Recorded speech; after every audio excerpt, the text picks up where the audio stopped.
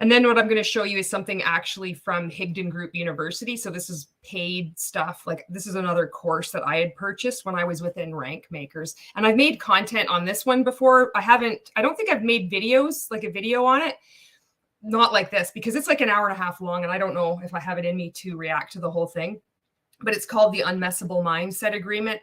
And I've done like pictures of it. I've taken screenshots of it and I've put it on Instagram. And I may have done it here on YouTube too, like as a community post. And it's messed up.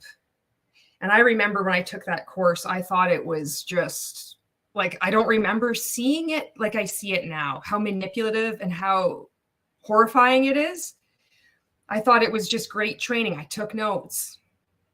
As I was watching the screens, like, just watching the video.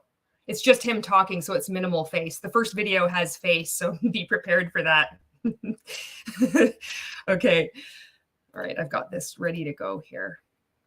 And I have some things like we can break it up too if it gets too intense. So just keep in mind, I wrote this in the description. If you, all trigger warnings are in place all the time because you never know what this guy is going to say. And especially when we get to the second video, it's no exaggeration. He pops off about everything like I wrote, like pedos, Nazis, abuse, like he covers it all. So please take care of your mental health. Check out, just leave don't watch this if it's, it's troubling you. It's not worth it. But I want to do this because Rank Makers Live, it's not called Rank Makers Live anymore, this live event. It's called Faith Over Fear. So it's going to be coming up in September and the group is dwindling. People are starting to wake up and I want to just keep exposing what's going on. And also, if you don't know who this is, if this is your first time being here, like looking at my content, my browser's, what the fuck did I just touch here? I was part of this group, Rank Makers, for about 5 years. And so you might not know, in multi-level marketing, you can purchase additional coaching and it's a cult within a cult.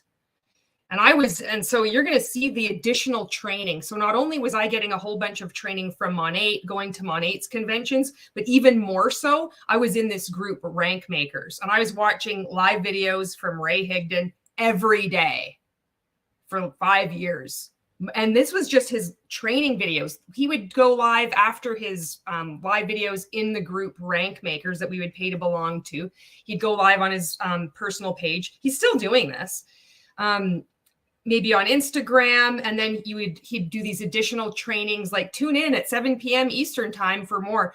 So and then there's always these courses to purchase. So I was one of the people that got sucked in thinking there's something wrong with my mindset.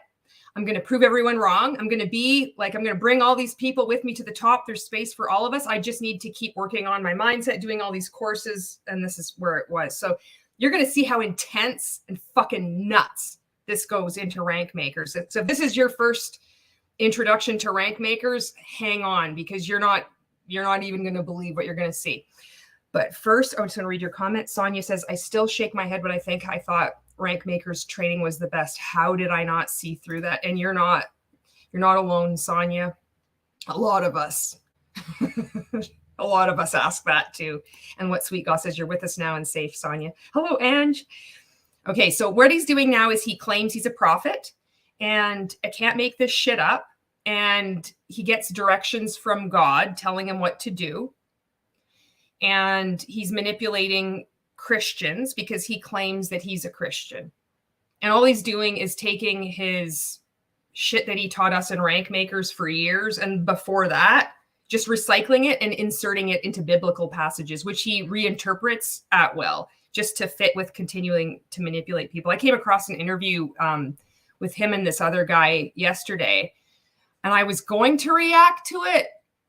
And it was just like a snippet. Apparently he did this podcast. So he must be desperate because there's no way he would go and like be on a podcast that with like somebody that has 1.2 thousand followers on YouTube. And this it was like how to biblically build your business. And this part that I see of Ray talking said he wants to weaponize his followers. He used the word weaponize. You need to weaponize like Christians. I'm like, it's really disturbing. So with that, let's get on with this. We're going to see one of his latest videos. Fuck, you're going to see what I mean. You're going to see what I mean right away. Okay, so the title of this video, let's just like get it really big for you, is called, fuck, what is it called? How to Lose Friends and Reduce Influence. That's what this is called. Shit, where's my screen now? You can't even make this shit up. How to Lose Friends and Reduce Influence. There's no better person to teach you how to lose friends and reduce influence than Ray Higdon. Now, I know what he's doing with this title is that it's supposed to be the opposite. It's supposed to be shocking, like, oh no, I don't want to like lose friends and reduce my influence. But that's supposed to be really catchy, you know. That's what he's doing with this, which you probably know. But if you're a rank maker, which I'm still friends with some of you, and I know that you're still friends with me, especially on social media, and hello, happy Friday, you might be thinking like, why are you speaking out against Ray, Julie? So I hope that you continue to start to critically think and like look at other people's content as well. But that's what he's doing with this. But I think it's just really fucking ironic. And I also want to say that this look, people say you don't do ad hominem attacks. I'm not going to do any ad hominem attacks. However, what I'm going to say, I'm just going to say this once. You ladies want to play volleyball? All right, let's do this. Hello, everyone. Riley is here. Sonia says, as a Christian, I'm so very fearful of his new tactics and beliefs. I am so scared of the damage he is causing. I'm really scared too. And so I'm just going to try to put humor into this as well, but also show the seriousness, because it is serious. People's fades are being screwed around with, and they're just giving him more and more money. His influence is slipping. The rank makers, this group, it is dwindling. People are leaving. And not everybody talks to me, but I have been in contact with more and more rank makers that are starting to wake up, and they're realizing it.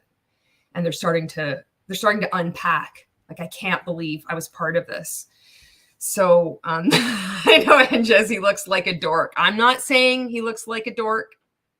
I'm just saying if you want to lose friends and reduce influence, you just want to pay very close attention to what he has to say.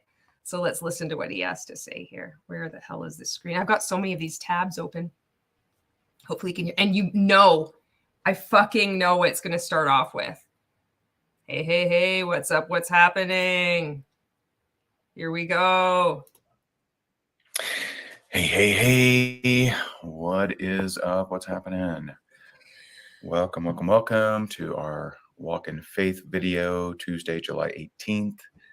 Let's go. So he started a new Facebook group called Walk in Faith with Ray, where he interprets biblical passages, and this is going to help you grow your network marketing business. And it will weaponize you for the end times that are coming in 2028. And if you're in multi-level marketing, this should alarm you.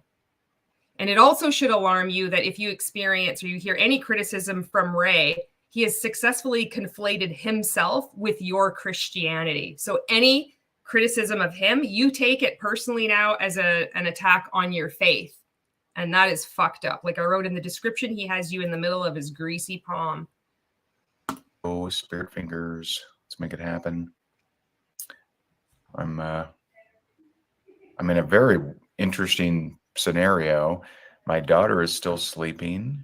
This is the first time in her life that she's ever slept to 9 a.m.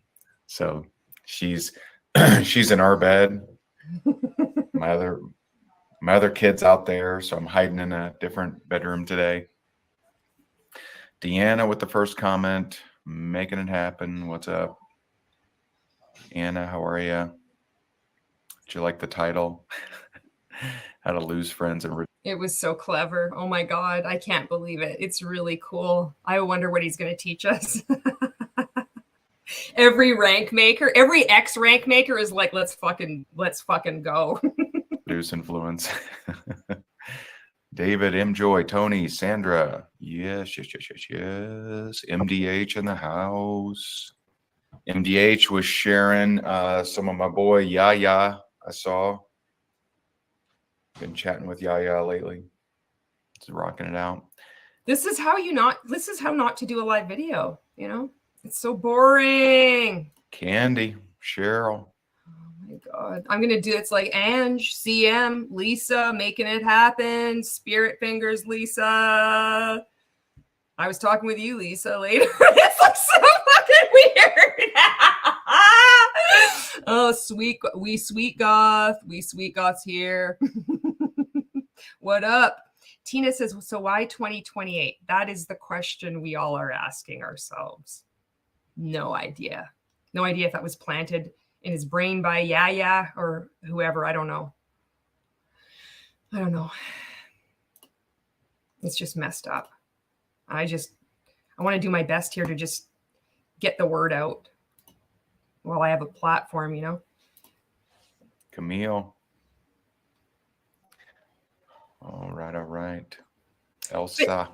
But this is important to show you because, you know, when you see this is how we get indoctrinated. It's boring. But I found this riveting when I was in. Just even him boringly reading out everybody's names, I was like, this is so awesome. I really did. It's happening. What's happening? All right. Sonia, you know it's Celebration Friday. You know what that means. Upload a video of yourself dancing in the group if you're talented or brave. I often wonder what they think. I know people are tuning in sometimes and they're like, holy fuck, what's going on? Let's get the party started. Feel free to hit that like button. Smash that like button. And first of all, I just want to share, I didn't have the link on me yesterday, and especially after all the birthday posts, which I'm very appreciative of. Thank you. Thank you for all the birthday wishes. Who do you think is older, me or Ray? Take a wild guess. I know if you've seen my stuff, you know the answer, but Sonia's like, and we were beside ourselves if he mentioned us. Oh my God, if he said your name on camera, it was like, for a network marketer, it's like you won the lottery. He shouted you out. Oh my God, that means you're gonna win in life. This is very difficult to find, but we did pin it yesterday. I want to drop the link to my interview with John C. Maxwell. It was awesome. Oh yeah, I can't see this because he's blocked me on Facebook. But so this is how much his influence has slipped, is that his new Faith Over Fear event that used to be, and it says formerly known as Rank Makers Live, it's rebranded to this religious thing. And he's got John Maxwell as the speaker. So they have all these people. It's all a bunch of nobodies. And it's predominantly, there's a lot of people that are rank makers in there. And that really sucks. And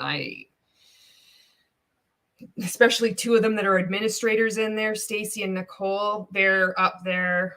It's so messed up. And so it's just, and they have John Maxwell and then Garrett McGraw, if you know who this guy is, but nobody knows who these people are. And they're even like nobodies within multi-level marketing. And John Maxwell, he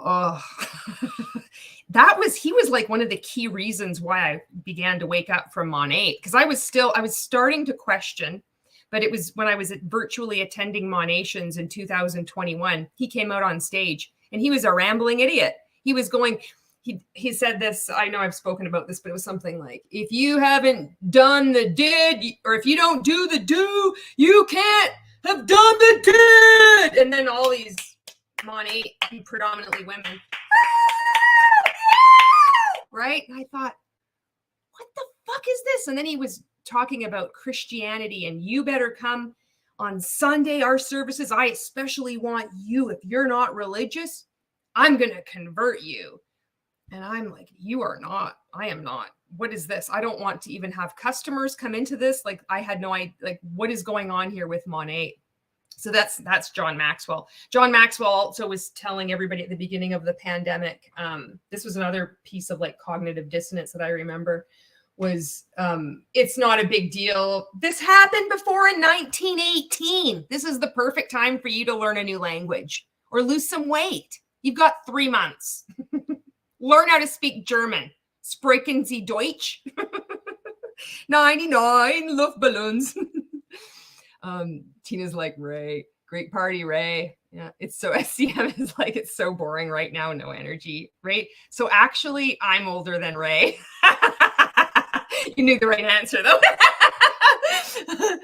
Extorable says name dropping is a form of love bombing. Sweet Goss says trying to name drop a bigger name to add credibility to anything he says as a source. Yes. And it's, yeah, Sweet Goss says give it up for John Smith. Yeah. And John Maxwell, nobody knows who he is, but in network marketing, multi-level marketing, he's like this big deal. And it's just so weird when I left. I'm like, he's actually nobody. He's a joke. And he's been around for decades. I was watching this video from Michelle Carpenter. She just did one the other day here on YouTube. And it was these two guys talking. They're like, this isn't your dad's Oldsmobile. I was like, what are you talking about? Nobody even talks like that right now. Okay, let's get back to this. It was so cool. Really cool. I'm going to put it on a higher speed here, or like the settings.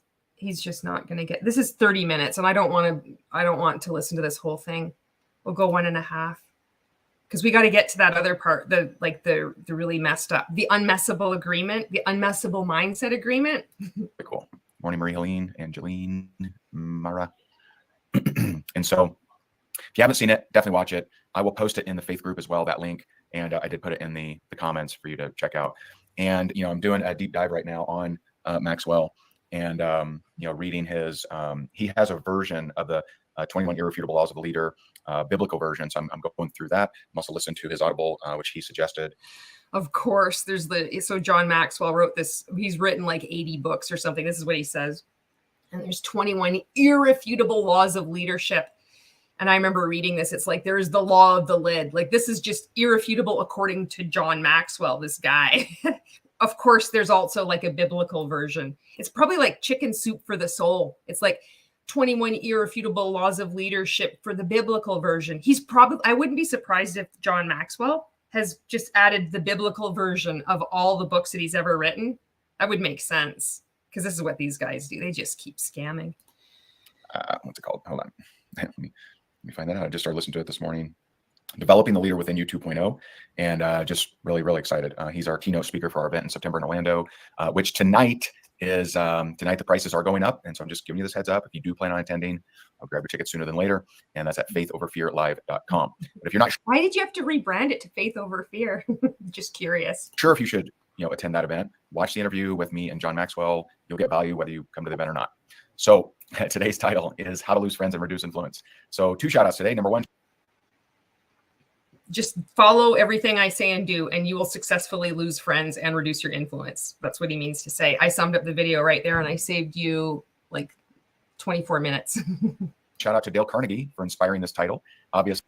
Dale Carnegie. Also, you might not know this if you're in multi-level marketing. Dale Carnegie changed his last name to be the spelling to be affiliated with the Carnegie family. That wasn't actually his last name. It was spelled completely different. He has no affiliation, no relation to the actual Carnegie family. It was just more scamming. Obviously, his book is not called this. It's called How to Win Friends and Influence People. And so I got inspiration for today's title from his book. And number 2, I want to give a shout out to Pastor Alan Yawn from Banner L Christian Fellowship. So we went there first time, not this past Sunday, but the Sunday before. Liked them. He knows the Bible. He knows biblical truth, which is definitely a criteria needed. And so we invited 2 families to come. And we had how many kids did we have there? Like we had a ton. We had a ton of kids there. It was great. And so we had 2 families and all their kids come, and it was really cool. And so what the hell is going on in Rank Makers now? Is it all Bible all the time? This is weird. Wow. We went from R4 to 2 rows at church, so it was pretty nice. But do want to give a shout out, Banner L Christian Fellowship. They do a great job Well, great job, Fellowship. Hi from the some of the people who have like spoken up against the abuse that this man is endorsing. So just to give you a heads up, he's now like in this realm. So I'm like showcasing this. So if you're like affiliated with him, just be mindful of who you choose to link arms with and run into the future, whatever your faith is. Because I'm pretty sure if you know the biblical truth, it has nothing to do with abusing people, stealing from them, defrauding them. I don't know. what, you know the biblical truth better than I do. Their breakfast, right? They got biscuits and gravy, pretty amazing. And they also he does a great job. Pastor Allen does a great job of sharing the word. Now, my format in these Walk in Faith videos is I cover 1 to 2 verses. I share a few takeaways, how I've applied it or failed at it, and I give you ways to apply it in your life. And so if this format is helpful for you, drop a 1. If you've been enjoying this format, I started it, I think a week ago, maybe a week before, I'm not sure. But drop a 1 if you are enjoying this format and you this is helpful to you.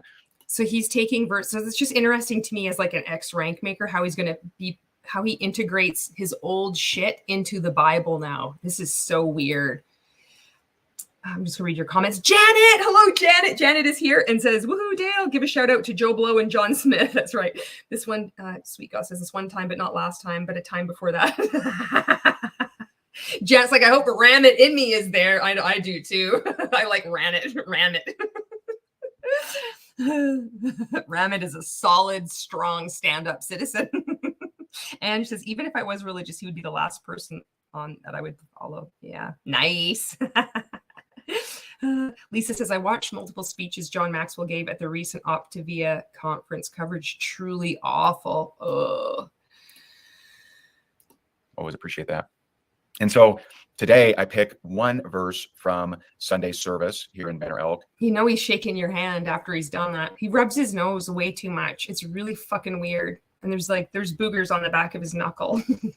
You're touching his knuckle when you shake his hand. And in another verse that goes, along with it, right? They're kind of like the yin and the yang, the peanut butter and jelly. And so James 4:3. James 4:3. Okay, I'm going to slow it down. Let's just see. I don't know how much of this I can handle, but we'll see what he has to say. 3 says, when you ask, you do not receive, because you ask with wrong motives, that you may spend what you get on your pleasures. Ooh. I swear to God, if he starts talking about thongs, I'm going to fucking lose it. Has anybody, so if you're of faith, like, can you imagine someone doing that, like making that noise after reading any kind of passage? Like, what the fuck is that? The fuck is going on? Janet and also Sweet Goth is like, what? I know. I'm just saying. And then to accompany that, Mark 9:35. And he, Jesus. So what the hell was that? What the? And he sat down, called the 12, and said to them, if anyone desires to be first, he shall be last of all and servant of all. And he sat down, called the 12, and said to them, if anyone desires to be first, he shall be last of all and servant of all. Okay? Powerful, powerful, powerful, powerful. Now, there is one thing I didn't write in my notes here. I had a breakthrough this past Sunday. Oh my God. And this is something that we're so addicted to in multi-level marketing, is always chasing the breakthrough. And it's weird. There was a rank maker that I'm friends with who openly challenged Ray in Rank Makers, still a member of Rank Makers, and said, I want my money back. This is a cult. Ray said, no, I can't give you your money back because some people are just uncoachable. My teachings are great. I've been on stages with Grant Cardone for the last 10 years. He said, I've spent $100,000 a year on coaches. And my friend replied, it's like, well, that's great to have that privilege to be able to do that. I still want my money back. It's just like, I'm going to overwhelm you with my significance and my wealth. I spent $100,000 a year for 10 years. How about you? I'm so much more personally developed than you. Now I'm more like biblically developed than you. I had a breakthrough. A breakthrough of what? It's actually not a breakthrough in multi-level marketing. You feel like it's a breakthrough that you're going to unlock this one thing that will explode your business. So it's chasing this thing that doesn't ever exist, but we all believe that it does. And I don't know. I don't know if Ray is so fucking deep in it that he just, I think he knows what's going on, but I also think he is severely fucked up in the head, because this is to do this to people is just, there's something wrong with you if you think that this is okay to do. Fuck, this is weird. there's a passage, or a verse, I should say, in James 4, where it talks about God being a jealous God. So what I've seen so far, this is like an outside observer. He's randomly quoted 2 passages. He meowed like a cat and was kind of like, "Meow." And then he repeated, "That was really powerful. That was really powerful," for the second passage. And now he's referring to a third passage. There's no link. So it's almost like letting the viewer make their own connections in a way that will make sense to them. Now but in line with what Ray's teaching, which when you're in a cult, a commercial cult, like Rank Makers is, and now this faith over fear, whatever it is, walk in faith, whatever it is, by implication how you're supposed to behave, what you're supposed to believe, what you're supposed to say, what you're supposed to, everybody's dropping the one dutifully, Just curious, just my own curiosity here. Anyone else ever struggle with that concept? Like, I'm like, jealousy, like he's God, right? Like why would he struggle with jealousy? Like that's not something, we should possess. Why does he, possess that? Anyone struggle with that? Because I had a breakthrough. I had a breakthrough around it. What the fuck is he doing with his mouth? Or is it just me? Or does that just make perfect sense for everybody else? I don't know. I struggled with it. So here's what I realized. Here was the breakthrough, right? And this is just Holy Spirit just working and helping me with translation. I literally ask every day for translation, comprehension, wisdom. So keep in mind these small little things. This is what he has said. This isn't your Bravenly Hun saying God spoke to me and this is what I had to do. He believes that God is speaking to him and he has enough influence and people respect him and he's got solid relationships that people will listen to him and they believe that God is speaking to him. That's why I'm speaking out so much and I just won't let this fucking go, because when you have that much of a social media following and people are already brainwashed in multi-level marketing, and then you had this added layer of this religious manipulation. He said, I'm asking every day for guidance. It's like, you need to listen to him. If you criticize him, and I've seen this happen in his group because people have sent me screenshots, he will make a live video about them, referring to them like on a tangent. Oh, there's people in this group, or I'm sorry you feel that way. You can't challenge him. You can't criticize him because he is on par with God.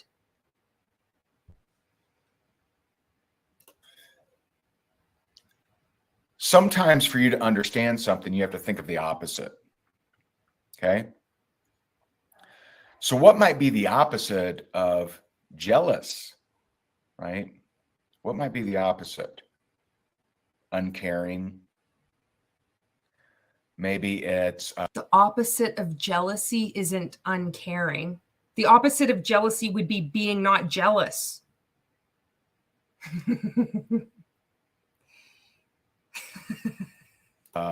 Overbearing, right? So God being mighty, God being the source, the provider, the protector, our Lord, our Savior, God being all those different things. Well, if he's not jealous and he doesn't really care if we pay attention to him or honor him or respect him or revere him, right? If he doesn't care, just like whatever, bros, then that God says whatever, bros. This is rank maker training right now. I'm waiting. I know it's coming because he only has like limited number of stories. They just like get all mixed in with this new religious shit. And that was one. God is like, whatever, bros. I don't think that's in the Bible either. I don't think it's like says in the Bible how to biblically build your network marketing business either. God would probably be overbearing, uncaring, right? Not unlike the prodigal son, when the prodigal son, all the prodigal son is he practices an apology in his head, turns toward the father runs toward him. Did that father want him back?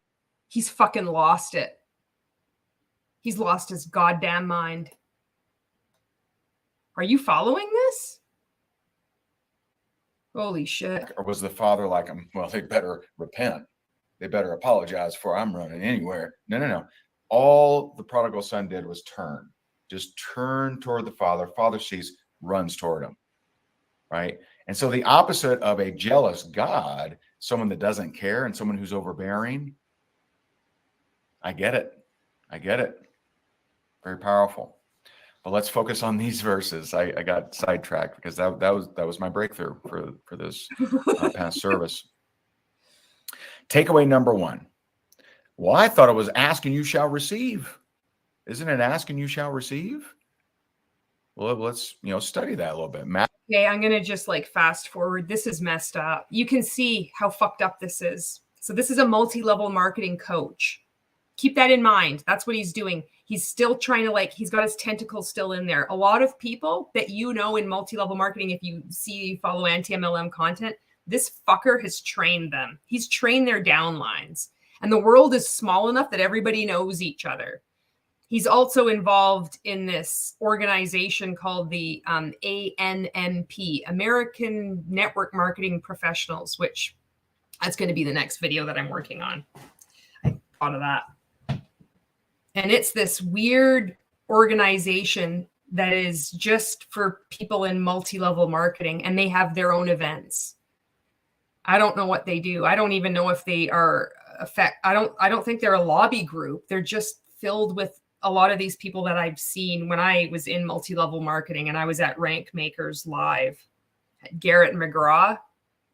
Oh, that's going to be the video I do next. Let's make this go through. Fuck. And, maybe, not super kind. I've been to, quite a few different events where I go and, maybe I meet some people and they, don't know who, I am, which is, who am I? Imagine going to an event and people don't know who Ray is. Oh, I can't even believe it because everybody knows who you are. Because you're so magnificent. Fuck, we need a break from Ray. DSCP says the narcissism is pretty intense. He has no stable identity and 97% of what he says is projection. I'm going to scroll back here and catch up on your comments. Hello, Ria. He's mastered Christianese language already. John Maxwell would be so proud. Sweet Goth says, I'm just waiting for the day he passes out cups of poison like past cults. He seems to be going the same route. That's what I fear. That's why I'm still going. When he said that, announced that end date, I'm like, I hope I'm fucking wrong. But I never thought this would happen. I'm like, somebody has to speak out, Red Wing says, being on stage with someone and spending a lot of money on coaching isn't the flex that he thinks it is. And Charlie says, I wouldn't brag about being associated with Grant Cardone. I know he's missed the memo on that. Ria says, interesting that he thinks caring is a synonym for jealous. Isn't that weird? It's telling. It is telling. Sonia says, when in Rank Makers, I was way too afraid to ask a question for fear of his reaction. Me too. And we're not aware of it. You just do that this weird self-regulation. So Sonia was in Rank Makers with me, by the way, and if you haven't figured that out. So this is really cool to have an ex-Rank Maker here. Janet says, can you imagine out of all the people in the world, all the people who are a million times better than Ray, God chooses this douche canoe. No, I feel like God would choose a rock over Ray. I do too. CM says, he makes no sense. What is the point of this speech? I know. And Charlie says, the opposite of jealousy is security. Janet says, I wonder what flavor Aid Ray is going to have there. It's going to be purple. It's going to be, oh my God, what the hell did I just do? It's like Bing activated somehow, AI. He's got close ties with Bravenly. So I think it would be the Bravenly Grape Rush Extreme. That's what I think it would be. I really do. It's fucking weird. Ange says, Sonia, you should not be afraid of asking questions from someone that you were paying to coach you. That defeats the purpose. Yeah. Strawberry Ray. Janet says, you know what type of people who are mostly jealous and competing with everyone? Narcissist. That's who. Narcissist. Sweet Gal says, yeah, I hope I'm wrong too. Yeah. So I'm going to fast forward it again. He's just fucking rambling. This is weird to see. Awesome. I didn't want anything. I wasn't striving for something, But, meeting with him, I gave him, some advice that came to me while he was sharing his dilemma. And I think it really, benefited him. Oh yeah, he was talking about how people didn't know who he was, and then I just fast forwarded it because I didn't give a fuck. And so leaning not on your own understanding and knowing. And Proverbs 11:25 says, a generous person will prosper. Whoever refreshes others will be refreshed. When you're willing to refresh others, whether you know it's going to benefit you or not, all of a sudden it's honestly, this is like he's been in prison for 35 years. Most of it has been spent in what is it in solitary, and he is normally in a straitjacket, and someone gave him a Sharpie, and he's writing all this shit down on the wall, and he's just been released, and he can now he can have a Zoom call to his followers that are still there. They're dancing underneath the window for him too every fucking Friday. And this is what he says to them. This is what it sounds like. This doesn't make any sense. This is wild. My God. The damage this guy has done to people. That's what I wasn't, yes, I achieved some temporary success, some uncertain riches, but I never gained the kind of influence that I could have gained if I wouldn't have operated that way. It's kind of like the pyramid, when the FTC was asked if it is Herbalife a pyramid scheme, and they're like, we're not saying that it's not a pyramid scheme. Decipher what he said. You can't. It never makes any sense. Number 2, everywhere I go, I think ILT. Now, for those of you, ILT is the same shit. Sonia, are you still on here? Oh my God, it's still fucking ILT. This is classic rank makers. Invest, learn, teach. And then you add on to it, edify and educate, whatever he had, the ILTEE. He's still banging this drum, the ILT. This is it. This is classic fucking rank makers just shoehorned into the Bible. It's also Scientology shoehorned into the Bible. So if you're one of his Christian followers, be mindful of that. And I hope you start doing your own independent research. I really do. Please look around. Please have the courage to look at my content, other people that are speaking out. You who've been students of mine for a while, you know what I'm talking about, right? We all know. Even people that haven't been students, they know what ILT is. And it's so weird and screwed up. People that have watched the 14-day challenge know. I think I've taught more ILT than you have, if it's fucking possible. ILT means invest, learn, teach. So when I go to church, I bring notebook, pen. So when he said this all the time when we were in Rank Maker. So he would go to get coached by Grant Cardone. He would go to a mastermind. He would go anywhere, and he would get his pen and paper, and he would write his notes, and then he would do a live video, and we would tune in and be like, oh my God, he's investing and learning and teaching it for us. So he's sharing the knowledge. And guys, this is how easy it is to run your network marketing business. You can invest your time, invest your money. You could watch a Netflix special. He'd tell the story about his dad, who's this blue collar worker that watches this documentary and then goes to him and tells him all this stuff about climate change. And he's like, whoa, Dad, how are you doing that? Boom, a light bulb went off in my mind. That's invest, learn, teach. Anybody can do this. This is the same shit. So he's invest, learning, teaching the Bible or these sermons now. Wow. Pal says, you look refreshed after your vacation. Thank you, Pal. I feel it. I had a big hike the other day too, so I feel good. I definitely need to get outdoors, and vitamin D and fresh air is good for me.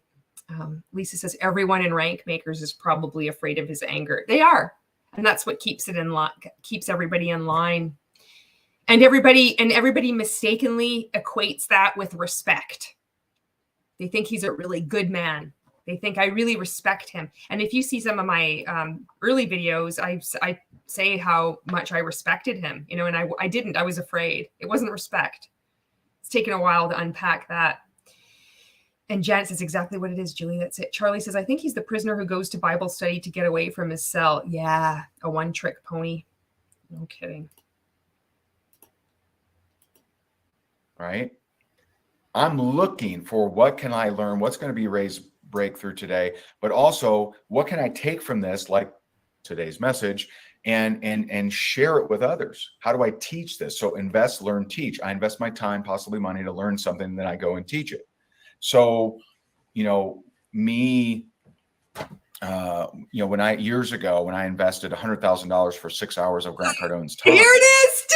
I still talking about Grant Cardone. This video was just uploaded. He does not got the memo that Grant Cardone, it's not cool to brag about being affiliated with Grant Cardone. He told us the story all the time. $100,000 invested with Grant Cardone. And it was like, oh my God. And then every time I would have a session, I would go live in Rank Makers or a special group and I would share it with everybody. I took notes every meeting. Every meeting I took notes and I would share those with my clients. Nothing's changed. I've been out since 2021. Nothing has changed. Literally everywhere I go, I'm looking for, is there something learnable here that I could share with my audience? I'm constantly thinking about you. And I think at one point in my life. No, he's not. He's constantly thinking about how to manipulate you. That's the other part of this. Life, it was to gain your acceptance and approval. No, gain your acceptance or approval. If he does the definition of posture, you know what the definition of posture is? This is when cults redefine words. The belief in what you have regardless of external acceptance or approval. So he's just integrated that also into this biblical revelation breakthrough. There is no breakthrough. It's the exact same thing he's always talked about since I first came across him. I found the first video that I made on YouTube where I found Ray. I couldn't even watch it. I was so excited. I'm like, I found this guy on Facebook. He's giving so many things away for free. Oh, fuck. Look good in your eyes, right? That sort of thing. And now it's a little bit different shade of, I just want to help a lot of people. And, that makes me feel good. It makes me it makes me feel like I'm being a good representation of a Christian, of helping as many people as I possibly can. And, but whether someone accepts it or approves of it, that's no longer, just a big deal. He said that forever. It's no longer a big deal. It's always a big deal. Like, he cares so much about people's opinions, which is why he's always striving so hard to gain it. He's really doing all these videos every single day, dropping a 1, looking at the comments. Oh, he cares a lot. Janet says, I saw your hike. You have a breathtaking view. I'm so jealous. It was beautiful. Sweet God says he took notes, y'all. He's thinking about his bank account. He is. Lisa says he's constantly looking for content he doesn't have to come up with himself. Bingo. Pal Anna says all Ray is doing is just copy paste. Rachel, hello, Rachel. I'm late to the chat party, but it's always amazing that God teaches Ray exactly what he already knew. It's amazing that God has told him to just keep on going and not to ever, maybe stop scamming people, perhaps make amends with the thousands of people he's defrauded and the people he's abused on that reality show. No, God wouldn't tell him to do that. God, you don't have to do anything. You've done nothing wrong ever. Just keep on scamming. Keep interpreting the Bible however you want. It's God telling you that. Really, honestly, it's not anything else. It's God. Janet says, go volunteer. No kidding. To me. And so everywhere I go, I think, am I learning something I can then teach to somebody else? And number 3 is many of the, I don't think this will benefit me, things that I've done, especially in these last 8 months, have had great benefits. And, there's been times where, like I didn't know what would come. Like one of my, he's totally lost what he's going to talk about. The fuck am I going to say here? Oh, this is what happens when you scam too many people. Your brain is cooked, Ray. You got to stop it. Wake up. One of my friends that I've made is a guy named Brock, and Brock is going to be at the Faith Over Fear Business Summit in September in Orlando. Oh, I wonder, is he friends with Jim Baker, the guy that has raised 10 to 12 people from the dead? Brock the cock. And he runs a group, a men's retreat called Lion Chasers. Of course. And my buddy David invited me to that, hey man, I think you should go to this. Oh my God, is this the one where he walked across fire? Did you see that clip? Somebody had forwarded me this clip. Potato Supreme is here. Hello. I hope it is. I think it is. I think it's, oh my God. I saw this video clip. Fuck, I hope he talks about it. No, David. Had never heard of the retreat. It's in the middle of the woods in Kentucky, right? All things about that seem strange. Why? There might be a banjo playing. Someone's like, "You looking good, boy." And when I prayed on it, even though it made no sense, I got a nudge to go. So I go, made some great friends, had some great experiences, met Brock. Now he's coming to the event. And many of the things that it wasn't clear to me that there was any kind of gain for me. Like, I don't normally do that kind of thing. Actually had some really, really great benefits. But if I was only operating by what's in it for me, then wouldn't have done that. Right. So this is this completely bland story, but yet he's talking about what's in it for me. WIIFM, another core rank maker training, another thing that he's just like shoehorning into the Bible. None of his content is new or revelatory or breakthrough or transformational, or to use any of the other multiple adjectives that he likes to say and to repeat over and over and over again to bamboozle people with. This is the same rank makers training. So he's like, I got benefit from going. It's because you turned off your phone and you went and you hung out with guys. And it was really fucking dorky when he walked across the fire. I'm sure this is what it was at, because somebody had sent me this video clip. And he said the same thing that he did when he was in rank makers. He's like, my name is Ray Higdon. I'm tired of playing small. That's the one that he always, I'm tired of playing small. And then he walks across the hot coals. And all these men are like, yeah. Fuck. It was fucking wild. I wouldn't have done that. And put hair on your chest. You do that? Holy fuck. Just watching that video, I grew hair on my chest. Wouldn't have brought him into the event. There's a lot of things that wouldn't have happened. Okay. And so how to apply? How can you apply this? Right. And so the more that you think about how can I help others without a requirement of their acceptance, their approval, their appreciation, them scratching your back because you scratched theirs, you're going to become more influential.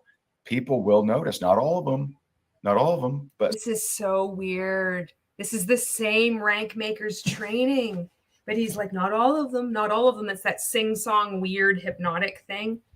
I cannot believe how obvious this is now. And it's so weird that he's taken on this faith-based shit. That fucking logo. Oh my God. He makes his own garments. Like he always wears his own clothes. Like this is like, he's not making them himself. He gets them made, but that's his H for Higdon group. It's like a shield, like a superpower. Like he wants to be a superhero.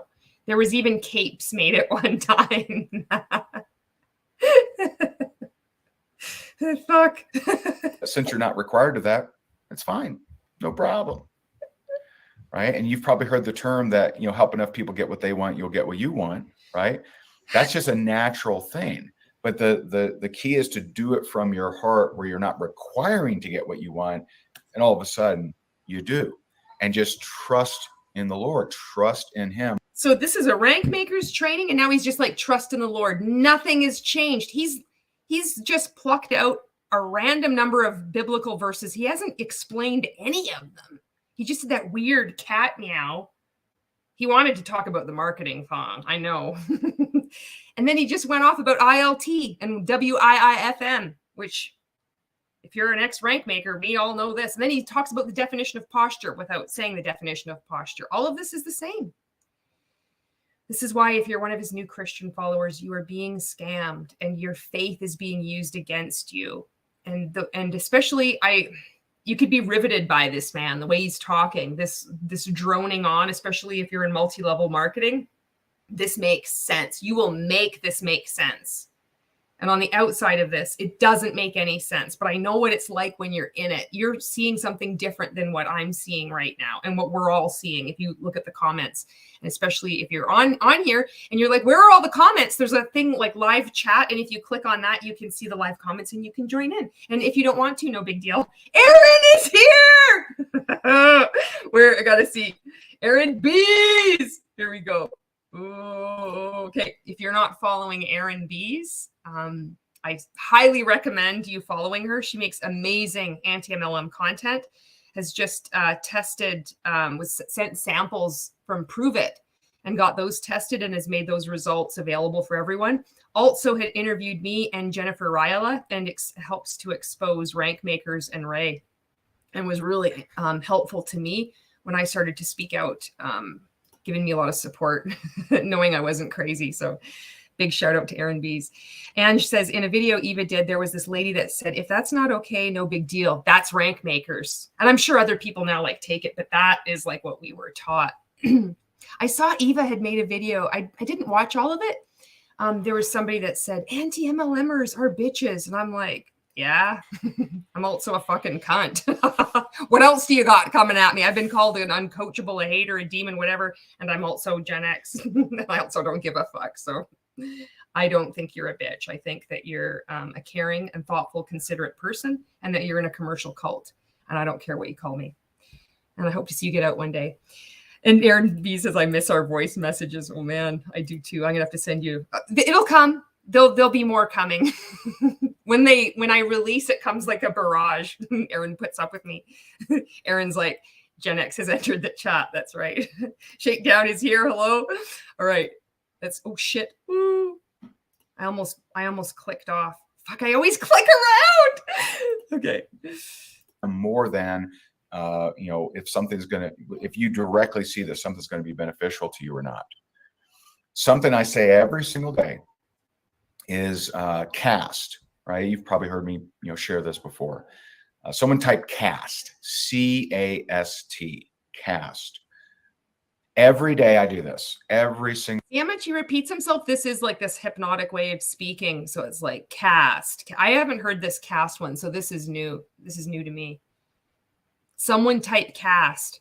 Cast. C-A-S-T. Now I do this every day. Every day I do this. This I do every day. Every day I do this. Cast. It's like, is this NLP? Fuck, it's weird. Single day. This is one of the first things that I do. It's a long list of things. Oh my God, Ray, get to the fucking point. People won't tell you this because they're too nice. Fortunately, I'm here to tell you. It's one of them. Okay. And so cast is confess, I've sinned. Right. We all fall short of the glory of God. I've sinned. Okay. Right. Now my identity isn't a sinner. I I'm not going to listen to the rest. I'm going to fast forward and then we'll get on to the unmessable mindset agreement. Social media. Right. If I had my self-worth that was tangled up in the acceptance of others, I'd be tangled up in the acceptance of other. Classic rank makers. Nothing new there. I could go to any random point in this and we've all heard this before. No, Father, please put me in the right rooms with the right people. Remove Father, but get in the right rooms with the right people. That's why you need to get to Faith Over Fear Live, formerly known as Rank Makers Live, because you become like the 5 people that you spend the most time around, which is bullshit that's made up. It's not fact. It's just spun by this whole self-development culture. It's not real. You need to hang out with people who are $1 million earners, 6-figure, 7-figure, 8-figure earners, more, 9-figure, 10 figures, 11 figures, more. Some of their, just the way they think, the way they talk, it's going to rub off on you. I bought that super VIP pass and I'm so happy and grateful I did. There was just something about it. I feel invigorated. It's all made up. We all believe it when we're in it. And I don't mean the people that accept and love me, right? I mean the people that I can help, the people that have the ears, that have the eyes, that are hungry, that are asking the right questions. I saw this one post someone had sent me. They said, he's like, I've made this mistake. And you just know, this is how Ray makes a mistake or like apologizes. He's like, it was the person, like people that are, it was they were uncoachable. It was my fault that I didn't realize they were uncoachable. That's how he rolls. I saw this. I'm like, oh, Jesus Christ. That I might be able to help guide them, to help guide their path toward the Lord, to help guide them, into a more, powerful place. And so I hope this is helpful. You need to ditch the glasses, put some contacts on, either zip up that hoodie all the way or take it off. Just wear a black shirt and get a better internet connection. This video is fucking done. We'll get on to the next one here. I'm going to catch up on your comments here. Janet says, just click happy. Aaron says, when was this posted? Julie Anderson. This was posted. I just clicked off it. This is recent. This is one of his most recent videos on YouTube. So maybe just a couple days ago. That one. Lisa says, we all wish Ray would get to the fucking point. Janet says, crap, I misspelled it. Elaine says, I'm sorry, but is Ray trying to copy Bono with those glasses? No, he's trying to copy that guy from Trailer Park Boys. Potato Supreme's like, oh, you're so petty. You're goddamn right I am. Potato Supreme says, I want to be in a room with the nice people, with the kind ones, with the nerdy ones, with the people as weird as me. Exactly. Exactly. And Aaron says, oh, wow. Janet says, I think he's trying to look smart, but he's always going to look like a derp. Yeah, I think so, too. I think it's his attempt to, like, look scholarly. He's just saying the same things. Like, whatever he's saying, it's the same shit he has said in Rank Makers. Unfiltered Truth says, Bubbles. Sounds NLP-ish. I just missed your comment right there. All right. Oh, and Lisa has checked and says, Aaron, post date was July 18th. So 3 days ago. Okay, now this is the video that I'm going to show you. So the one that I put on the thumbnail image, and it's called the Unmessable Mindset Agreement. And it's an hour and a half. I don't know if we're going to get all through it, but this is like another like classic Ray, classic training. I said it was from 2020, but I'm not sure because I was looking at other content from 2020 for my next video that I'm making. That's why I'm confused. But it was when I was in Rank Makers. So I left in 2021. So sometime, before that. And I purchased this course. I took notes from it and I thought it was amazing. I've gone back and looked at it and I'm like, I can't even believe how horrifying this is. So this is where I have written like all the trigger warnings in place, and the way he talks, you're going to see. So whoo. Ange says, being around successful people does not guarantee you will be successful. I don't know why they think this. Like anything else, if you don't put the effort, then you won't succeed. Yeah.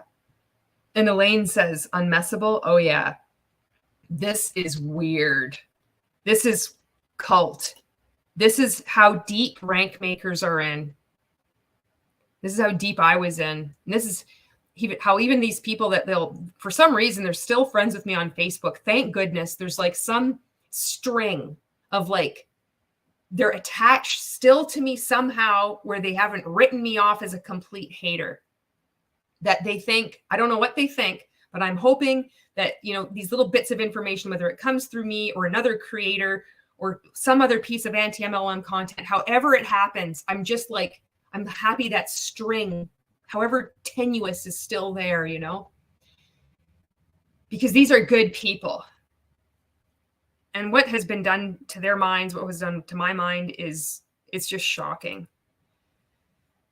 Okay, let's get on with this fucking thing. So this is in the back. This is in Higdon Group University, where I spent like so much money over the years purchasing all these courses. This is the Unmessable Mindset Agreement. I can't speed this up. It's weird. Like it's like walk down. I tried to like download this stuff, but I don't know how to download it to get out of the back office. And I can't make it bigger. Like it's just so, oh no, I can. Let me see if that works. Okay, there, I did make it bigger, but I can't make it like the playback speed. I can't change the playback speed. All right. The Unmessable Mindset Agreement. This is Ray brainwashing all of us.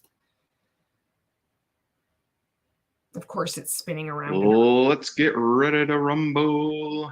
All right. So tonight I am going to be going through what I call the Unmessable Mindset Agreement. An agreement is a very specific term. There is, toward the end, an actual agreement that I think, I fully believe that if you buy into this, and you buy into the parts of this agreement, I do think you are better equipped to handle life, to handle distractions, to handle what is thrown at you. And I really believe this can help you if you let it. If you let it. All right. So now, if you're on here, it means you have a ticket to Rankmakers Live, our virtual experience, October 8th through 10th. It says Orlando. All right. Well, not Orlando. It is a virtual experience. I just caught that. And so, but I want you to understand, this is not. So this was 2020. So he's always pitching something. So now the next event, it's formally known as Rankmakers Live. And by the way, I'm not selling this because you already got it, right? If you're on here, then the only way to get on here is you had to have a ticket. And so what I want you to really understand is you're going to want to be on live. You will want to be on live, I guarantee you. We have breakout sessions, live Q&A. There will be leaderboards where we give you certain things, certain cool and fun and productive things to do, and you can actually earn points if you're on live. It was so stupid. I was on live. And it's going to be awesome. Now, you may already know, we've certainly shared this, but we spared no expense, and we hired this. Wearing burgundy pants, those same burgundy pants. It was the same pants. Same team that uses the same software that worked with Tony Robbins on his recent 23,000 person event. And it is incredible. And they learned a lot during that event. They've now done 9 humongous events like that. And we're really excited to work with them. You may want to tell your team about this, because with so many conventions canceled, they probably need a kick in the butt. And I think they need more than just a Zoom. Okay, just so you know, Jess and I are actually traveling to North Carolina and what's your percentage chance of being a realtor and network marketing? And he did it in a very fair and balanced way. And you're going to just fast forwarded it because I'm like, I just want to get on with it. But I'm sure he's quoting Tim Sales about the amazing statistics. Tim Sales, the Scientologist, showing how network marketing is exactly like real estate, because so many people take the course and they don't become real estate agents. Therefore, multi-level marketing isn't a pyramid scheme. It doesn't matter that you have more of a chance making money, according to John M. Taylor's Appendix 7E, fucking 2011 study report thing. I've got that up on Instagram. In a no product-based classic pyramid scheme, 90% of people are going to lose. 10% of people have a possibility of earning money after expenses. That's what it is. And also gambling, roulette, playing roulette at Caesar's Palace in Vegas. You have a higher chance of earning money than in multi-level marketing. Nothing at all like real estate. You're not recruiting people in real estate constantly to recruit people. We've all heard this over and over again, but this is what he's talking about, the statistic that is like irrefutable proof that multi-level marketing is a legitimate business when it's just fraud. It's not even a business model. It's a scam. Never once in all the trainings that I purchased or I heard from Ray did he ever even teach us the most basic business skills, which is just tracking your expenses and your income. Not once. Not once did he ever address any anti-MLM criticism. For example, Robert Fitzpatrick's 4 hallmark characteristics of multi-level marketing companies. Pay to play, endless chain recruitment, recruiting mandate, extreme money transfer from the bottom to the top. No, just about haters. And that they say people will say, no, only the people that get in early make the money. I didn't get in early. He just says the same shit that nobody ever says. None of them ever address the points that people make. None of them address the criticism. I don't want to see that. That's going to be in the virtual experience Facebook group. That's another free bonus. Both of those are free bonuses. And so congrats on having a ticket. If you want your team in on this action, get on with it. RankmakersLive.com. All right. And I always want to give love to our rank. This is something that Aaron Bees had pointed out in videos that I didn't I didn't really get at first. And then as I was waking up, I understood. So this is when he uses the statistics that we would enter every week that we would be like bribed to enter every week into the tracker attacker by 11:59 p.m. Eastern time every Sunday. Put in how many people that you enrolled as a customer, if you recruited anybody, how many rank advance. He just takes these numbers and he uses it to sell rank makers. And I just saw a video Marco had done about Fraser Brooks, and Fraser's doing the same thing. And Fraser was in rank makers too. Every time he would be in on a live in rank makers where he'd be like, oh, big dog Fraser. And he'd make these weird passive aggressive like insults to Fraser. I don't do things. Some people do things a certain way. You could tell it was so fucking weird. Even when I was like deep in the cult, I'm like, oh, there's like static here. But this is what this is about. He's just taking our statistics just to prove that they're doing so well. They're helping you get customers. But this is self-reported numbers. This isn't fact. This is just people that are like idolizing Ray, enthralled with him, thinking that he is such a guru and wanting to please him. Who knows if these numbers are even accurate? They're just rank makers that are said. If you send in these numbers and if you enrolled 5 customers, he would send you a sticker or a pin. So it would happen. Same with these like new reps. You'd get something in the mail from the Higdon group, maybe a Wealth Wednesday card. Makers. I just got updated numbers maybe a couple weeks ago. Okay. Your journey, honored to continue to increase those numbers. Really, really cool. All right. Okay, here we go. Hang on. Like, take a deep breath because now it's going to get fucking crazy. And I don't know if that's the right word to use, but that is it. Aaron says, I wonder how many people are in rank makers now. I looked and it was about 9.8K. However, a lot of us had purchased lifetime memberships. We were rank makers lifers. And I know people are still in rank makers, but they're out of multi-level marketing, but they just kind of like, they haven't removed themselves. So I don't know what the accurate numbers are. I know we'd get a pin. It was so stupid. Erica's like, ooh, a sticker though. I know. I never got anything. I never ranked up. The highest rank I achieved was before rank makers. Chucklehead says, I want a sticker. I know. You know, I do have that Time Money Freedom book though. I have a box of stuff that people, an ex-rank maker had sent me. Jan's like, a sticker. OMG, sign me up. Andrew's like, sold. Jan's like, is it a smell and sniff sticker? Yeah. Aaron says, it's totally a facade. Yeah. All right. This is where it gets wild. Hang on. Some fun topics for you tonight.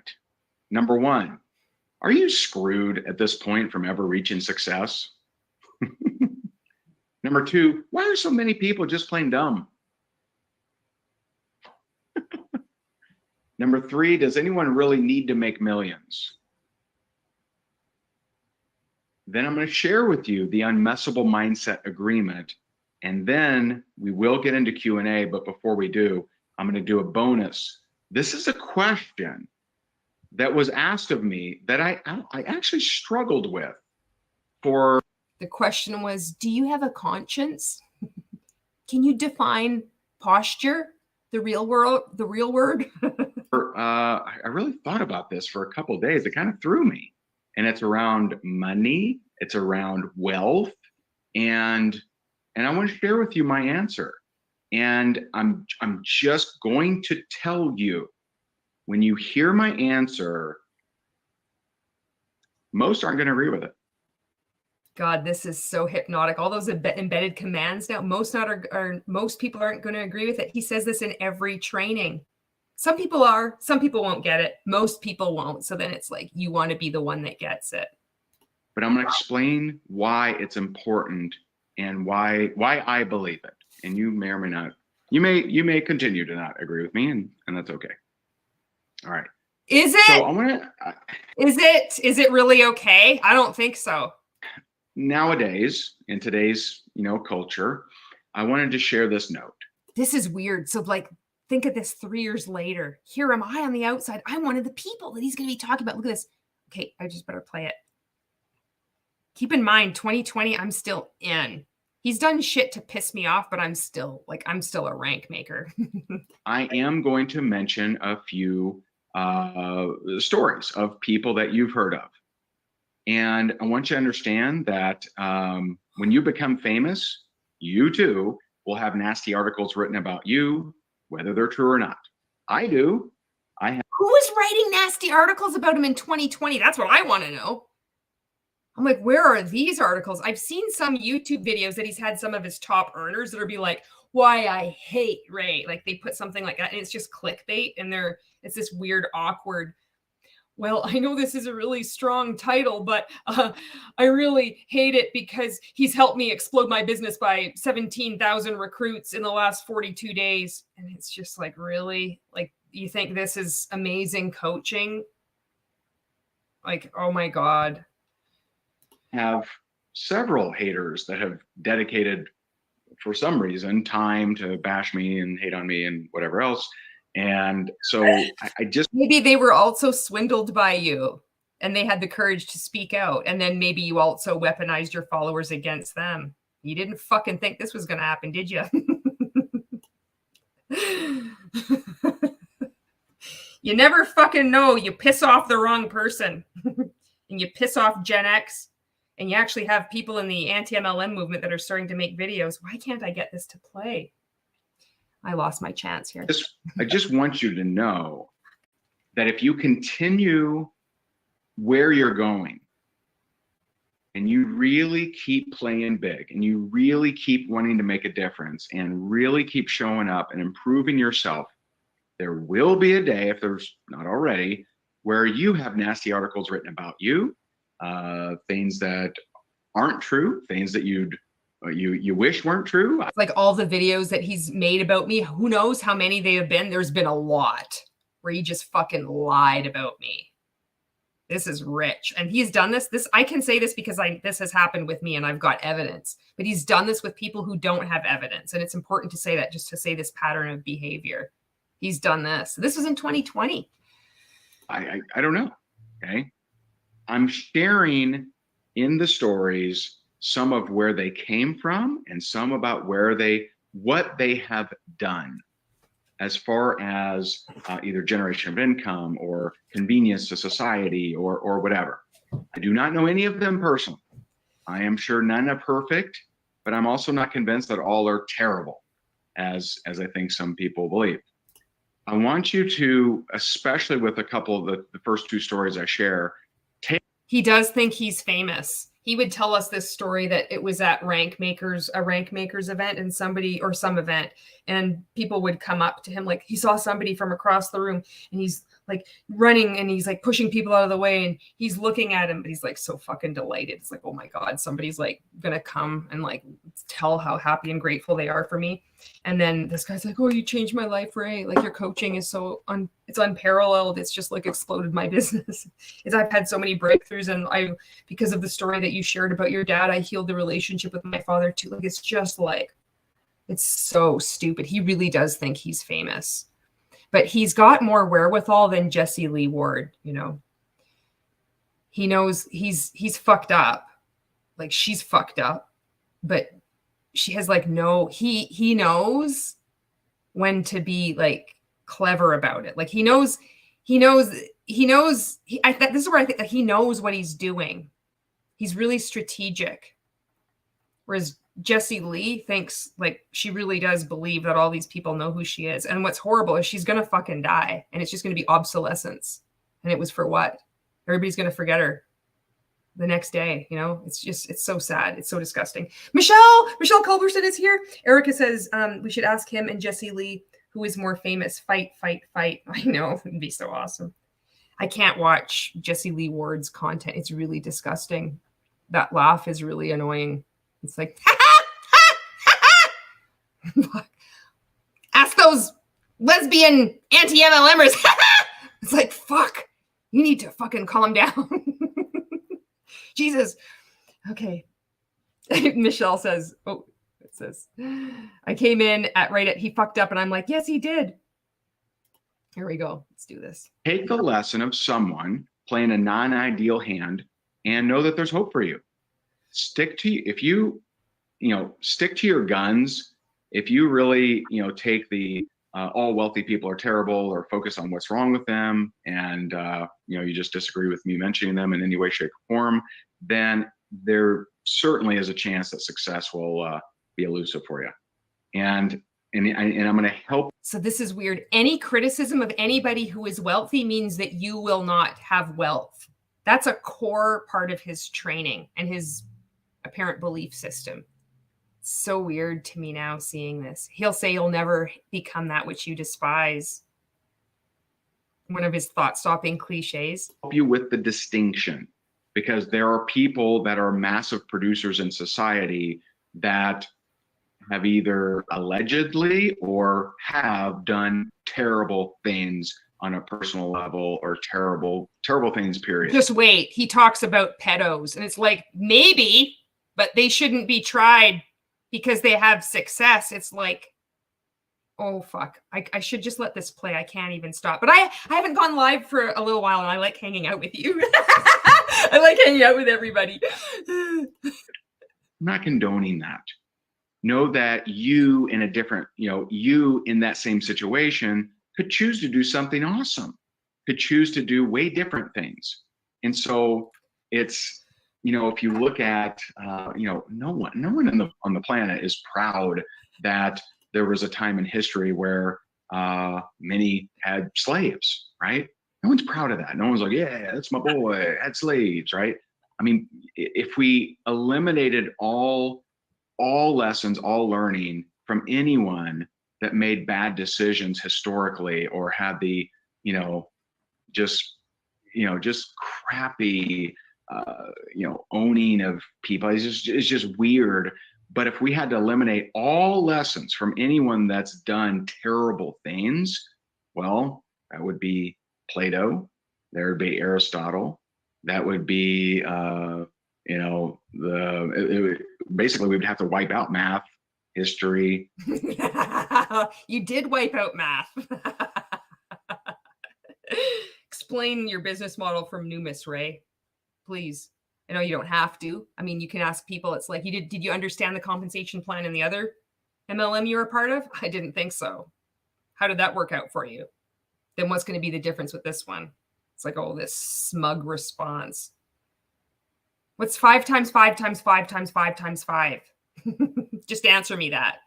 But you can't. Science, everything. We would have to wipe it all out.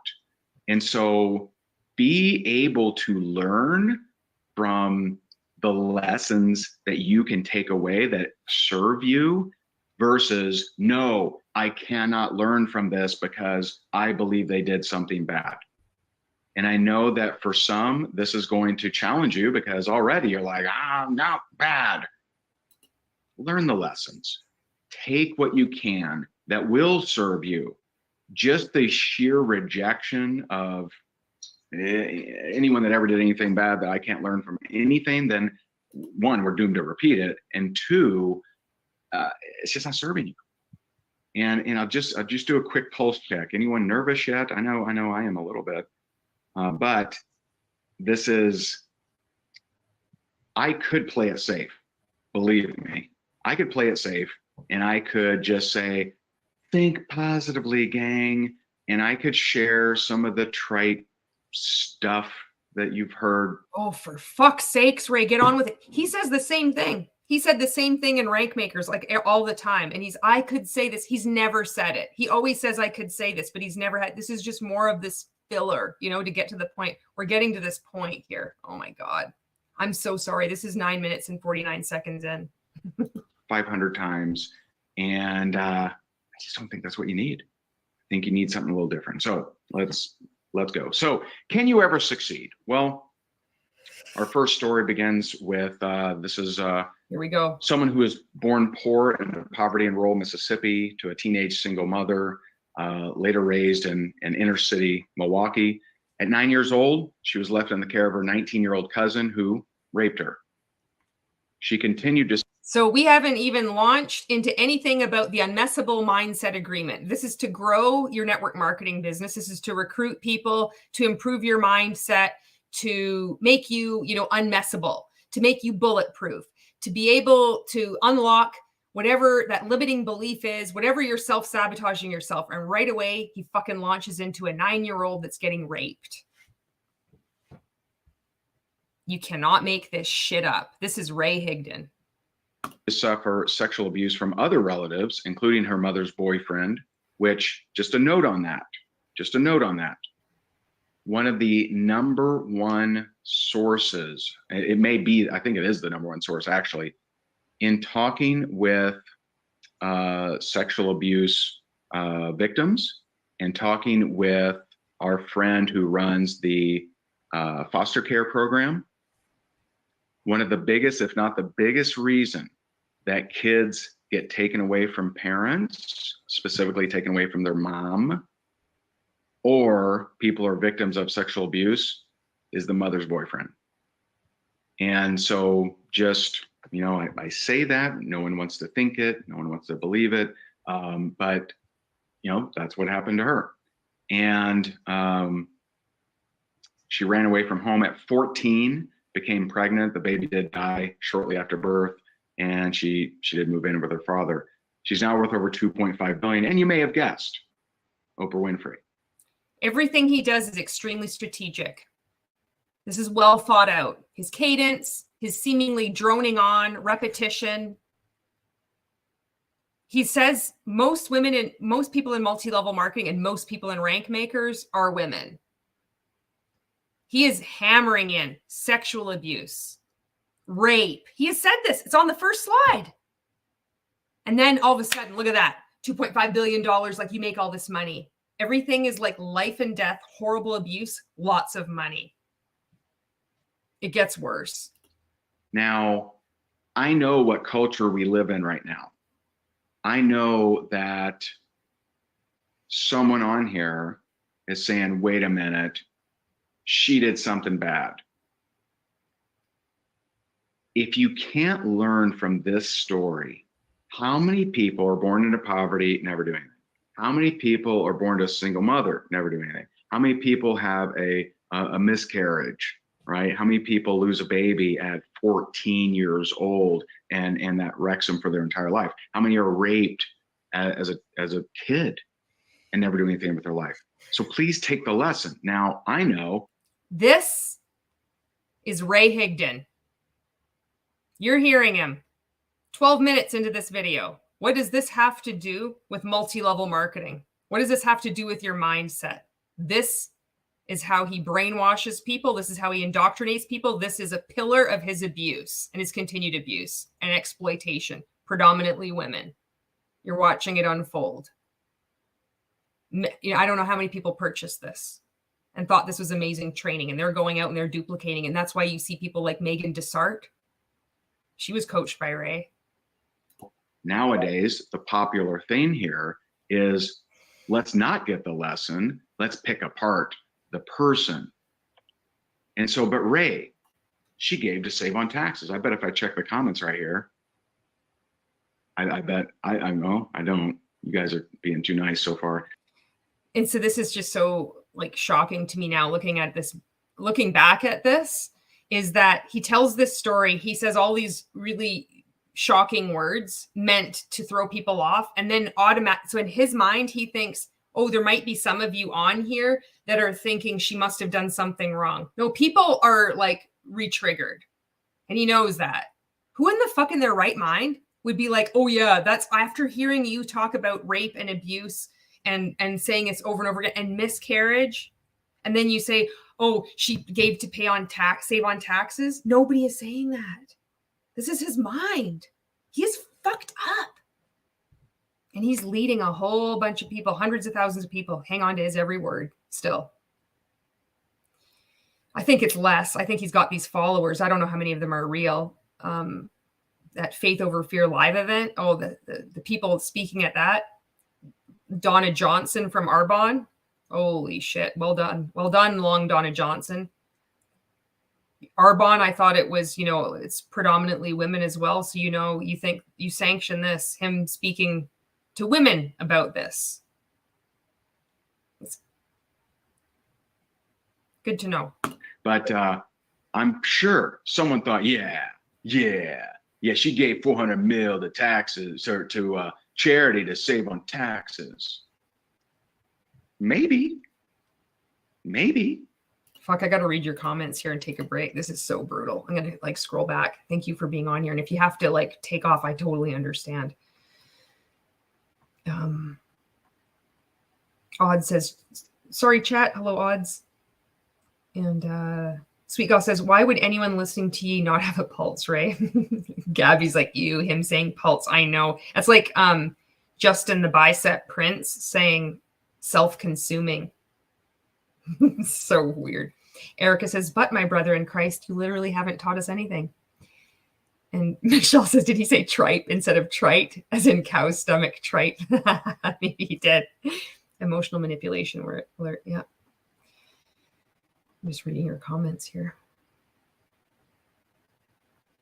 Michelle says, here he's targeting single moms to try and keep them in fear and trusting less people, putting himself in a position of the savior. And Lisa's like, what the fuck exactly? And you didn't coach Oprah. Yeah. Erica says, never do anything. Being a single mom is an accomplishment on its own, asshole. You see all these single moms, they don't do anything. His words, his training. He still sells this. And it's, you'll know, he just repeats it too. Yeah. And what does it have to do with helping us sell shampoo, right? Survivors don't need your approval, right? And Ange says, what does any of this have to do with selling products? But Ray, she gave to save on taxes. What the fuck does that even mean? And nobody is thinking that, you freaking weirdo. Does that mean the 400 million didn't help? Does that mean no one benefited from the 400 million? Right? And again, I want to help you with this mindset, because there is a disease right now. There is a disease of eat the rich, punish the wealthy. They're terrible. And hey, by the way, some of them might be. I'm not making that argument. But there are two arguments in here, and I'll split that up for you here shortly, okay? But when you specifically say, hey, the friggin' Elon or Bezos, those bastards, they just gave to the poor to save taxes. Okay, what's your argument? That the government get it? Is that the deal? Because the government is really good at handling money? Do you didn't mind the government bailing out Higdon Group during the pandemic, getting one of those bailout checks? Did you? You think the government could have come up with the Amazon Prime? Do you think the government could have come up with an electric car that actually works and people want? I don't think so. But let's have some fun. Because I did mix some fun in here. We got some serious stuff, but I got some fun in here too. Okay, so here we go. I told you this is dark. This is so messed up. This took me a little bit of time here. So here's some examples of federal government spending of your money. Your money. Not anyone else's money. Our money. My money. Your money. You pay taxes. This is where some of your taxes went. 76 million went to provide stipends to soldiers in the Somali National Army. I know there's a lot of, not well-off veterans that maybe that 76 mil would have helped. $874,000 was spent from the National Institute of Health to study the sexual habits of quails on cocaine. You cannot make this shit up. He's put this in here. Like, this will show you. This is why me and lots of other rank makers are so fucked in the head too. Look at this. The sexual habits of quails on cocaine. This is just embedded in there between like rape and sexual abuse. And there's more coming. Miscarriage and Somali army. Oh, fuck. We're not even, look at this is 14 minutes into this video.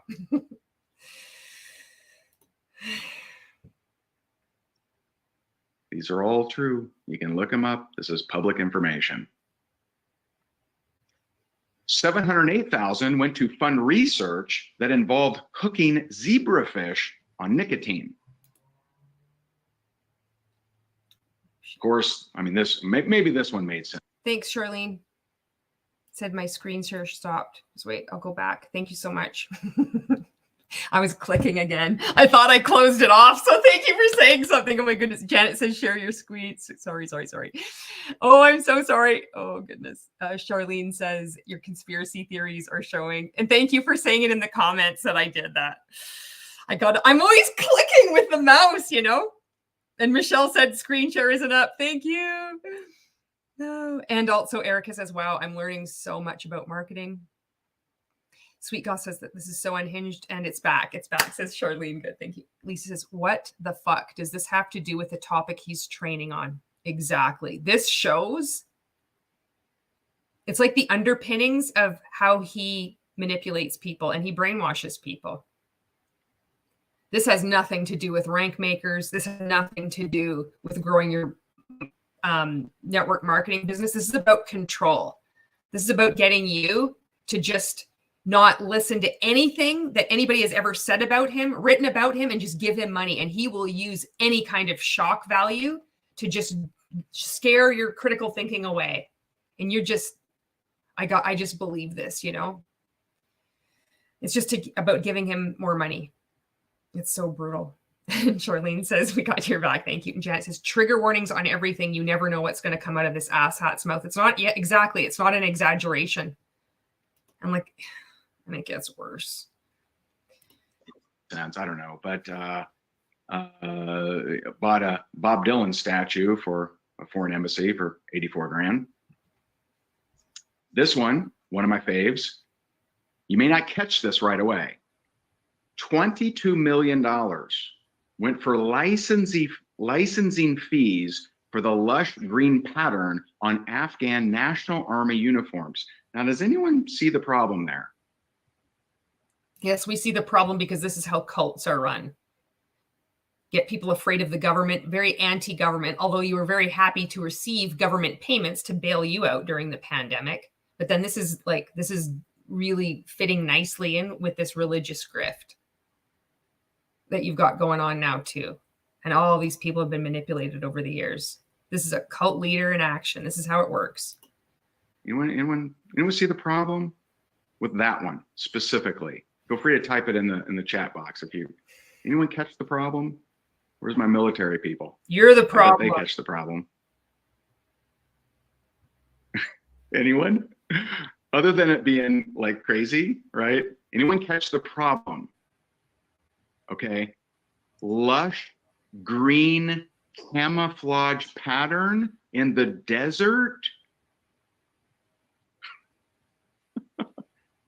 What? Lush green camouflage in the desert where there is no green? I mean, yes, you could argue 22 million for desert pattern may not make sense, but for lush green pattern, okay? Just throwing it out there. This is a very small part of the presentation, by the way. You're probably like, what is he doing here? Should I continue? Okay, one more, because this one was. He rehearsed this. He's prepared these slides. What?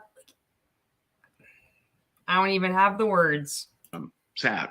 It's sad because it's my money. It's your money.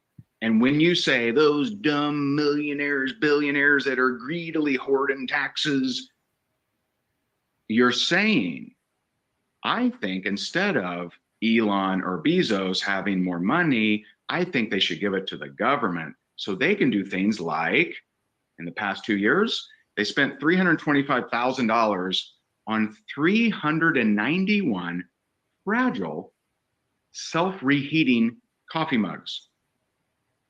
After replacing each newly broken mug at an average cost of $836 per mug, guys, this is public information. I didn't make this up. The Air Force later found, I mean, at least there's good news here. The Air Force later found that it could 3D print replacements for about 50 cents a piece. So, I mean, at least we discovered that. I say these things because there is such a mass consensus on hatred of the wealthy. Who are all these people that hate the wealthy and how he defines like this hatred? He says the same thing. The devil wants you broke now. That's how it's like transformed. I'm going to read your comments again here too. Potato Supreme says Afghanistan is only desert. Tina says he's bounced from jealous God to rape to Oprah Winfrey to eat the rich to electric cars. What is his point?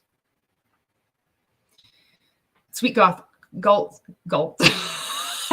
Cults are very anti-authority. The leader is the only authority to them. And Janet's like, hey, Ray, what did you do with that PP loan you got? PPP loan. Yeah. And Charlene says, fear and control. Sonia says, his laugh smirk makes my stomach turn. Flashbacks to rank maker days. Me too. That.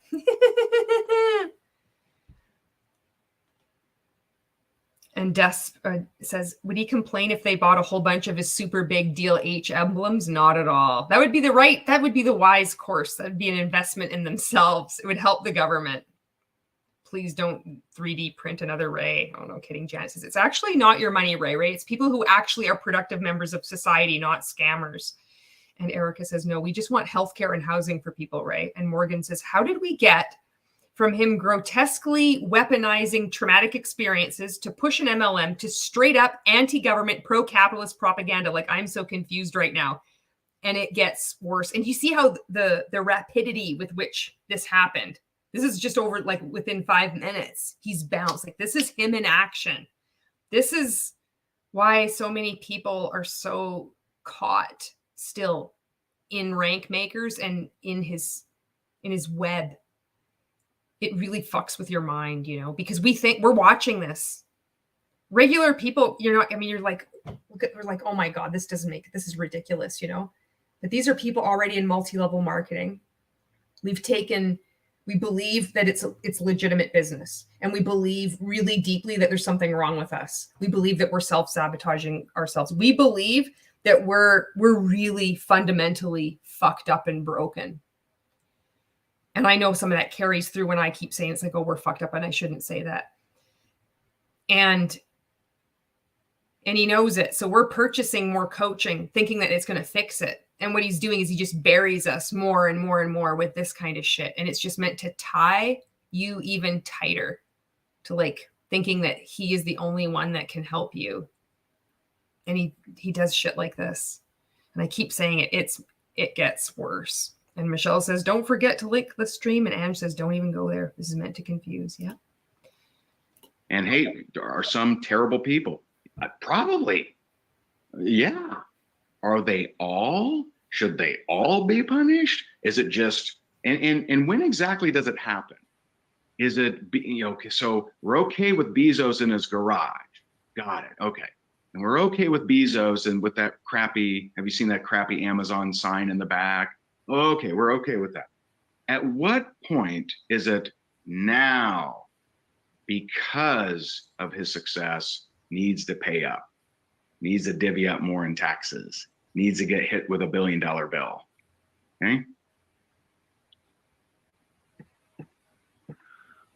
When you're mad at the wealthy for not paying more in taxes, it means you think the government is competent and better at managing that money. Why am I going on this rant? Like, it wouldn't be way safer. Can we all agree it's way safer for me not to go on this rant? Right? Isn't it way safer? Isn't it way safer to quote Napoleon Hill? Isn't it way safer to not take this stance? Sure, it's way safer. But if I truly want to try to help, it's getting you to see things differently. It's getting you not to just agree with the crap that the masses believe. If you follow the mob, you will end up with what they have, which is not much other than blame, envy, hatred.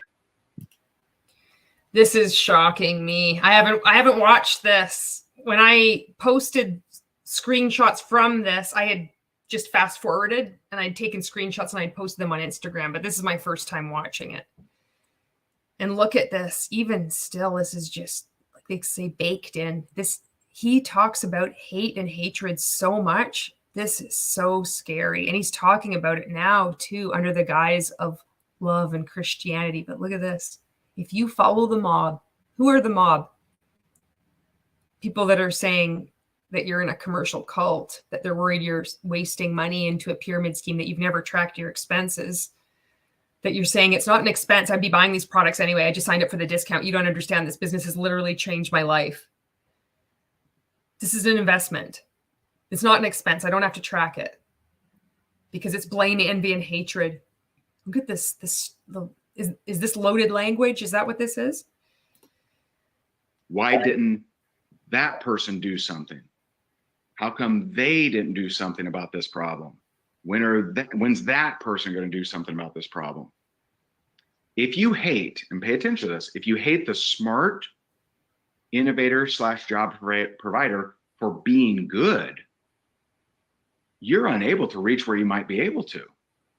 Because I believe, we Fuck, Michelle, are you still on here? I hope you're doing okay. Michelle Culberson was personally coached by this guy. This is brutal.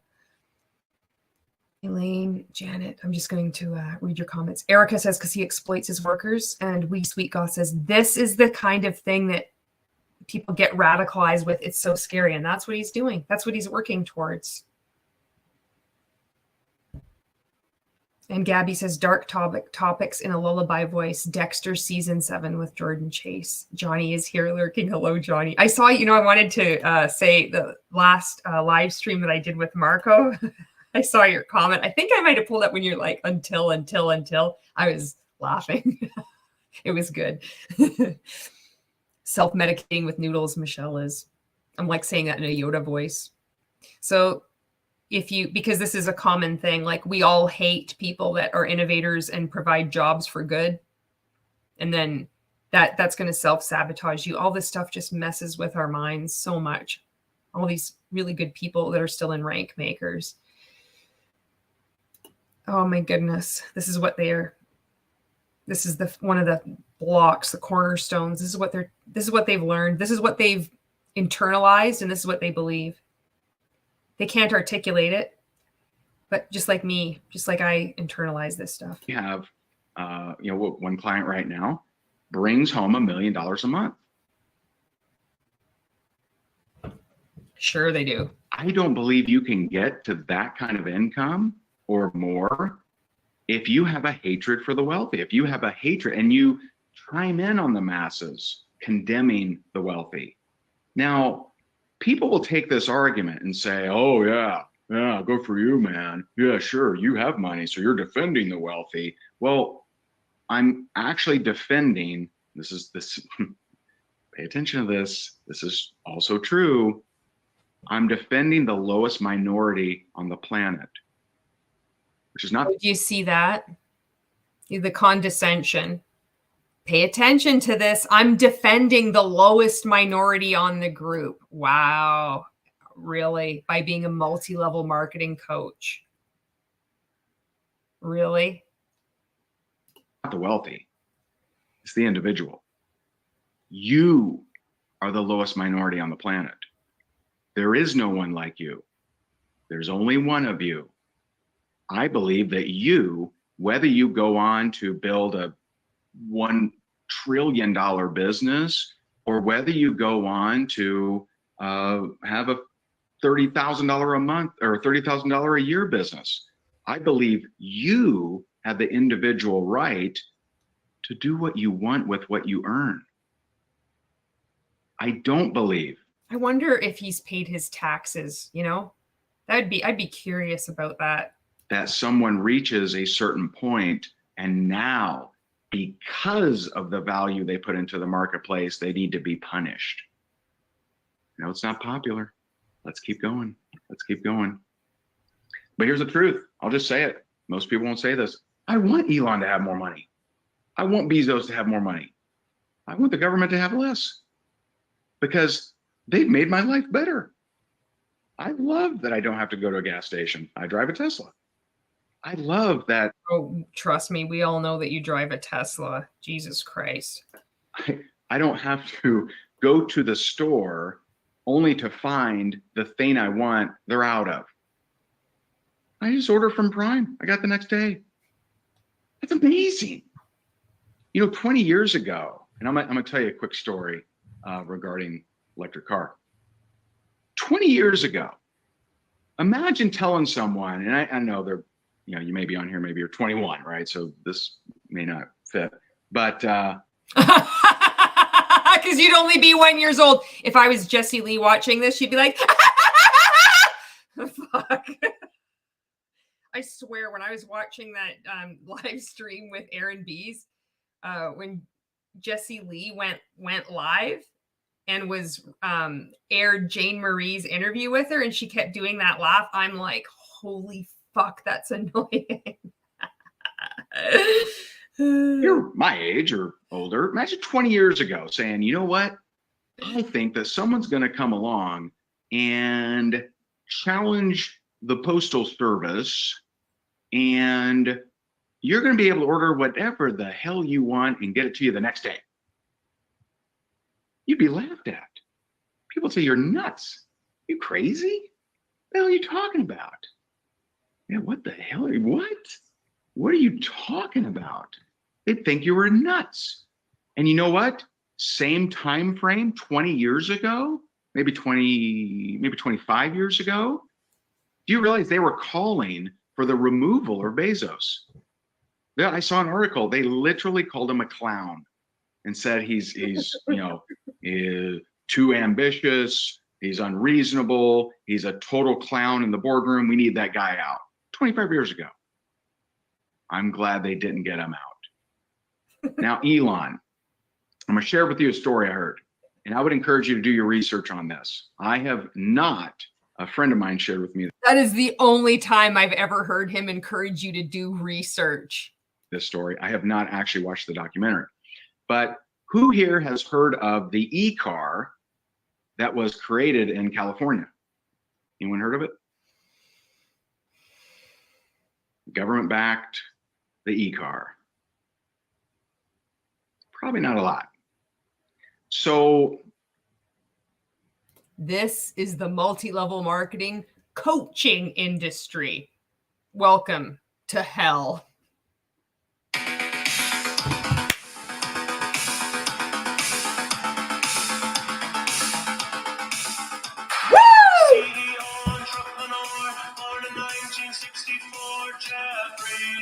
Jeffrey Bezos, CEO entrepreneur, born in 1964. Jeffrey Bezos. Come on, Jeffrey, you can do it. Pave the way, put your back into it. Tell us why, show us how. Look at where you came from, look at you now. Zuckerberg and Gates and fucking amateurs can fucking suck it, fuck their wives, drink their blood. Come on, Jeff, get them. Woo, we needed a break. Potato Supreme says, I hate rich people because the only way someone can make billions is by exploiting the work others do for them. Erica says, Elon did not invent anything new. And she says, but you are not a smart innovator nor a job provider, Ray. You are a scammer. And Michelle had said, thank you for continuing to expose this stuff, Julie. I know this isn't easy.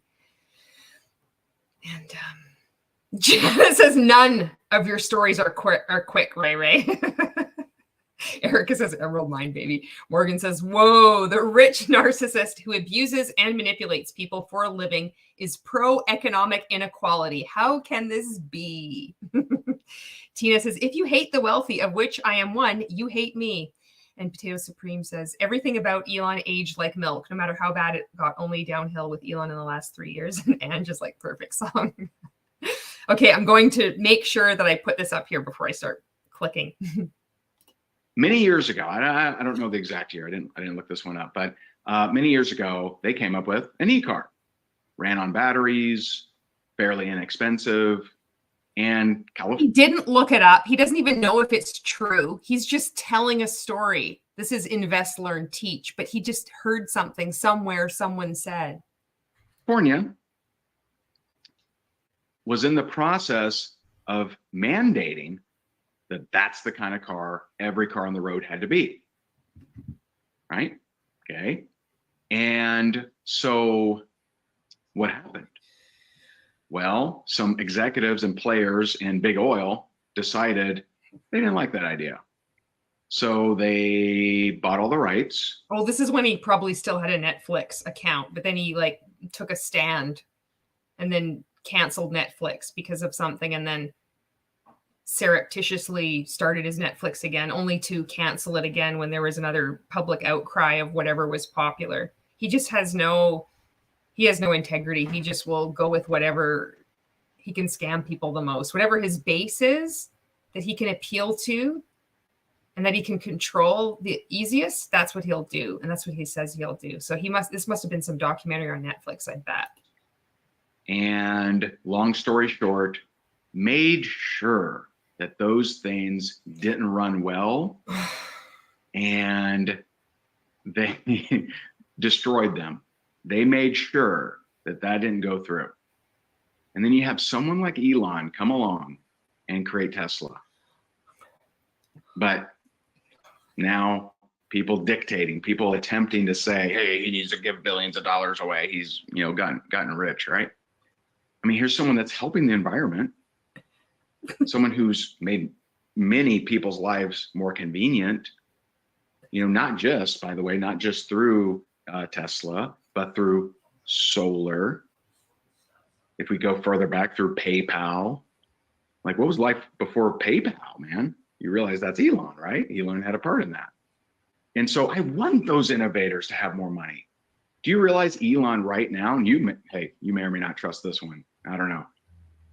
But Elon believes that in the next year, they're going to develop a chip. And I know chips, right? We're nervous about chips. He believes that within a year, he will have a chip that can go into your brain. I know, you may not agree with this, and I'm not sure I do either. But the fact that he's doing something like this, and it will fix brain issues. It will figure out what is wrong with your circulation, with your blood, with what's going on in your head, and fix it. Now, maybe he's crazy. Maybe this is all a ruse to track us and whatever else to us. I don't know. But I want people like that have that kind of brain to be rewarded, to be loved, to be celebrated. Now, we'll get into some of the other stuff. So stay tuned. But Ray, they were on Epstein's island. They eat kids. They enslave them. They're pedophiles. Maybe. I don't know. I'm certain. This is just random. This is everyday, normal, baseline behavior and what we talk about, what we are taking in from Ray when you're in Rank Makers.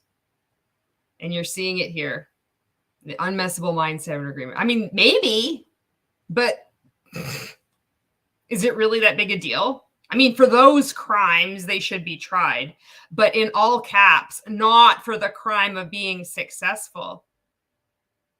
Certainly. I mean, if you know my thoughts around helping kids and protecting kids and funding March of Dimes, Operation Underground Railroad, the Southwest Florida.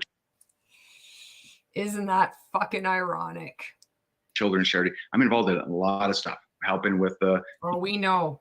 I wrote one letter to one organization you help with, an email. Never heard back from them, but it's on the record now. They can't deny they haven't been warned. The kids in foster care, right? I am not defending that, but you need to understand the distinction. Those are two different things. Okay. If anybody, billionaire, dollar heir, does something terrible like that, they need to be tried for those crimes. They do not need to be tried for the crime of being successful. I just saw Karen Bardsley came in. Hello, you haven't missed. There's been some heavy stuff happen, but you've come in at an equally heavy part. So if you just look at the slide and see where he's just like rolled into this, it's intense. He's mentioned a lot of stuff. But you know what? You came in at a good time because it's only 27 minutes in, and this is like an hour 33, I think. So there'll be plenty more. And it always gets worse with Ray. It's so messed up. I'm going to read your comments again. Megan says, yeah, the doc who killed the electric car. And Michelle says, who's they, Ray? And Sweet Goth, so are you following and loving on everything Elon says out of jealousy, Ray? Seems like it. And Erica, I had brought your comment up. Elon is not going to sleep with you, bro. Janet says, I've never used PayPal. Michelle says, this is all designed to freak everyone out and make people confused. And Sonia says, what does this have to do with network marketing? We've got 3X rank makers here right now, by the way. Michelle Culberson, who was the season 1 winner of his reality show, Play to Win. And then also Sonia was in rank makers with me. So that's kind of like what to catch you up, but it's a lot and it's messed up.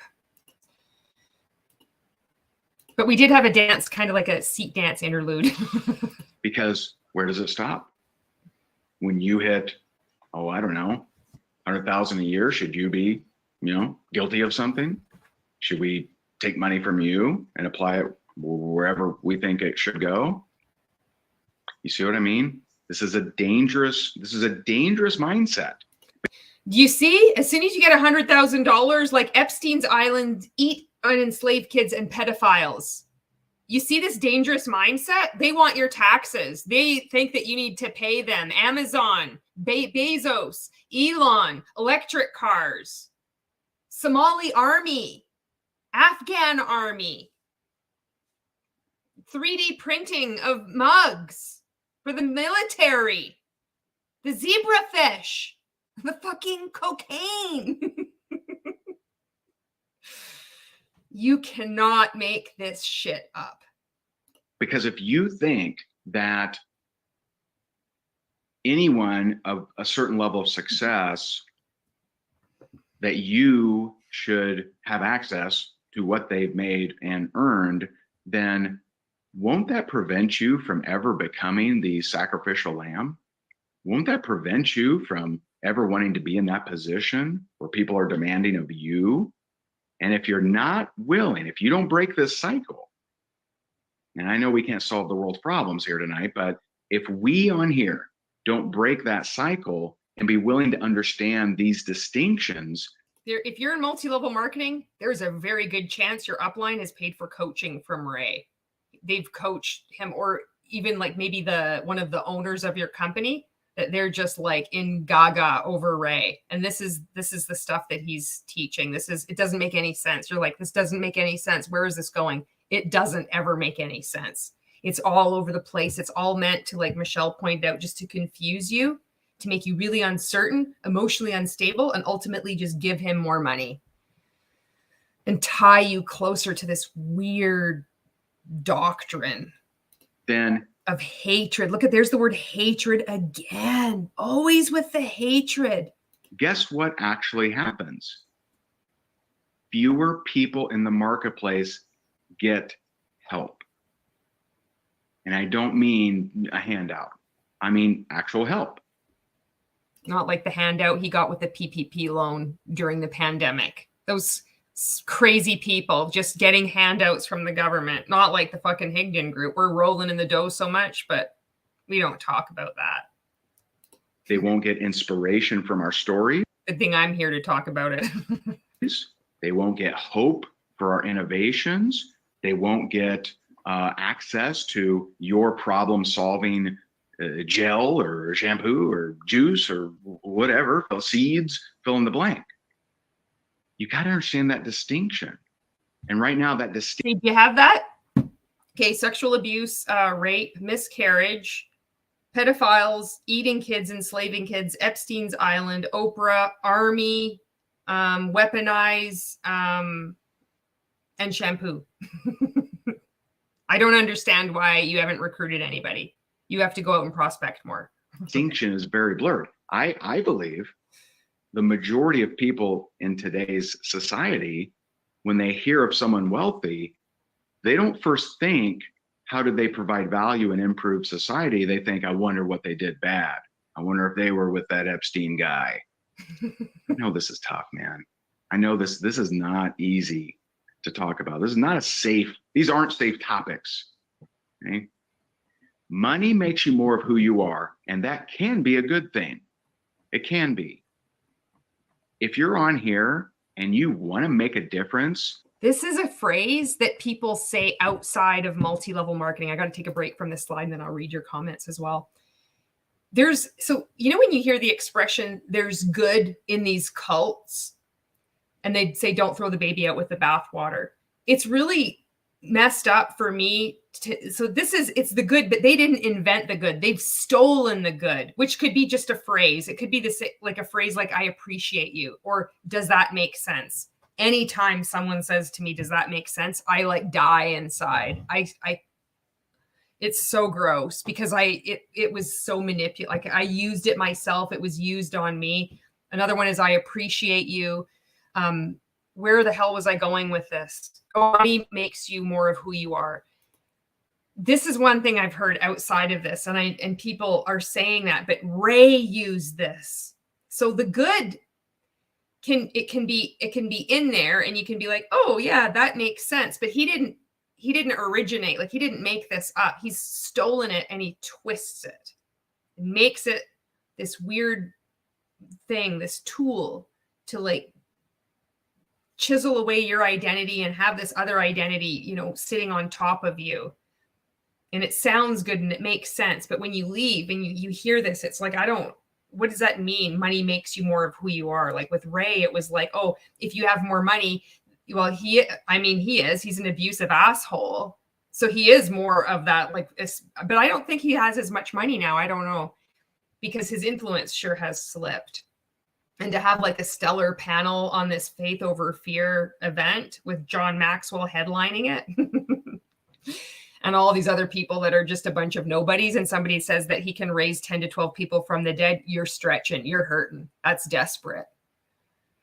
But that money, it makes you more of who you are. It doesn't mean anything. It's just like saying hurt people hurt people. That's true for him. He's continued to hurt a great deal of people, but also hurt people heal themselves and then they help people. It's like, it's not this like, everybody has been hurt in your life. They all just hurt people. Like it doesn't mean anything. It's empty. It's so surface level. It's like if you're trying to convey some information underwater, scuba diving, you can't talk because you don't have a fucking rebreather, but you have one of those little, what the fuck, things that you're going to write on. And then you just make it point blank. You're trying to convey information that way, but it's not meant to like just encapsulate all this wisdom. It's like, that's the ultimate statement. Money makes you more of who you are, and that can be a good thing. It's like, that's one of those statements. It's too ambiguous, and used in a commercial cult, it's used against you. And I hope I'm explaining that, what I think is going on anyway. Elaine says, Ray, you have no hope of ever understanding Elon, and of course he will never sleep with you. Michelle says, this clip of him speaking about child predation and how they should still be credited with their success should be sent to those organizations with vulnerable children. Yeah. Elaine Moore is like, dogs and cats living together, mass hysteria. Shit. Fuck. See, I turn off my sound.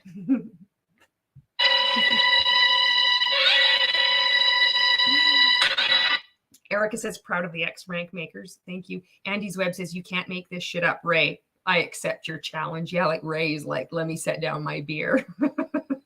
TC, Ray is actually making being wealthy sound like it's more trouble than it's worth. And it's funny that you say that, because he would coach on this. You can't make it look like it's so hard, because then people aren't going to, they're going to say, I can't do it. But that's exactly what he's doing. Michelle says, why the hell would I want to become the sacrificial lamb? If you don't do this, you won't become the sacrificial lamb. Yeah, exactly. It's like, what the fuck are you talking about? Sacrifice for him. All the women lining up to sacrifice for him. Oh, fuck. It's getting weird now in Rank Makers. Elaine says, I am not giving Ray my money. I'm going to give it to Elon. And Gabby's like, OMG, that reality show. Erica says, but Ray, I'm in a lush green uniform MLM. Gabby, talking to a whole group of people like a dad talking to a 6-year-old child, I'm nauseous. And Erica says, interesting take. I've heard it was all the root of all evil. Sweet Goth, yes, take a break and make some tea. That's good. And Michelle says, I have so much to say, I just can't type fast enough or get it all out. Lisa says, if I had paid for this training about now, I'd be composing an email demanding my money back. I wish I had the wherewithal to do that. So it kind of shows you how deep we're in multi-level marketing when those of us also continue to purchase more multi-level marketing coaching from Ray. And we think that this is good. Nobody sees it. Nobody, when we're at that point where we're already purchasing this, we don't even see it as bad. We're already brainwashed enough that we're ready for this. It's messed up. So waking up from multi-level marketing, it's like these are pyramid schemes, endless chain recruitment. You got to heal from this shit. Otherwise, people will go into something else. If it's not another MLM, that this company is different, it's social retail, it's affiliate marketing, it's whatever, they're really vulnerable at getting sucked into another cult. We're really vulnerable. So it's so important that people see that when, how do people get sucked into these things? Why is this still going on? There's this component as well, because it's not enough just to, get rid of MLMs, because we need to help people see how they're being manipulated and to learn what these red flags are and to critically think, to be like, if I had paid for this, I would be like, this is horrible, but we're already so far gone. We wouldn't even see it, And she says, I'm not interested in being a millionaire. I just want to live a healthy, happy life, Erica says, chat is making me cackle. Yeah, the chat here is so good. Johnny says, Ray is always on my Facebook feed nowadays, and he smiles so hard, like a kindergartner in picture day. You give such good comments. Karen says, he's smoke and mirrors. He uses so many words, yet doesn't really say anything of substance. Hello, Rebecca. Tatiana, hello. The good becomes contaminated. The good is part of their feeding cycle. Oh, that's a good description. The good is used to manipulate. Feeding cycle. Oh, you nailed it. Oh. To curb human. Back to pedophiles in Epstein's Island. Just like back in, right? Sorry, Tatiana, that's where we left off. But it was like, he got us warmed up by talking about miscarriage, rape, and abuse as well. So this is Ray. Trafficking, sex trafficking, sexual abuse. Guess what? I hope you make a lot of money, and I'm never going to come for it. I'm never going to demand that you give it to somebody else for whatever I think, whatever my whim is. If you are someone that wants to really improve society and reduce human suffering, man, I hope you become a billionaire. And I hope you can stomach the masses coming after you, because they will. And when you give to charity, they'll say, I just did it for a tax break. And what they do, what Ray does and what people like him do is and multi-level marketing companies will say, look at how good we are, we give to charity. So he's saying it's like, oh, it's for the tax break. But it is. And it's also to show, it's like, well, they can't be a bad person because he volunteered. This MLM can't be a pyramid scheme because I know somebody who makes a lot of money. Everybody knows somebody who makes a lot of money. Because somebody makes a lot of money doesn't legitimize the abuse that's going on. Because you like a product like your Scentsy wax puck doesn't legitimize that it's a pyramid. It's like it doesn't legitimize the business. It's not a business. It doesn't legitimize the scam. Oh my God. Fuck, this is brutal. Or I remember when Bezos gave $98.5 million to the homeless, there were people who say, well, yeah, well, that's like me giving $20. Okay, does that mean no one benefited? Is that what that means? We're in a wild, wild society. And this kind of thinking there are these hidden ninjas that slice away. Fucking ninja slice. He would say that all the time in Rank Makers too, the ninja slice. It would be a ninja slice and a follow-up. Ooh, there's this really good psychological technique that you can use. It's a ninja slice. It will get right in and then they'll sign up with you and you'll recruit them, no problems. Fucking ninja slices. At preventing you from the level you could be at. All right, so let's share another one. This one may not be as easy to guess. Hang on. It's going to get even worse. I can't even say it's just going to get horrible. I think you know where it's going. May not be as easy to guess. Born the middle child of a Jewish family in Vienna, after World War I, his family had to go from farm to farm begging for food. And that was actually a very common scenario in that area. Later, I believe at the age of 3 or 4, for whatever reason, however it happened, he wanted to become a doctor. He later became the head of the Vienna Psychiatric Hospital's female suicide prevention program. From 1933 to 37, he worked with thousands of women who were in danger of committing suicide. Okay. Now, another side note. Thousands of women, danger of committing suicide. But he actually in high school was running a suicide prevention program in high school because he noticed how many people were around him committing suicide. I just heard. How many times can he say that word? Heard of one of our very close friends, her mom just committed suicide. There's a lot of depression going on right now. And it hasn't, this isn't the focus of the story, but one of the things that I read about this guy is when he initiated that program, that was I think the only year that high school had 0 suicides. See, different types of value. We talked about, Oprah. She's provided value. She's given hope to a lot of different people. You might be asking yourself, what does this have to do with multi-level marketing and network marketing and growing your network marketing business? What does this have to do with being in rank makers and improving your mindset? And those are good questions to ask. Given hope around, people that grew up in, similar situations. We talked about Elon, talked about BB. This is a different type of value, but it is value. Preventing, helping people get out of depression. Well, different times back then.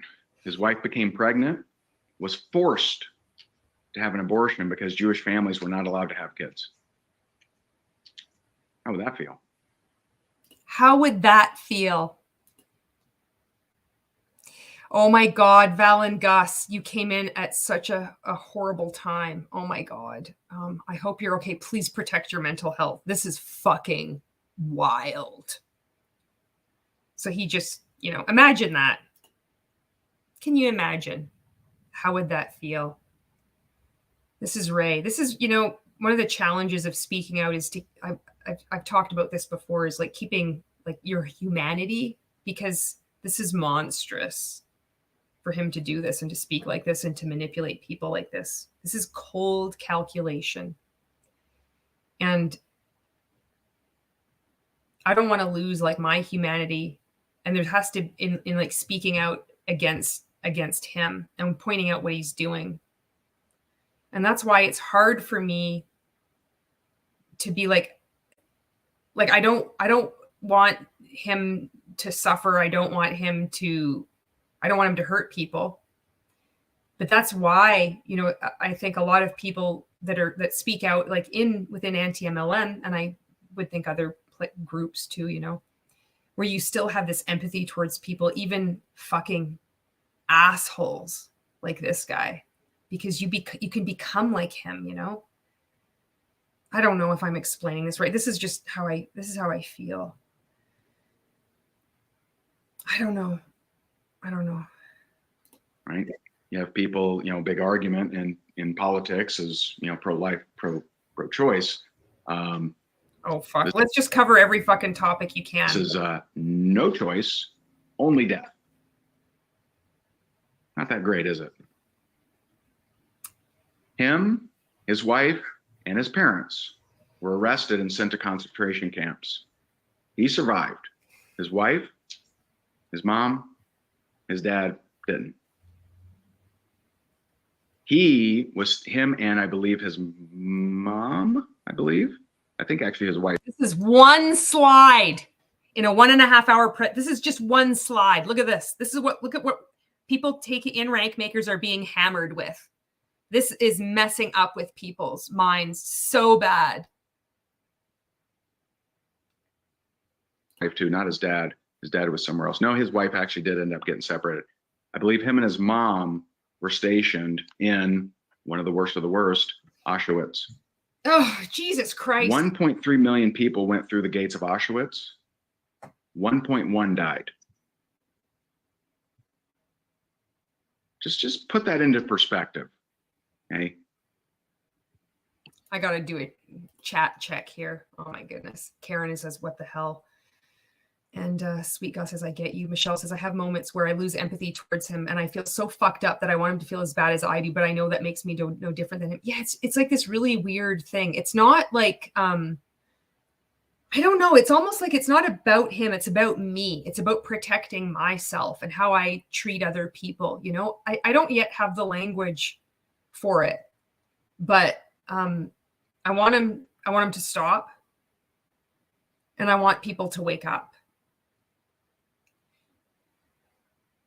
Johnny says he doesn't even care enough to get the story right. Erica says, I'm going to push dialectical behavioral therapy even harder than I already do to undo some of the damage he is doing. Thanks, Ray.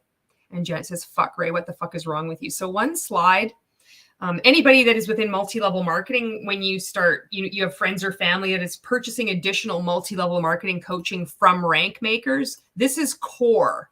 This is what they're being taught. This is within the curriculum of rank makers. And this has been said like over the years. So a lot of these additional courses that we purchase, it's just the information is already taken from rank makers training, which they're already seeing every day. And it's repeated by his coaches now and his employees that do live videos within rank makers. So this one slide, he is any trigger word that you could fucking imagine, he's already used, and he's used it multiple times. And look at this. He leaves. It's like, oh, and Auschwitz, concentration camps, like, abortion. He says, can you imagine? He knows exactly what he's doing. He survived. After going through all of this, seeing, and if you read his book, which I highly suggest you read, I cannot reread it and not cry. But after all this, he left. He has the same length of pause after he cried. Like that's supposed to just show how much of a caring individual he is, that he did after he leaves the purposeful pause after Auschwitz. Fucking asshole. Lectured at over 200 universities and was awarded an astonishing 29 honorary degrees. Some of you may have guessed this. Viktor Frankl. He wrote Man's Search for Meaning, detailing his experience at Auschwitz, detailing how there were people that were skin and bones, like barely anything left to them, skeletons. And he talks about in his book how some of these people that were walking skeletons would give up their one piece of bread to someone worse off. It wouldn't have been Ray. Ray would have been the person stealing all the fucking bread. And he'd be bitching about it too. It's like, you don't understand what I went through. I had to sit on a plane and fly in first class. And I had my champagne and I had my freaking acai bowl. And now I don't have any bread. Karen says, is this like shock marketing? He's horrible. He is. And I would love to see a cult expert just do content on this. If anybody wants to do content on this, please do content on this. Any creator. I know it's really hard to stomach, but the more this guy gets exposed, the more people can start to wake up and get the fuck out, you know? Erica says exactly why it's important to speak up. Thank you, Julie. Michelle says, I want him to stop. I want him to grow empathy to a level that he feels what he's done, and I want him to stop, but I know it's all intentional, so I want him to pay. Yeah. Yeah, Gabby. Odd says, wouldn't it be funny to see his mouth moving as he counted the time to wait after the crying comment? I could see that happening. And Sweet Goth, he's so monotone with it. And Ange just, what the fuck fear-mongering is this? Yeah. And this quote came after, it actually came during him being in that concentration camp. Everything can be taken from a man, but one thing, the last of the human freedoms, to choose one's attitude in any given set of circumstances, to choose one's own way. So if you think like people, you know, in multi-level marketing, this is the level of how like they're so tied to multi-level marketing. He has said so many like horrible examples like of abuse and of just abuse. I don't need to repeat the words. He's said it enough times. It is tied to like, that is success. anything that you have, like, you have only been in this business 20 years. Oh, look at what Oprah went through. Look at what Viktor Frankl went through. You wouldn't be able to articulate that, but it's in you. And that's why you keep going. That's one of the driving things. It's not just, you're greedy or it's a sunk cost fallacy. It is not anything like that. It goes so much deeper. And when you wake up, it took me 1.5 years to wake up. It wasn't a light switch. It was a fucking 1.5 years. And I'm seeing this now. It's like, no wonder it took me 1.5 years. And I'm still unpacking shit. It's because this is how deep this goes. To get to this point where I'm watching this and thinking that this is amazing coaching shows the level of brainwashing that you're under. No, I don't That's not in my fucking opinion. That's a fact. know about you. I've been through tough times. Yeah. I haven't been through what he's been through. I haven't been through 1/1 billionth of what he's been through. Would I come out with this attitude? I can't say that. Can you say that? Being wrongly arrested, seeing your wife wrongly arrested, you're split up. She has to get an abortion. She's sent to a different camp where she dies. Mom dies, dad dies. None of it is justice. No one deserved that. Seeing people all around him dying. So just to be clear, if you're in multi-level marketing and you're a cult apologist, Ray has no right to talk about imagining your wife having an abortion. Apart from all these other things that he has said, if you're at the point where you're continuing to defend someone that you don't know, when you have had friends within this group that you saw for years on end telling about abuse, and you choose to defend Ray because what? He said your name on a video once. He sent you a fucking sticker. You need to wake the fuck up. This is not okay. You do not talk to people like this. You do not manipulate people like this. Literally not a day passed. How are you going to explain this to your friends and family? Oh yeah, I follow Ray Higdon. He talks about, concentration camps and imagining if your wife had an abortion in order for me to give him more money to get to Faith Over Fear Live because he's a Christian. Do you fucking hear yourself? People are speaking out. People are in the comments here. Like they want to see you get the fuck out. This is going to mess with you so bad. Trying to heal from this, a lot of you can't even afford like therapy.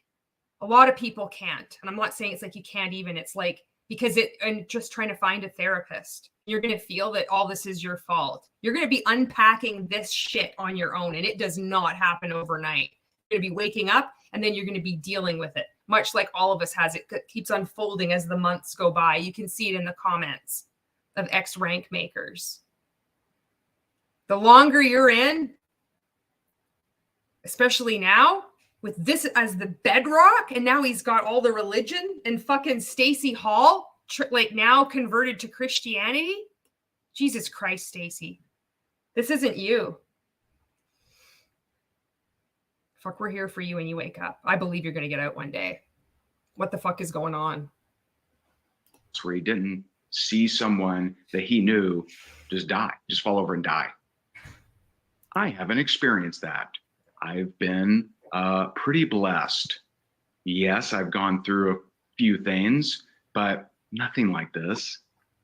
Would I go on to lecture at 200 universities? I don't know, man. I don't know. Would I have even held myself together in there? I'd like to think I would, but I don't know. I can't say that. See, this is a different type of value. And I want to draw this to you because you have your Auschwitz. You have. Fuck, I just remembered that one. Can you believe he just said that?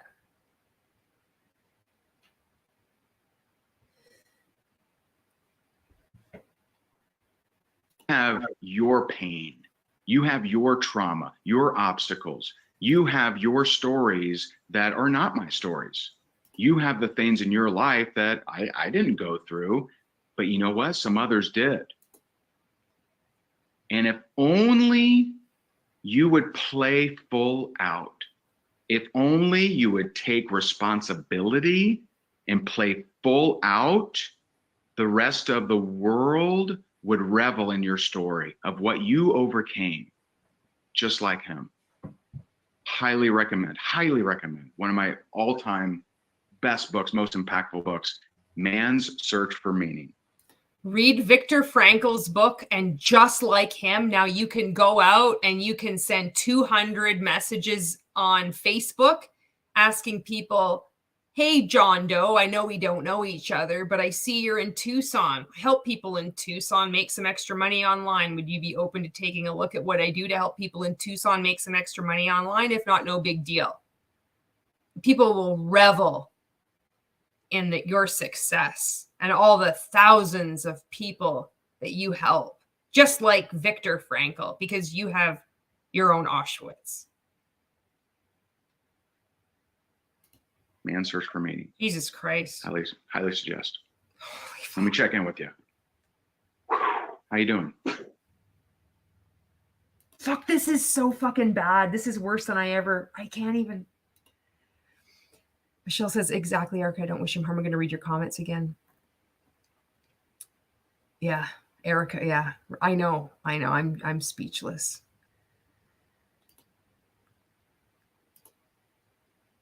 This is Rank Makers. How we doing? Right? Charlena says, makes our stuff seem so small, doesn't it? Right? Okay. All right. Common question nowadays. We'll lighten it up here. Why are people so dumb? We'll lighten it up here. God, he had us all. I put in the description here, having you in your greasy palm. He had us all in his greasy palm, and he still has a lot of people in his greasy palm. Look at that. He leaves off with that and then goes to why are people so dumb and like doing that stupid giggle. This is dark shit. Anyone ever think that? Anyone get on social media? I just saw a buddy posted something like this. Why are people so dumb? Why are they? So you know a friend that loves that one politician that's clearly racist, evil, terrible. And what's interesting about this question, and I worded it purposely, is some of you are thinking about one individual. Some of you are thinking about a totally... Thinking about fucking you. Everybody is thinking about you, and people aren't dumb. Nobody thinks, why are people so dumb? People will be like, oh, people are dumb, like in that way. But it's like fucking empathy, you know? When you have empathy, you don't see other people as less than you because you try to put yourself in that person's shoes. So you say, I don't understand. Well, then you have no fucking empathy. Because if you had empathy, you wouldn't be saying, I don't understand. You would be trying to understand.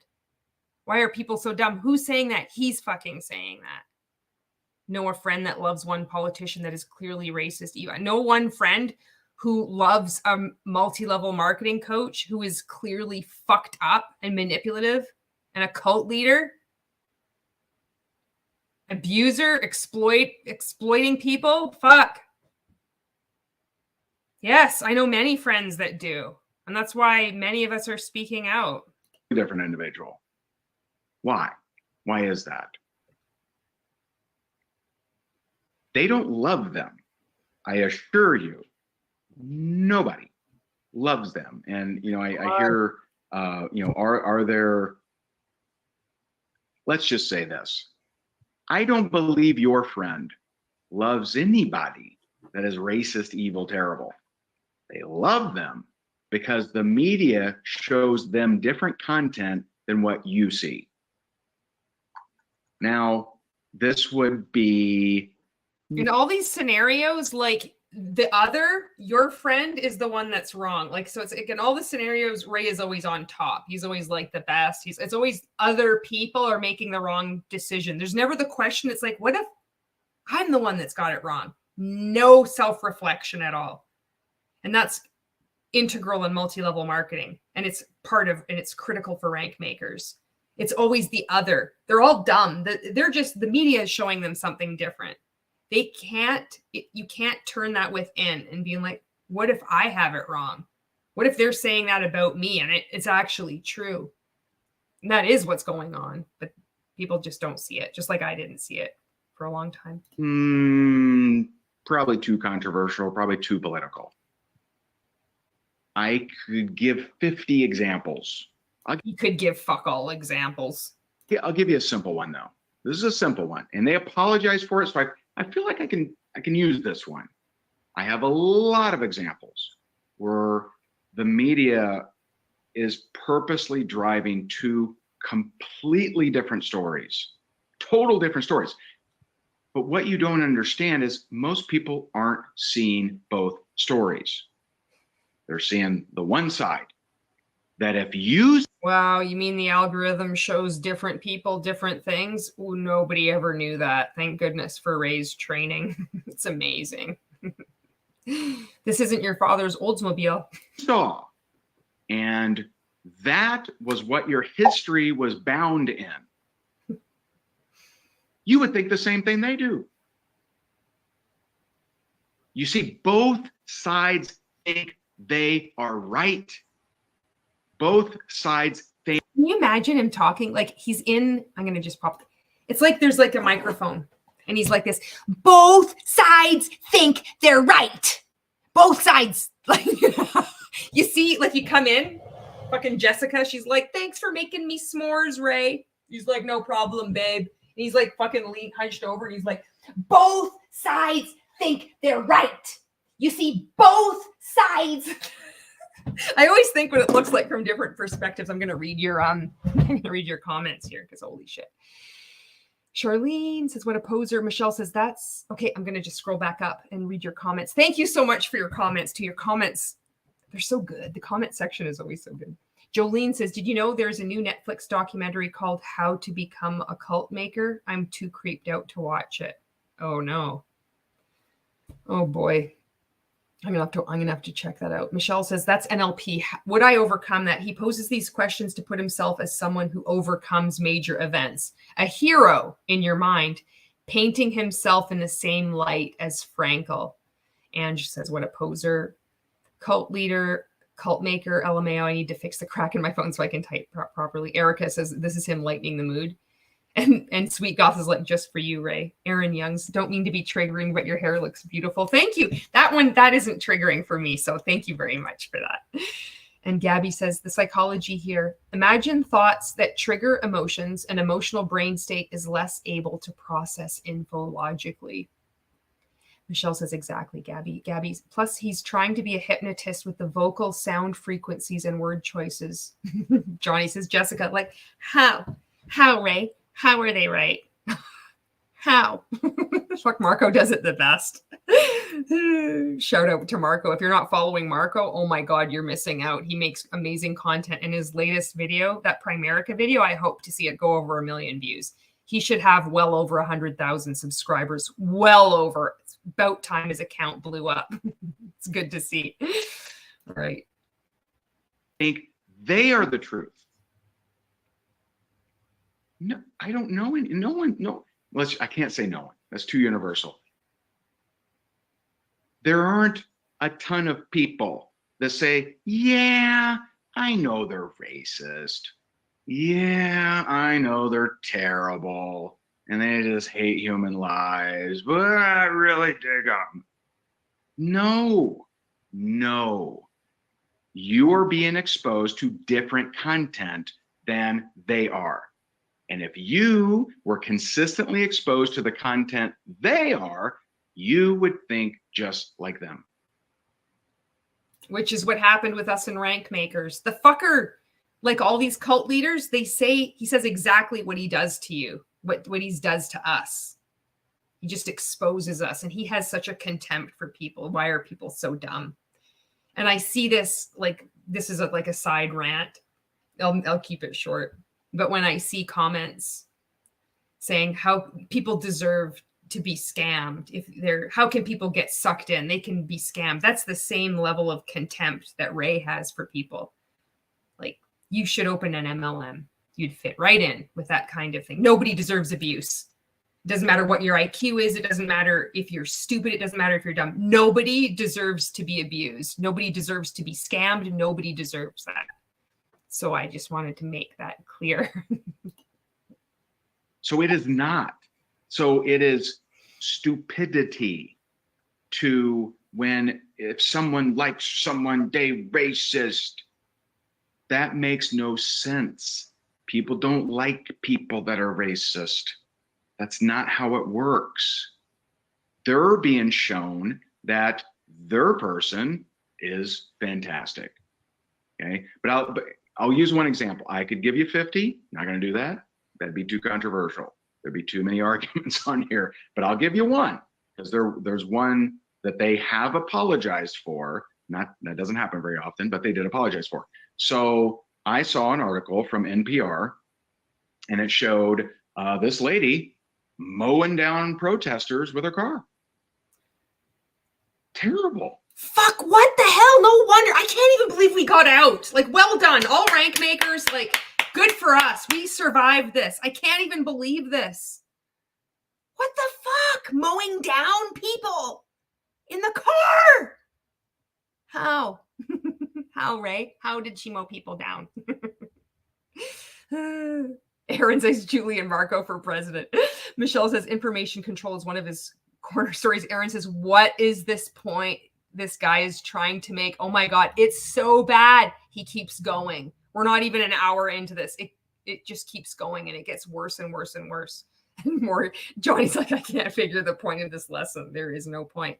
The point is just to confuse us all us rank makers taking this, and then to give him more money and to get to the event in Orlando, which isn't really in Orlando. It's a virtual event because this was in 2020. Morgan's like, dude, I have no idea. Morgan, I'm kind of tuning in and out, and every time I pay attention, he says something even worse. I know. He just like lands right. You think, okay, it's and it's like, well, there's the woman that mowed down.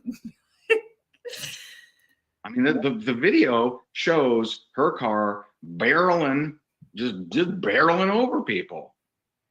That is terrible. That's horrible. It's not right.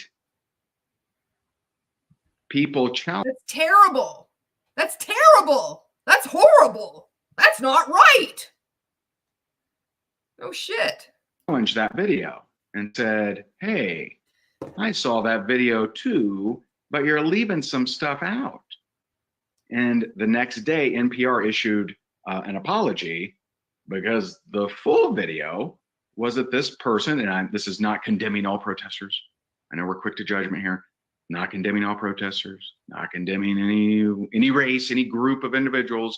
I'm talking about this one individual instance. Her car was surrounded. They were beating the hell out. This is 2020, so keep this in mind when everything is going on. Black Lives Matter, all this. This is him. This is also like Aaron Bees had done a really good video about this when he lost his shit in rank makers about the pandemic, and he went on that whole rant. Oh yeah, that's a treat too. Out of the car, she tried to back up 3 times. She's not very good at reversing. Okay, I'll be honest, but. What a fucking cock. She's not very good at reversing. She tried to back up 3 times. It didn't work. Then that's why she ran over all these people. Jesus Christ. What the fuck is the point of this? She tried to reverse out 3 times. Not in a great way. They increased the beat on the car. And she did what most people would do, which is, I need to get the hell out of here or I may get killed. But you know what? There's scores of people that didn't see the apology. Jesus this Christ! Kind of thing is happening. My God, can you fucking imagine? Like, I can't even believe we lived through this. Oh my God! That fucking story, that's what he pulls from it? That's the moral. Is that NPR, most people wouldn't even realize the apology. No, because the whole thing is horrible. People died, people beating on the car, trying to back up and away from people and then like fearing for your life and killing more. It doesn't matter. It's fucking horrible. This is like one part of this training. What the hell did we go through? Oh my God.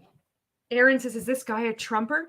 Gabby says, why is he low-key mad though? Is what it's like. Aaron's like, strongly and quite frankly.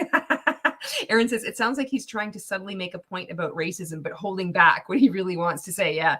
It's like he's never subtle. It's pretty clear what Ray thinks about everything. Yeah, Michelle says, I'm picking my jaw off the floor at his caucasity of this segment. I don't remember this. I remember parts of it, but not like what I see. Sweet God says, who needs to go to Disneyland when listening to Ray is a roller coaster and he's his own clown? Yeah. And Gabby's like, why is he low-key mad though? He's always fucking mad. There was this one 14-day challenge video. There's so many of them, but one that I didn't react to, it was another challenge because I did 8 of these fucking things. And he loses his shit from the beginning. And in it, he calms down. He's like, yeah, good. I kept it together. And he did it. Like he launched. He's always mad. And it's like the rage feeds into his rage. He just gets angrier and angrier and angry. And he's just sitting there talking into this microphone or his computer in his desk. He didn't have gratitude behind him at the time or Jesus. I think he had a picture of his wife pregnant on the beach. That was, he'd like to have that up there. What else did he have up there? Or just nothing, just like nothing behind him. And he's got his little computer set up and he's just yelling into the microphone, just recording all this stuff. Oh my God. It's so fucking nuts. Gabby says, I can guess his next tragedy. Won't say it. Too terrible. I'll mind. You're going to be, yeah, it's anything you think he'll say if he hasn't already said it. And, I'm going to say, I definitely believe that all sides are playing us. I really believe it. And, this kind of thing with missing details, with misleading, words happens every day. If you were on the opposite end, and you are watching something that you see you see on Facebook, you see on Twitter, you see on the news, a particular story said in a particular way, you're going to think in a particular way. Well, what people could do, Ray, is just watch all of like any episode of Play to Win, season 1 or 2. And they could see the abuse that the Higdon group, Hank Norman, and Mary Kate O'Connell doled out to every one of those fucking contestants. It's up there for the world to see. You still brag about it. And they can like go to the source. So it doesn't need to be my video. It doesn't need to be from anybody else's commentary. They can just go look at what actually happened and they can make their own informed decision. They can critically think and they can see exactly what you've done to those people. Which you have collateral on them because many of them are afraid to speak out, which is like you have video evidence of them, like you've coerced them to spill their deepest, darkest secrets. And that's why people are afraid to speak out. That's really Christian. It's such a good thing. I mean, what a great stand-up guy that does this. How to biblically build your business. That same story with different details, made up or real, shown in 3 different avenues to someone else, they're going to think the complete opposite. Okay. Now, I don't know that anyone's not aware of this. Okay. I don't know that this is like, oh, wow, you mean the media is lying to us? I can't believe it. I don't think this is news. Okay. This is how it is. I don't know too many people that just blindly believe the news anymore. Like there was a time where that happened. I just don't think that's the case anymore. Can't speed it up. Even in like Higdon Group University, it's like fucking like control. You can't speed it up. It's just going to be staying this speed. But what people don't consider is the ramifications if someone is in a silo. If someone, oh my God, he says everything exactly that's happening, but he said ram. It was like Janet says, like ram it in me was there. Ram it was here. is in a silo, and by the way, they've proven this. And I forget if you look at the Chinese prisoner of war there's a prisoner of war study. China, Chinese, you're included. Don't worry, we'll hit every person, every population. It doesn't matter who you are, gender, anything. Ray's got you covered. China, you're next. Chinese, prisoner of war. Holy fuck. That they exposed the, unfortunately, American soldiers to anti-American propaganda day in, day out, created, all kinds of information, and got those Americans to hate America. That He's fucking talking about them being brainwashed. I need a fucking break. Oh my God. Michelle. Holy shit. He really does say everything out loud. Oh my God. Okay. Sweet God says, I love seeing Ray rage. Gabby surrounded and attacked. Stop, sir. Michelle, I'm the same. I remember this, but not the parts I'm hearing right now. I can't believe how much I filtered out. Johnny, he has literally talked about the Holocaust, suicide, and homicide, and abortion, and rape, and abuse. Us versus them. I hate the title of this slide yet. Aaron says, talking so much, saying so little. Potato Supreme, there are good people on both sides. Misleading words, like everything comes out of your mouth, Ray. And Johnny says, why are people so dumb? Well, this one time, a lady ran over protesters. But the thing is NPR never apologized. Did you catch that? Did you catch that? Did you catch that? That there was lush green on the uniforms? Gabby says, it's like a micro expression of mad in the voice. Subtle, but we can tell. And Sweet God says, don't blindly believe them. Only blindly believe Ray. Sweet God says, the Scottish are ready then. Mad ahead, Ray. Yeah. Gabby, why are people so dumb? Letting everyone know how he really feels. It's true. I should probably bringing that up. I should probably have the reference for you, but I could find it for you if you want. You couldn't. You can't find anything. You don't research anything. This is just nuts. I believe we all know that the media is not for us. It is not for unity. It is for division. It is for fear. It is for anger. But what I don't think many are considering is they're applying their silo to everyone else. So if someone saw my silo and believed something else, well, then Ray's hoping Elon would see his silo and being like, Ray's like, amen, bro. what the hell's wrong with them? Why are they so? Wait, you like me, Elon? Elon's like, I see you bought one of my Teslas. Ray's like, you like that? I bought one of your Teslas? You like my silo? I can't. Oh my God. So dumb. But the fact is, if someone believes, Elon's like, you like that? I like it. Elon says, you like that harder? Ram it in me.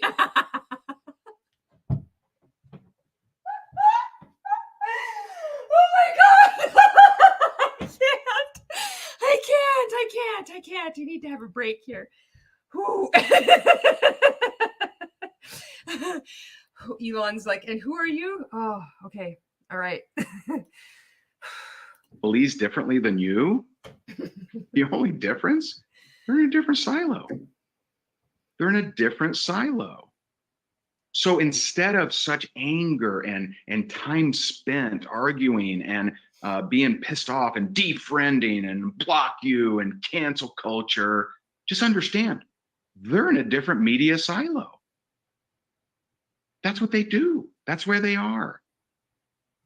They're seeing things different than you. They're not seeing the same articles. They don't get the same newspapers. By the way, I saw, this was actually years ago before I was even kind of on this train, but years ago, I remember seeing where there was a guy in California and a guy in, where was it? Sacramento, Dave from Sacramento. I don't know. Ohio? I don't know. I don't. My God, I remember years ago. I don't really remember when. I don't remember the story, but I remember there was this guy from like, where was it? Was it a guy or was it a girl? I think it was a guy. His name was Fred. No, that was his dad's brother's cousin's name. It was that Fred's second cousin, Hank. No, Hank. That's the name of my scammy coach. That's also abused people and exploited them. Oh, his name was what the hell was his name? Oh, his name was Roy. That's what his name was, Roy. And Roy, he was from it was Idaho. It's like, Jesus Christ, just get the fuck on with it. I don't remember where the other guy was, but one California, one somewhere else. And each day they would hold up their I think it was Washington Post. And they were different headlines. Same day, same paper, same publication. Not only different headlines, but very different leaning headlines. The media is a for-profit company. The way they make profit is getting your attention. The way they get attention is making you fearful and angry. He tells you exactly how he manipulates you. This is what he does. He controls the information. He's making you fearful. He keeps using all this horrible language. Oh, how many times he said the word hate and hatred. He still talks about that even now. Have they succeeded? Why am I bringing this up, man? Ray, I thought I was going to get on here and get some Jim Rohn quotes. What happened? I'm bringing this up because this is the real shit that's keeping you from stepping it up. This is the real shit that's gobbling up all your time. That's stealing everything from you. I thought this kind of stuff, I don't remember the contents. I remember thinking, oh, he's a good coach. He tells it like it is. This is what I need to hear. I believe this shit. Like, I can't even fucking believe I believe this. I don't remember this, but what I remember is like thinking it's like, yeah, he really like, he's such a good coach. I did. And I didn't see this. I saw something different. We don't see reality. We don't even see this. We don't see even when it's spelled right out. That's what's so scary, is that it's not hidden. It's not like you have to dig through it. You can see it. Outside of this, it's like it's right in your face. But when you're in it, you see something totally different, even though it's right in your face. So even when you see statistics and facts and logic, you don't see it until you start getting those like cracks in your mind or something, I guess, however that works. But they're stealing your. You do see it. You are processing it. I think like you're aware of it, but you don't pursue it, because I know healing for me anyway. And I've talked to a few other people, and so I don't want to like, I don't want to generalize. I don't know what it's like for everyone. People I've spoken with, my own experience has been, as time goes by, as I've had therapy, as I've done like self-education, talk with other people, I had these awarenesses at the time, even when I was newly in rank makers. But it's like I didn't allow the thoughts like to pursue why this is wrong. I just immediately shut it down. But I was aware of it. Like it registered, and I remember it now as time has gone on. I'm like, I did know that. That was another sign. I knew this. This stood out to me. And I think a lot of us experience that. Your productive time. They're stealing your mindset. And you know why I know? Because I got caught up in it, man. When riots first started happening, and I specifically said riots, not protests, not anti-protesters. I'm not a fan of riots. I don't think it helps their community. Don't think it helps job owners. I don't think they're punishing the people that should be punished. Someone does something bad, that individual should be punished. Not the whole race, not the whole group, not the whole block, not the whole even family, that person. Okay? But when the riot started, dude, I couldn't sleep. I mean, my heart, I mean, I noticed my heart beating faster. I noticed that I was afraid. Like, what am I going to do?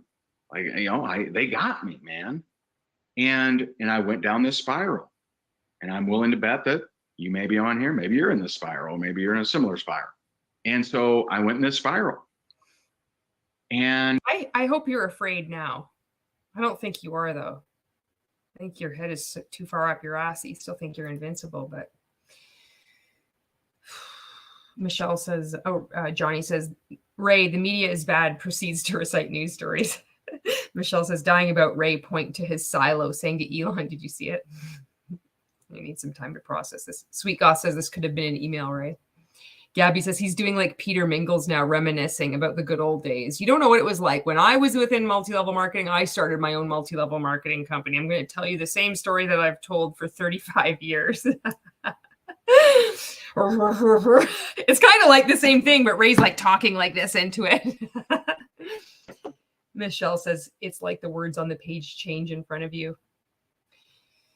Yeah, Gabby.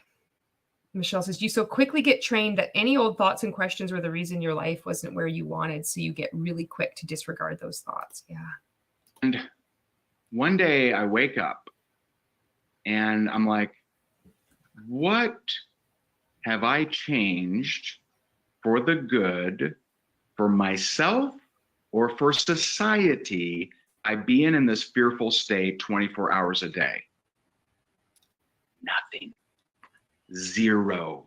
I hadn't helped someone lose weight. I hadn't helped anyone think more clearly. Certainly hadn't changed any opinions. I hadn't benefited financially. I hadn't saved on taxes. I hadn't taught anything useful to anybody. So it was a big freaking waste of time. And we all, myself included, make the mistake of thinking we have all the time in the world. We don't. We only have so much time. If your time is spent being angry at someone who have a different opinion than you, then that is time stolen from people you could be helping, including yourself, including your kids, including your family. Know a friend that just makes really dumb choices? You know, not talking politics here. They just make dumb choices. Why do they spend their money on that? Why do they dress that way? Why do they? It's because their life has been created by different lessons than you have had. That's why. You know, why do I get bent out of shape if my personal freedom is challenged? Well, it's because as a kid, I wasn't allowed to have a voice. Oh, here we go. Get ready for more abuse stories. It's like his personal when has Ray's personal freedom ever been challenged? He's the most privileged fucking prick on this planet with your prospecting pipeline. Holy puck. My personal freedoms. What did you have to do? Did someone say you had to sit back down because you couldn't board the plane yet? I'll give you a scenario. I wasn't allowed to have an opinion. You're getting a lot of it tonight, aren't you? I wasn't allowed to have a voice. I remember, I've shared this, I believe in rank makers. No, you've shared it in rank makers. Yeah, we know. Oh, fuck, have you ever shared it? Maybe once. But I remember one day where which story is he going to tell? Which abuse story, childhood abuse story is he going to tell that he maybe shared in rank makers once? Being stabbed in the chest with a fork by his stepmom, being thrown against the wall every single morning that she would come to wake him up, or vomiting in his oatmeal and she makes him eat it, or driving in a car and he has to sit in the very back. Which one of those fucking stories is he going to say? Maybe there's another one I forgot. Or he only said it one time. I don't know, 7, 8. I don't know, something like that. Or is it the story of when he was in, he goes to the school counselor to tell that he's being abused. And then the school counselor calls his mom and his dad, like his stepmom and then his dad, and they come in and she's told them all the stories that Ray has said. And then they just go and they beat the shit out of him. And then it's like the horrible thing. I don't even know if any of this stuff is real. But I remember one day sitting outside of restaurants, my dad, my stepdad, or my dad and my stepdad. No. Dad. Nothing. It's hard when you got so many lies going on. You start to get Tangled up in the tongue. If there's anything wrong with that. Dad, stepmom, stepsister, myself. Dad asks stepmom, hey, are you hungry? Oh, this is okay. This is the one story I forgot. I do remember this now. Stepmom, yeah, I could eat. Dad asks stepsister, hey, you hungry? Yeah, I could eat. Dad asks me, hey, you hungry? Yeah, I could eat. That triggered stepmom to say, well, you know what, let's just go home. We don't need to eat right now. You know, kind of a bummer. You ever been a kid outside a restaurant, you're hungry and, you know, kind of looking forward to it, right? When we get home, she beats the hell out of me. And she said, the next time you're ever asked if you're hungry, you're to say you're not hungry. This is when now I wonder, with how manipulative he is, if this is all made up. And it was like, and I don't know if this abuse actually happened or not, because I could see him making all of this up. I could see him making it up that it was actually his stepmom was just being like, he was a little fucking terror and she was just like putting boundaries in place. And then he makes up these elaborate lies. I could easily just see that happening too, especially with how he is, what he does with people now. He talks so much about how poor me, how he's so disgusted by victims. And yet he plays this card all the time. I don't fucking believe him. I don't believe a goddamn thing he says, you know? Sweet goth. Ice Hockey says, I'd agree that he's not done anything helpful for society, especially now he's actively working against the good of society. And I rather pay a real therapist than waste my money on this guy. Michelle says, oh yeah, I read that one. Sweet goth says the TV must have been broken on the day he did this. Karen, your humor makes listening to this guy palatable. Thanks, Karen. Michelle, why do they dress that way? Oh, Ray, you just shared so much by including that little snippet. I bet it's the guidance counselor one. I thought it was that one too. And she says, I was thinking the same thing, Michelle. That story has changed. It's also told now that he volunteered I could eat, not that he was asked by his dad, because it probably never happened. You know? Yeah, I don't believe him. I don't believe him either. This whole bullshit, it's like distracting too. It's like, oh, you've been abused. I've been abused harder. It's like, fuck you, Ray. Quit talking about abuse. Oh yeah, you can't help not, but because that's his tactic. That's the other way to like mask a pyramid scheme, which is all multi-level marketing. There's like cloaking it with mindset where you think, oh, it's just your mindset needs to be like worked on, and personal development and this toxic positivity, but it feels really good. And all these thought-stopping cliches we really like. We got to work. It's busy work. We're having another breakthrough. You guys, I can't even believe this. I was just at Monations, and I'm going to share with you the top 3 things that I learned. If you want the rest of my list, I'm going to take you. I took all these extensive notes. Send me a DM with Mon8, and I will send them my raw notes off to you. Ray puts another level of just fucking trauma and abuse and weird shit on top of the pyramid scheme. That's his like level of manipulation. It's so messed up. Johnny says he's heard so many other people's stories. I wonder if he tells them like his own. That is a good point. And he has done this. This is so weird. Like you're not a rank maker, but you've like just critically thinking, piecing out. He has done that. He has taken people's segments of people's stories and he has used them as his own. That's so wild. Karen says, I never want to discount someone's story, but I feel like he would make things up for effect. Yeah, I don't want to discount anybody's story either. But I don't believe him. And he would use that as like, oh, you know, you're not trusting me. You're fucking right. So I'm not. I don't believe a goddamn thing you say. That what you have done to so many people, it doesn't matter what the fuck. You teach on, you have hurt so many people. All these little games that he plays, trying to like rebrand. I'm a Christian, faith over fear. Oh my God, there's more and more people speaking out about him. I've got some interviews lined up. Michelle says, Johnny, one of his stories is mine. He does steal other people's. So if you're in Rank Makers, say you happen to come across this and you're wondering, like, maybe you're still connected to either me or Michelle or someone else. And you're like, wait a second, I know Michelle. She was in Rank Makers. Wait a second. I maybe was on her team. She really helped me. I followed her over the years. She was working for Ray. She was coached by Ray. She won the reality show. Why is she on Julie's Live? Why are they speaking out? Yes, you should pay attention to that. This was somebody that you looked up to. This was a friend maybe of you. She's like speaking out. She's saying these things. What is it going to take for you? Like, how good of a friend are you when someone is saying, I have been abused, and you choose to be like, no, my shampoo is better. And I really like this guy that says he's a Christian because he said my name on a video once. Like, do you fucking hear yourself? Would if your daughter or your, wife comes to you or your husband comes to you and says, I have been abused, are you going to say the same thing to them and just discount that because of fucking Ray? He's such a great guy. He's never done anything to me. I've never seen him do anything like that to anyone because I've never seen it. Therefore, it doesn't exist. Well, these people fucking exist. You know, Michelle, you know me, you know other people as well.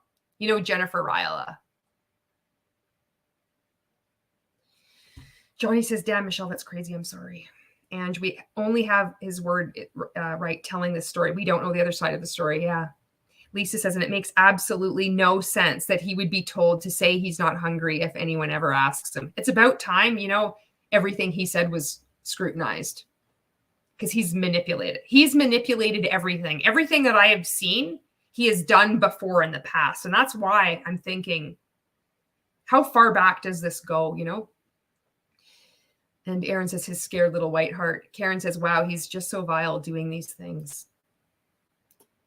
And he's done it to a lot of people over the years. And a lot of people are just suffering in silence. They don't even know. They think that there's something wrong with them. Bare knuckles. I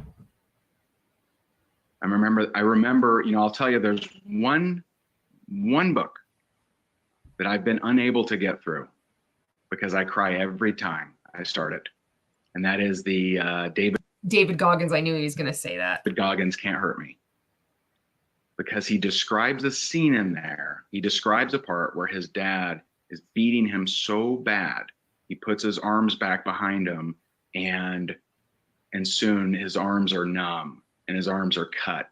And I so vividly remember those days. Look at this, how we were manipulated. This is wild. We got to take a break. I'm gonna put on a video here. Oh, I can't because I have StreamYard. I can't just share this. I wanted to give us a commercial break, but if I close this video, I have to it closes it out, and then I can't get back to where it was. So I'll play some music instead. I'm gonna get I'll just take this off the screen. Oh, damn it. I wonder if if I had a video file, I could show it. I don't have anything. It'll have to wait for the end. We'll have I'll play some music and then I'm going to go to the bathroom and maybe you can, Sweet Goth already made a tea. Maybe if you want to make a tea or maybe you want to go to the bathroom, you can do whatever you want. You can just sit here. You could just look at this middle finger, this pyramid, this wonderful monkey that Dave Vaughn sent me. And I unboxed this today. It's really cool. Johnny says you can play music on your phone and dance break. Yes. And I'm going to definitely have a dance break at the end too. We'll have music. I'll pee. Maybe I'll make another coffee. And then, and if the song is still playing, then I'll dance too. And then we'll still dance at the end. And this is the song. I think this is the song I'll play right now. So I'm going to set this up. So this is 1985. I think it was 1985. And remember when we would call into the radio show, we liked the DJ and we'd request songs to each other. So it's I'm pretty sure it was 1985. For some reason, I remember grade 5. And that was easy for me because when I was in grade 5, it corresponded to 85, 86, 87 kind of thing. And we would be so excited. We'd have our cassette tape in the ghetto, at the ghetto blaster. We'd hit fucking play and record and just our friends would record a song for us or request a song for us. And we'd wait for the song and we'd hope that the DJ would just say, okay, this next song is Listen to Your Heart by Roxette, going out to so-and-so, right? And then you'd hope that he would stop talking. So then you could just hit play, record and record the song from the radio. But a lot of the times, he would start he'd be talking. He's this next song is Roxette. And then Roxette would start playing. You're like, fuck, he talked during that part. But be that as it may, we would still be so happy to record this, like the song that we requested. And I don't think I've shared this. I've made like content on this on TikTok, but so it was like 1985, and I brought a pogo stick to school, and so it wasn't the pogo ball. It's like the fucking pogo stick. I had a pogo ball too, and at recess, it was either recess or lunch. It's like, was it Ohio or was it Sacramento? I'm doing that same thing. I'm like bouncing on this pogo stick, and I kept going. And I didn't fall off. And so whether it was like recess or lunch, it was a small school. They just like the bell rang, and like the teachers and the kids, they all formed a circle around me. And I just kept fucking jumping on this pogo stick. So like picture it. There's a fucking circle. I'm in grade 5 and I was a puny little shit. I was a little kid. When I graduated, I was 98 pounds. I didn't like blossom like into the like busty person I am today until I was 22. I was little when I was in grade 5. I'm like bouncing on this pogo stick, and I'm like looking around, and everybody's like, yeah. And then they're like asking me, like, what are you on? And if I'm remembering it right, I got up to 1,115, and then I just kind of like fell off.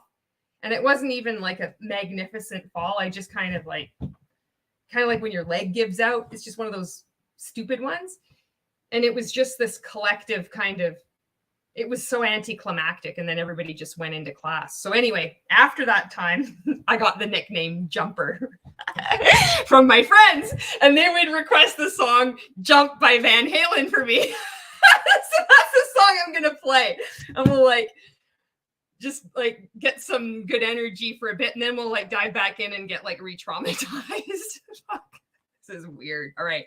So this next song is going out to everybody that is on this live. Maybe you've never heard of Van Halen. Maybe you're younger. You're like, I never knew that people phoned in to the radio show and would record songs. And maybe you do know that. Maybe you're like my age and you did this too. Whoever you are, maybe you've heard of Van Halen. Maybe you haven't. I hope you enjoy this song. This is a little dance break just for you. Let's go.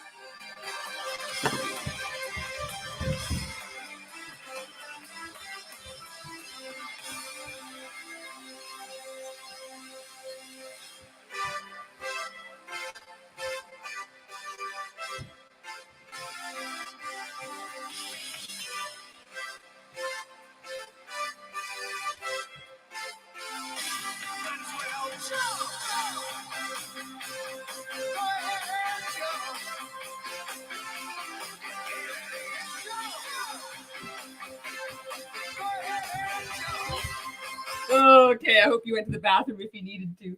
Oh, Odd says, I love this song.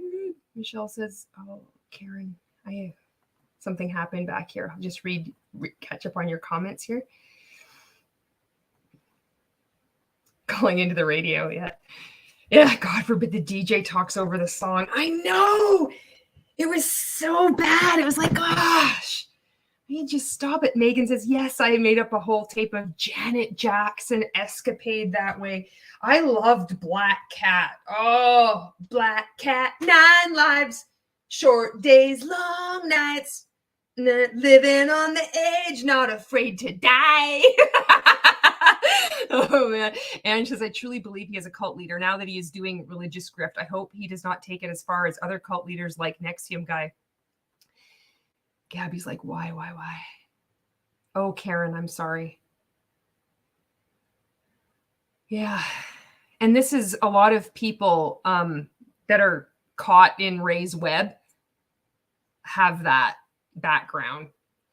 And that's why we feel this kinship. We feel seen. We feel understood. And he just exploits it. He just presses in even more. And he creates more.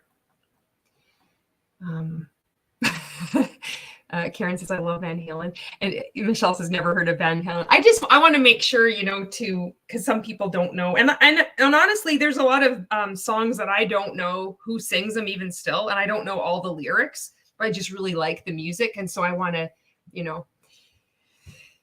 just share the love of music with people. Potato Supreme says, I may or may not have had a crush on David Lee Roth. Never going to tell you. Michelle says, I'm in rural BC. On clear nights, we could get the Toronto radio station and they played the good stuff. Oh, that's cool. Aaron says, love you, Julie. Keep up the good vibes.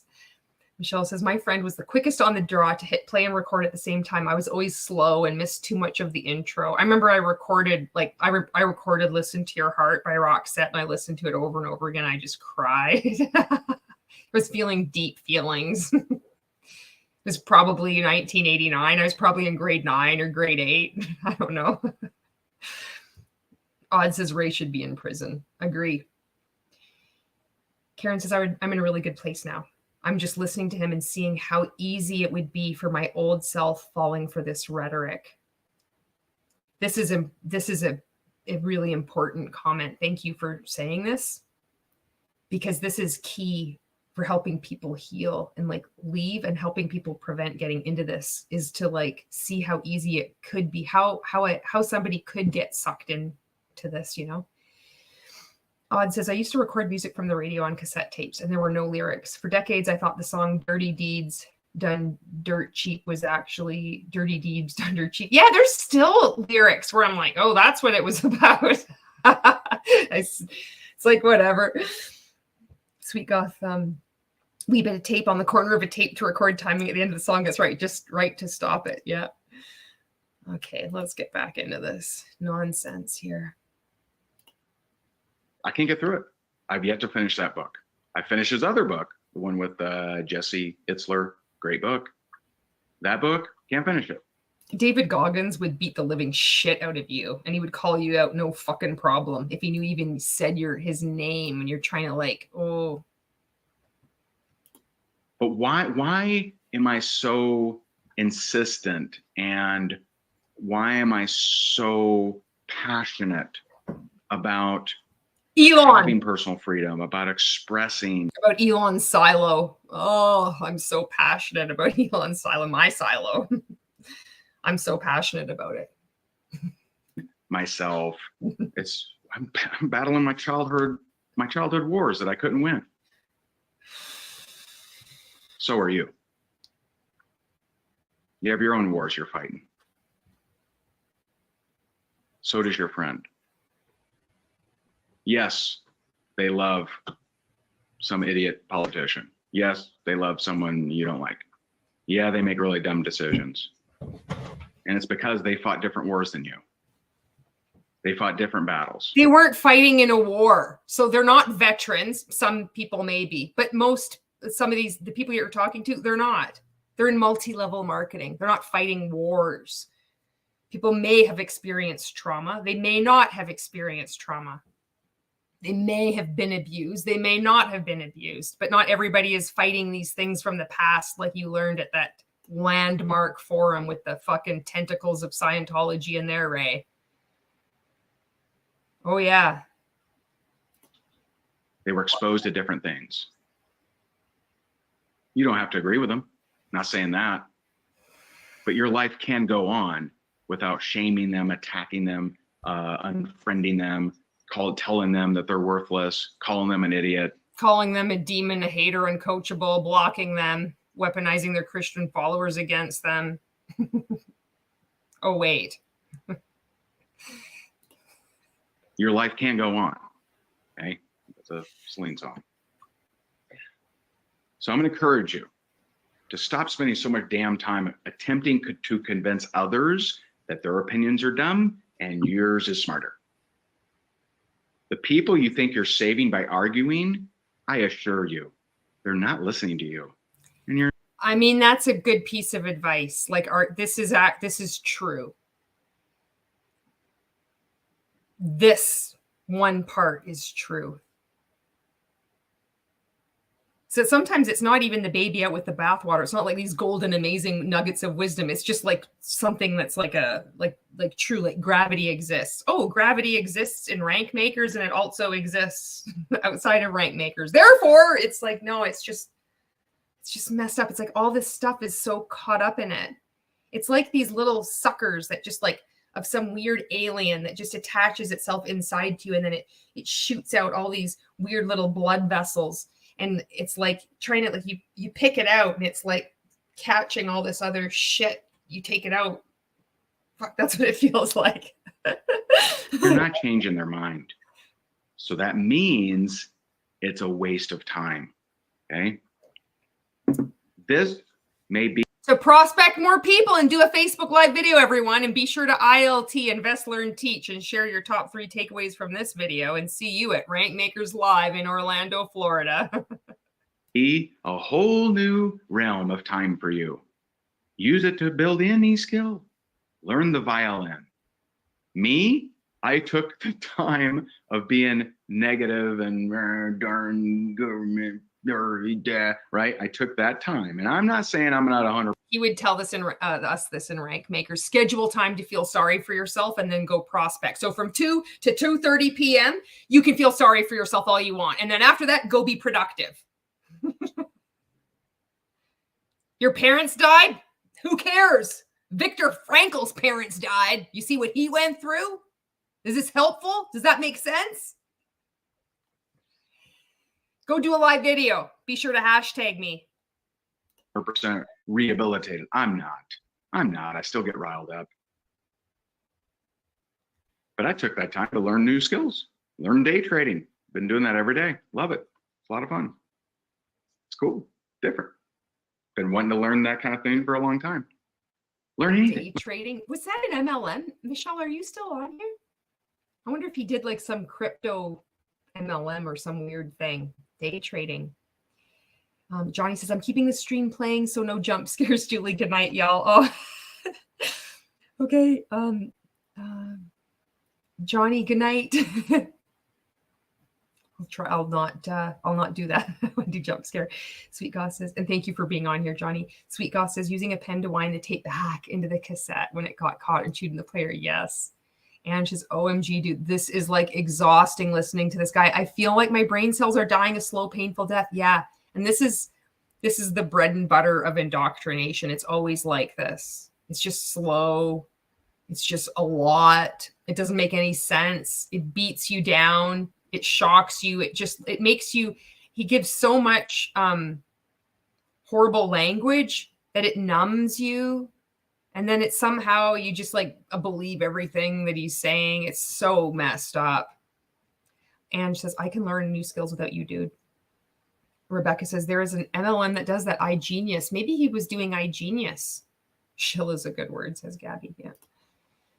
Learn violin, learn ballet, learn, another thing I've been doing every day is Zumba Kids with Sabrina. Every single morning and, many nights, we get on YouTube, put on Zumba Kids, do some Zumba Kids dancing. That's something I didn't do before. because I was either too busy or whatever. I just didn't think about it. She loves it. I love it. I crack up. It's great. It's awesome. Take the time you're spending arguing with others because they dumb, you smart. They dumb. You see how the way he characterizes his voice, it's very interesting. The accent that he chooses to use, you know, what he tries to like emulate. We got to name this guy. I don't know what his name is going to be. We should probably have a vote on this or something. What do you, any names you think? He's good though. I'm gonna bring him up here. Anything with it. Work with your charity, write articles, shoot videos, learn violin, learn how to make a, vegan quiche, whatever, anything. Okay. And if you can't, if you're like, nope. And it's funny, the other day I posted, I should pull this up on my profile. You guys still posting on it? Let me see. On my profile the other day, I posted, let's see, a-hole, someone who shames and attacks others for having a different opinion. Got a lot of likes. Wow, it's so funny. How are your posts doing now? Are you getting a lot of likes and engagement? I bet you are, because you're a social media master. It's so fucking incredible. Shame hole. Wow, it's so awesome. Well done. Happy Friday. One person says, well, if someone is saying that they believe there's some government conspiracy. Anybody that disagrees with Ray, he does this mocking voice. Well, if somebody says there's a government conspiracy. That's like everybody is just a complete idiot who talks, like who has any kind of disagreement. You know how he just says, why are people so dumb? They're being shown other information. Don't argue with them. Well, why are you in that group, rank makers? Can he fucking hear himself? He's doing this to himself. All you need to do is just play this stuff. I probably don't even need to comment on it. I'm just like, I really like hanging out on lives. But you could just play this and let it just be shown to the world. And he just does it to himself. Then I'm going to be an a-hole and tell them that they're wrong. Well, then continue to waste your dumb time. Your dumb time. Continue to waste away. Waste away, because you're not convincing anyone. You're not changing anyone's mind. Spend that time making a difference. Spend it doing something constructive. Prospect people. Do you know how many messages you could send out in the time that you were complaining about being abused as a child or imagining your wife having an abortion? Oh, holy fuck. Good thing you're on this training with me. My name is Ray Higdon. I'm a good Christian man. Spruce up. One thing I do is I walk Graham pretty much every day. I couldn't today, very busy day, but most days I'll walk Graham around the neighborhood, and I do a very simple thing. It's really simple. I pick up trash. There's trash in the neighborhood from, What a great man. He also picks up trash. He doesn't pick up shit. I bet you. If you walk and you saw him, he would never pick up trash. He'd be throwing trash out. He wouldn't want to get his hands dirty. A lot of times contractors will leave a roofing nail or a, battery or, paper or water bottle or whatever. I pick it up. Exercise, improving the neighborhood. Graham gets out, gets some clean air. That's a useful expenditure of time. Arguing? No, not. Okay. Now, you may not agree with me, and that's okay. But if you want a different life, if you want to truly unleash who you could be, because I want you to be ridiculously successful. If you're someone, especially if you've gone He's always really too close to the camera too. He's like, oh really? It's like people say it's a pyramid scheme. People say it's a pyramid scheme. Really? Well then why did I pass my person that I was 1,231 recruited into my company? If you're a janitor, you won't become the CEO. So he's like that. Oh Sweet Girl says, get off the karaoke. Ray, you're drunk. Go home. It's like, step down. Get him off. Get him off the stage. And she says, wow, that really annoyed me. Wow, how more annoying can this dude get? Lisa says, Monkey's expression reminds me of Ray. Rebecca says, OMG, when I learned how to use a pencil to rewind, it was life-changing information. Back to the cassette player there, the cassette tape. He dropped a nail that was behind the tire of his Tesla. He picks up trash in the neighborhood. Yeah, no kidding. He stopped to like swat a mosquito. He's like, he just saved children or something. Rebecca, also after learning that, I used to live to manually rewind VH tapes with my hands. Oh my God, how long did that take? That'd be a long time. You may not agree with me, and that's okay. But if you want a different life, you must start spending your mental time differently. You must think of me all the time. You must write affirmations down. And you have to really take this business seriously. Through some Stop feeling sorry for yourself. stuff. And you know who you are. If you've gone through some stuff, and maybe my life looks like Candyland, right? You know, maybe you were beat with a hammer, and you know, I was fortunate to get bare knuckles, right? Then I'm rooting for you, because more people need to see that as an inspiration, just like Oprah. I mean, you know, who couldn't be inspired and motivated from that story? I want you to be. But if you have a hatred for the wealthy, if you are wasting time doing non-productive things, you are not going to reach your potential. Now, if you don't want to reach your potential, fine. Keep doing exactly what you're doing. I think that's not why I'm here. I'm not here to say, here's how you stay where you are. I'm here. Because we believe we're in a legitimate business, we believe that the only reason we're not succeeding because we're working so hard, we're doing everything that we're supposed to be doing, and the majority of people are losing money. But we don't know that we're losing money. We just know that we're not making money because we're not tracking our income and our expenses. So we don't see or understand that we're losing money. We just know that we're not making money. And so we think that there must be something wrong with us because that's how it's set up. So that's why we keep in on this. It's like, you're right. My bank account would be different. That's why I need to listen to you. I need to keep going. If only people see that this is all irrelevant, that they're in a rigged system. Most people have to lose. That's the only way these scams work. It's fraud. To help you get to a totally different level. That's what I love to do. Oh my God. Next question. Does anyone really need to make millions or billions? And I'm not going to get political, but there are, you know, politicians that boldly state that. Hey, you know, no one needs to be a billionaire. Right? Does anybody really need to join multi-level marketing? All those people will say they're a pyramid scheme. Oh, they're just a bunch of haters. Nobody offers a solution. I passed my person my upline, and I'm proof. Oh, fuck. Jesus Christ, Ray, shut the fuck up. Very popular, right? Do you think Elon is really doing this for the money at this point? What's he going to do with it? What's he going to do? Is he saving up for retirement? He's just doing it for the money. Okay, at this point, what's he doing with it? What's he doing with his money?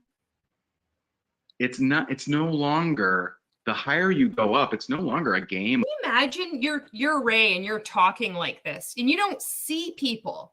Like he's off screen. So who the fuck is he looking at? And he's like talking to, he's like, like, is he looking at a computer?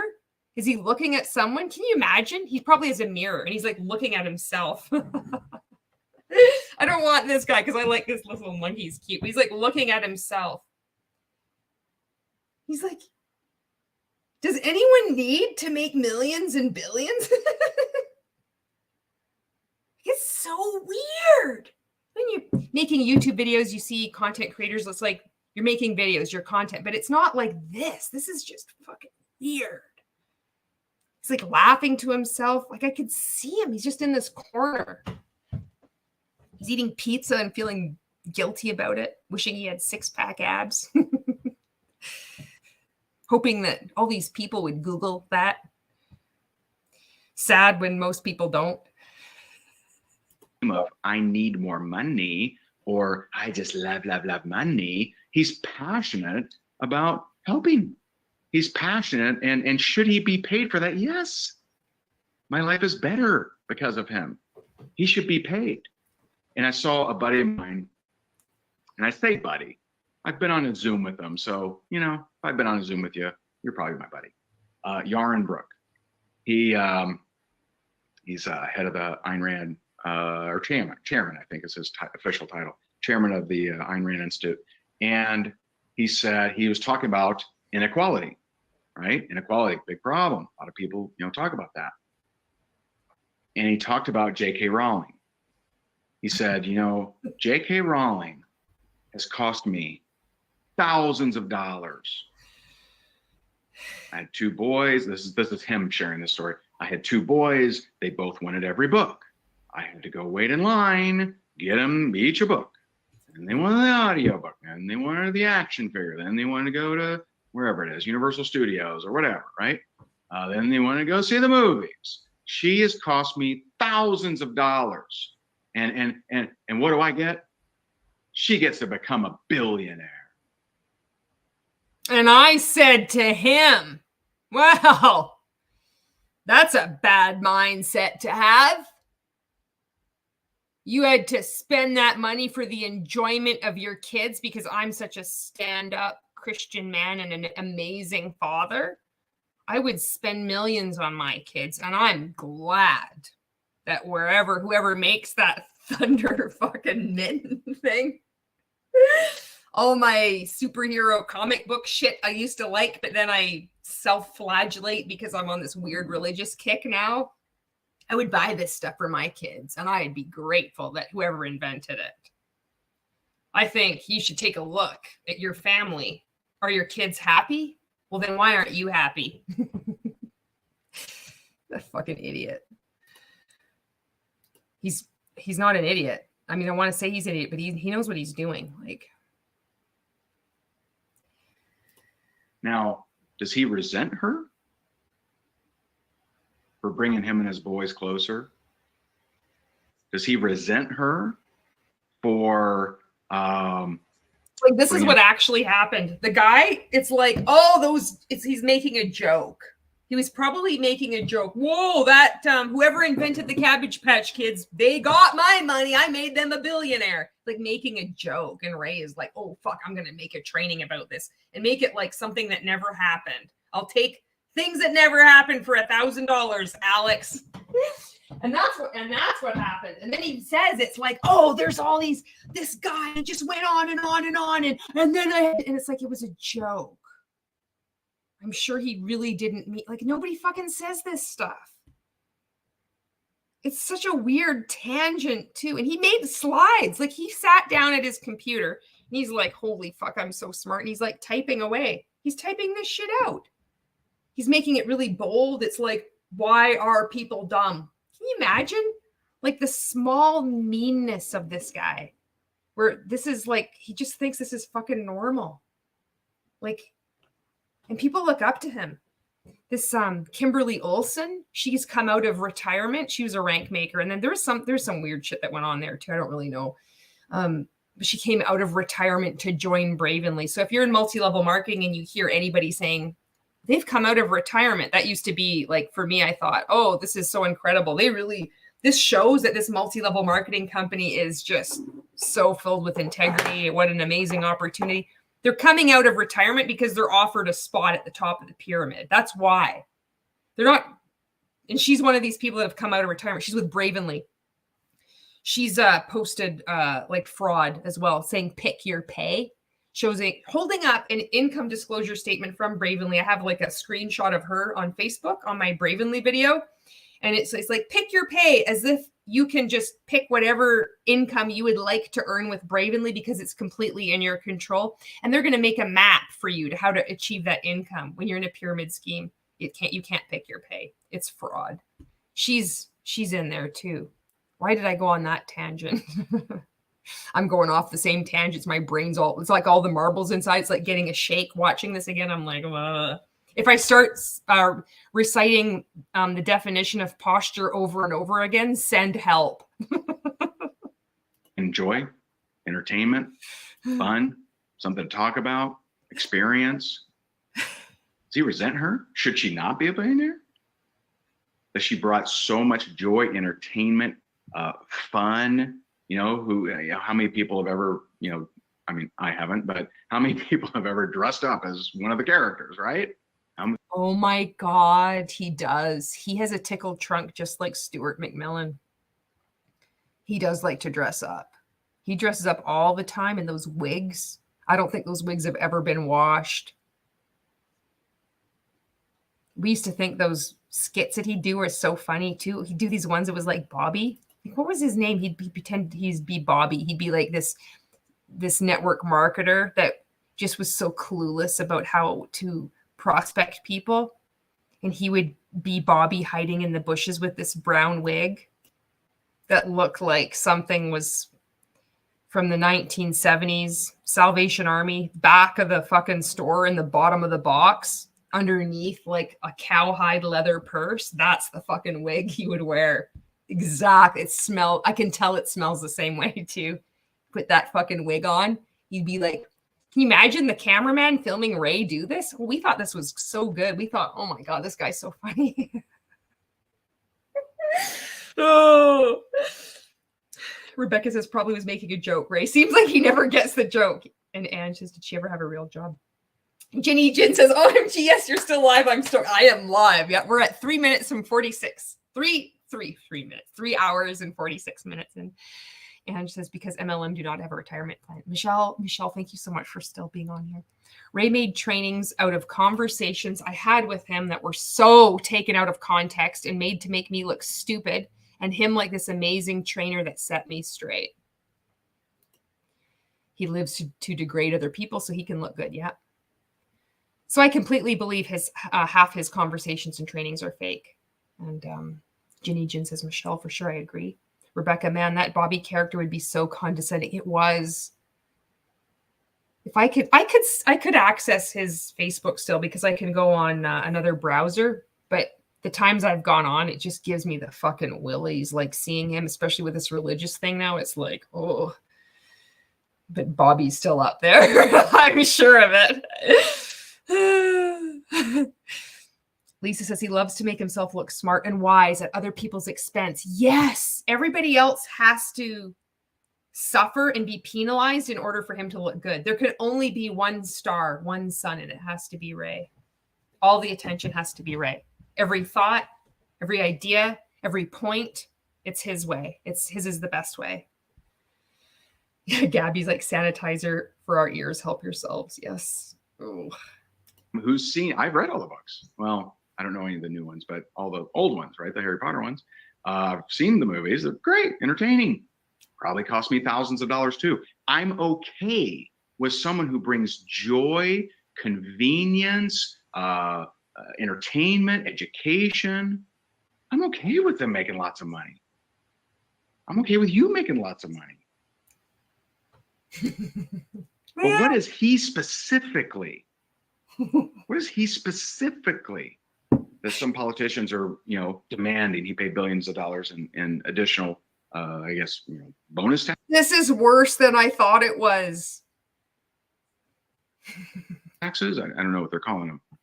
Improve society. That's his deal. That's his deal. How do we stop the fossil fuel problem? Well, let me just create an amazing vehicle to help that major problem. Solar. Working on his, brain chip. The boring. If Ray was a dog, he'd be like a golden lab, and he'd have a pillow, in the shape of Elon Musk. And he'd be humping that pillow so hard he'd fall off the bed. Company. Do you know about that one? Right? Improving transportation, mass transportation. Sorry. And so many other things. I can't keep up with all the things he does. It's crazy. He may be an alien, but it's clear He's got plenty of money. His mission, what fires him up, what he's passionate about, improving society.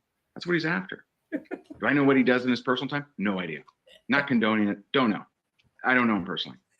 Okay. Anyone on here, were you thankful for Amazon during the quarantine? Was that helpful? Yeah. You kidding me? When we couldn't go anywhere and no website on planet Earth has invested the resources to improve shipping like they have? Are you serious? And yet Bezos, bad guy. And again, not talking about personal, don't know what he does personal. No idea. Created a company that has done something that, like, what if you went back to the 50s? There's going to be a time where he falls so fucking hard, and I cannot wait to see it. And you deserve it, Ray. And said, hey, there'll be a day when you'll be able to order cheddar cheese to your house in a day. You'd be like, what? What do you mean? You'll be able to order AA batteries. What are those? He'll be there the next day. It's crazy. Okay? Of course, a quarantine where people are only able to order online. Of course he's made money. And you know what? I want him to have more. I hope he gets away with barely paying any taxes, because I do not believe the government could use that money. If I need to remind you, I'll go back through the list. I don't believe the government could use that money more efficiently to improve society and make my life more convenient than he could. I think he could use it more. Now, that doesn't mean I'm saying he shouldn't pay any or whatever, but to arbitrarily say it's bad that he saves on taxes, it makes no sense to me. Okay. Now, here's the question. And I know how people answer this. What would you do if you had millions? I would open up one of those like animal rescue farms. I'd have every fucking animal I could. And I'd have a really good staff. I'd pay them so fucking well that it would be like not minimum wage. Everybody would be making a 6-figure income, and they'd have like fucking low responsibilities, really good hours. It wouldn't be like fucking obscene hours. It'd be people would want to work there and they'd stay there because they'd be loyal, because it would be their needs, their mental health would be a priority. And plus they'd work with animals, and we wouldn't go to overcapacity. It would be what we could handle. Cats, dogs, whatever. That would be one of the things I would do. I would like to do that very much. I'd also like to go after fuckers like you even more. I had the funds. Holy fuck. Can you imagine? All these fucking anti-MLM content creators, what you could do if like you could like support them even more. We could have like more video editors, all these other kinds, more equipment, stuff like that. Oh my God. The possibilities are endless. How could I earn such an unlimited income earning potential? Oh my God. There's this thing called multi-level marketing. I should sign up for this. I'm gonna read your comments here. Yeah, Rebecca, thank you. Ginny Jin, whenever he quotes people or pretends to speak from someone else's position, he always uses that mocking tone of voice. So it's clear we know he thinks they're stupid. Every time. Ray would be a chihuahua. He would, the kind of chihuahua that rides around in his owner's purse. And he's a very particular chihuahua. He always pees in the purse too. Karen says we all needed that. Michelle says, as soon as you started with golden, I knew where you were going, and I snort laughed when you did. And Ange is like, I use Amazon soap. It's a service. Yeah. Rebecca, it's almost like you can be a bad person for making a toxic work environment, even if you make a good product. Almost like that. Yeah. Ange says, my life does revolve around it, and I don't have to feel thankful to the CCO. Yeah. The CEO. Ginny Jin says, why is he riding so hard for Jeff Bezos? LOL, he thinks hell-bent. He'll get on Bezos on stage to speak and wear all Amazon swag. He's got a thing for Bezos. I don't even know how the fuck to say his name. And Elon anyway. Michelle says, I'm coming to your animal shelter yet. Oh, I'd love to do that. You know how most would answer that, and they're lying, but and they're lying. It's like, it's such this weird, like 1980s forced, memorized shtick delivery method. Like they all went to this same kind of weird coach, and they all learned like, this is how you do public speaking. And it's so fake. Like you can tell it's like, oh, clears the throat to emphasize the point.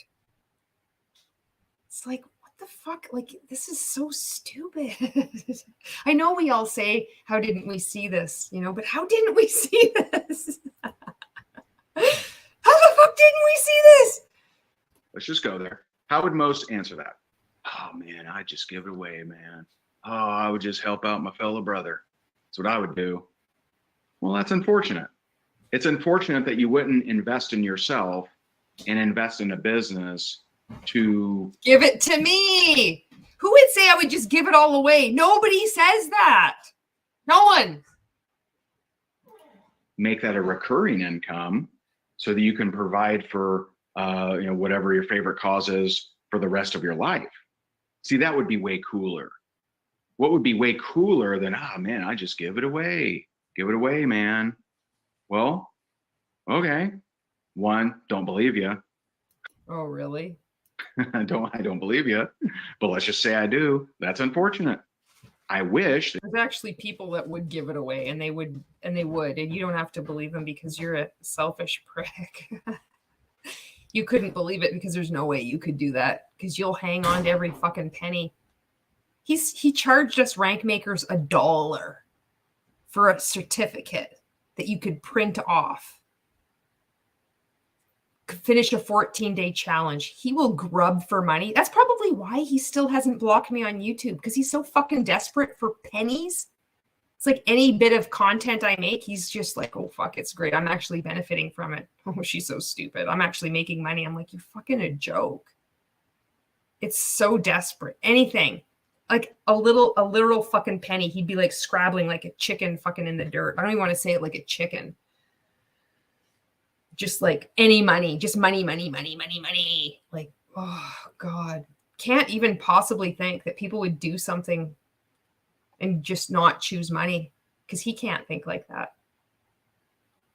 Everything is like, don't hate the people who have that money because I'm taking all your money. Don't think too much. You're meant to stay where you're at because you need to keep giving me more money. And don't hate me. That you would get educated, learn new skill sets, build that, homeless shelter, build that new way to learn golf, See, this is so fucking weird. Homeless shelter and build a new way to do golf. What the fuck?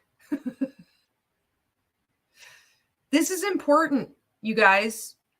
If you had millions of dollars, you could give it away, but that would be unfortunate. You could build a new way to do golf.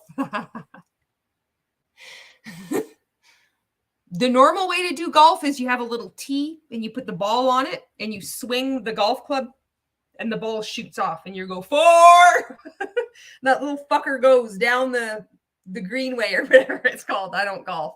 Mini golf I've done. I don't know how to golf. The new way to do golf is there is no ball. There is no spoon.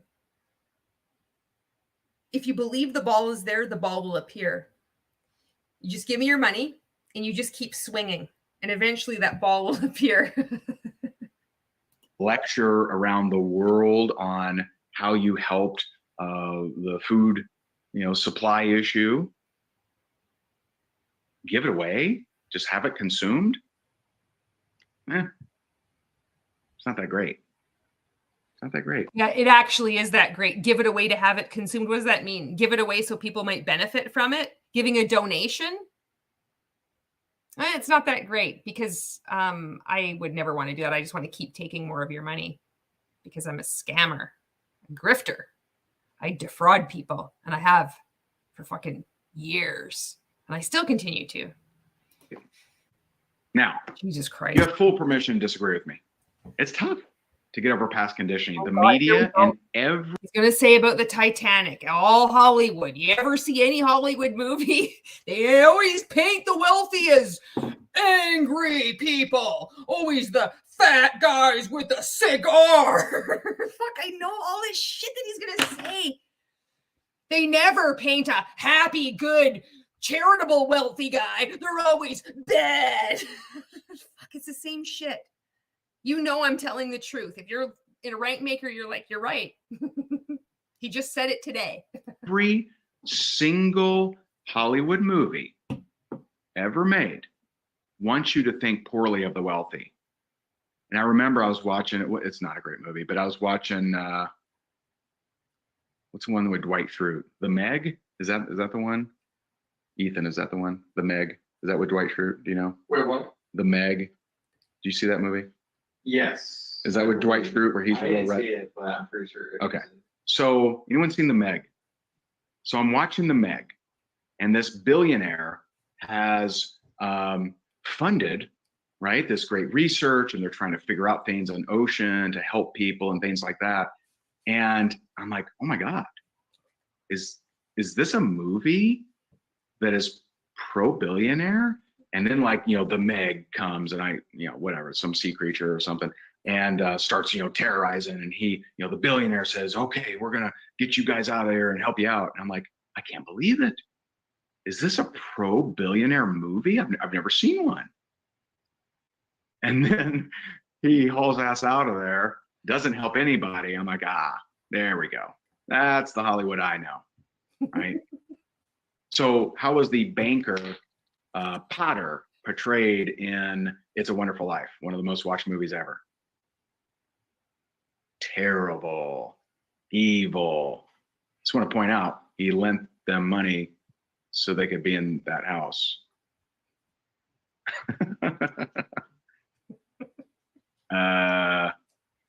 Okay, terrible. In Titanic, definitely one of the most popular. Will we be seated? Knew it, but always the Titanic. The Titanic you can always count on with Ray. Corporate fat cats. Ginny Gin. The new way to do golf is you hit it with the other end of the club. It's more skillful because it hit a smaller target. Yeah, Michelle says he's over his Cardone. I can't even talk. Cardone crush onto Elon ecstasy. Oh, Sienna. Lisa says, I'm in my 60s and don't have kids, so I would definitely give money away if I had a lot. Yeah. And she says, why is he so uptight about this? Why is he so bothered about people's perception about the wealthy? Because it's important for him to get everybody within rank makers to believe that he's a good guy, that he's fighting for you, that he's like the champion of the underdog. And that if he is like getting more and more wealthy and you're realizing you're not making money, but you see, maybe you actually look at your credit card statement, you realize like how much fucking money you're spending to Higdon Group. You don't even think that it's him that's the problem. There's something wrong with you. You need to purchase another course. That's what this setup is, Oh, good night, Tina. Thank you for being on here. Rebecca says, fully missing the entire point of It's a Wonderful Life. Also, I hope he comes out in favor of that rich guy who hit the leading lady. Karen says, he sounds like money is all he really cares about. He'll say anything to get what he wants from people. Exactly. Yeah, he does. Did according to class. Weren't we made to believe that the poor on that ship were happy-go-lucky and just fun individuals, and the rich were miserable old cusses, just didn't care, terrible? You see, you've been hammered with that almost every day of your life, through the media, through politicians, through Hollywood. You've been hammered that is bad. No wonder so many people struggle to become wealthy, is nobody wants to become bad. I want to become bad. If I thought that a certain, oh boy, I better not make 9 million because then I'm bad, then I'm going to sabotage or whatever that number is. What is the number? Can we go for any money, or is all money bad? if you There's something wrong with your money mindset. Good thing I've got a whole other series of trainings for you on that. So all of us, when we get spit out of this course, we buy the other one next. if you don't see this kind of thing, you could be knocked out of the game and not even know why. Just wonder, just stuck. Wonder, why can't I make more money? It's because you're in a multi-level marketing scheme. And you're also in another commercial cult involved with rank makers or the Higdon group, 100K inner circle coaching, whatever their next one is, top earner club, $1 million roundtable, whatever level it is. You're not making more money and your team isn't making any more money because you can't. It's a sinking ship, much like the Titanic. It's already hit the fucking iceberg. Okay. And if you disagree with me, totally got it. Totally cool. You certainly can. Ask yourself this question. Does my current way of thinking serve me? Yes, it does, because we're critically thinking for ourselves. It doesn't serve you when people are critically thinking. But what this question really is, well, how big is my bank account? Am I a millionaire? Or is there like just I've got access to all these millions, like right up? Then that means there's something wrong with my thinking. No. Critical thinking is being able to critically fucking think, ask questions, look at other information, opposing information, not get your panties in a fucking twist, Ray. Jesus Christ. Me.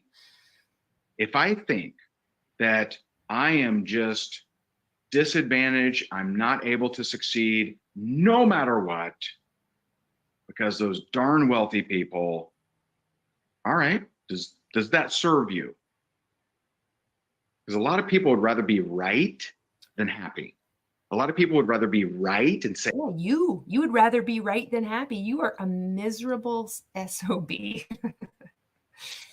Those pop bottle glasses, not pushing them back up over and over again on your nose. Can you fucking imagine if one of us, like we're in a rank makers, he would just shred anybody who showed up on live video like he did for that one. And that's why I'm pointing that out.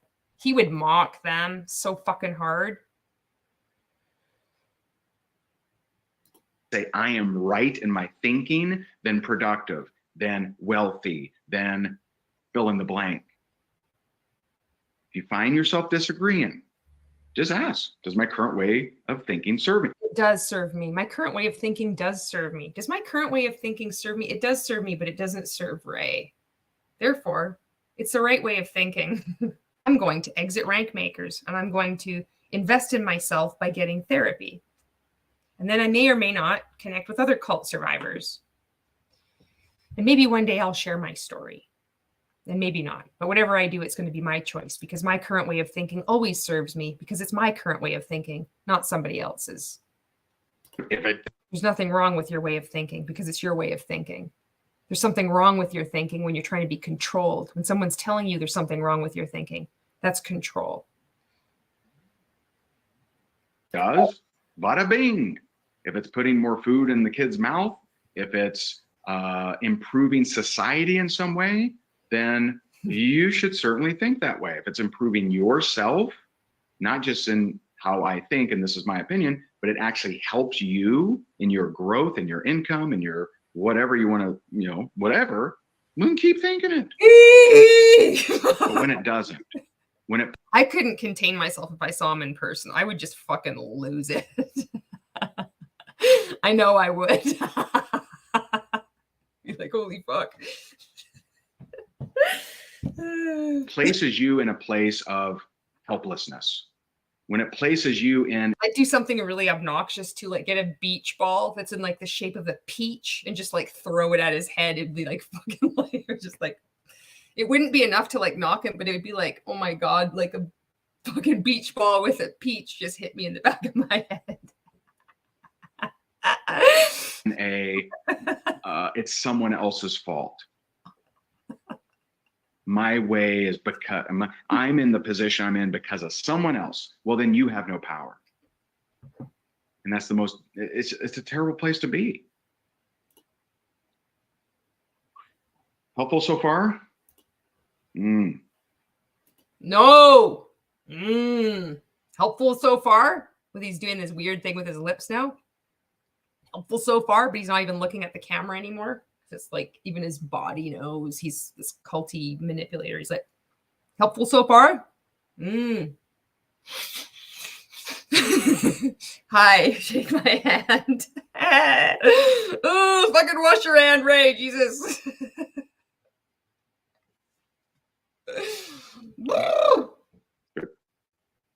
Hope so. You see how long that pause was? It was too long.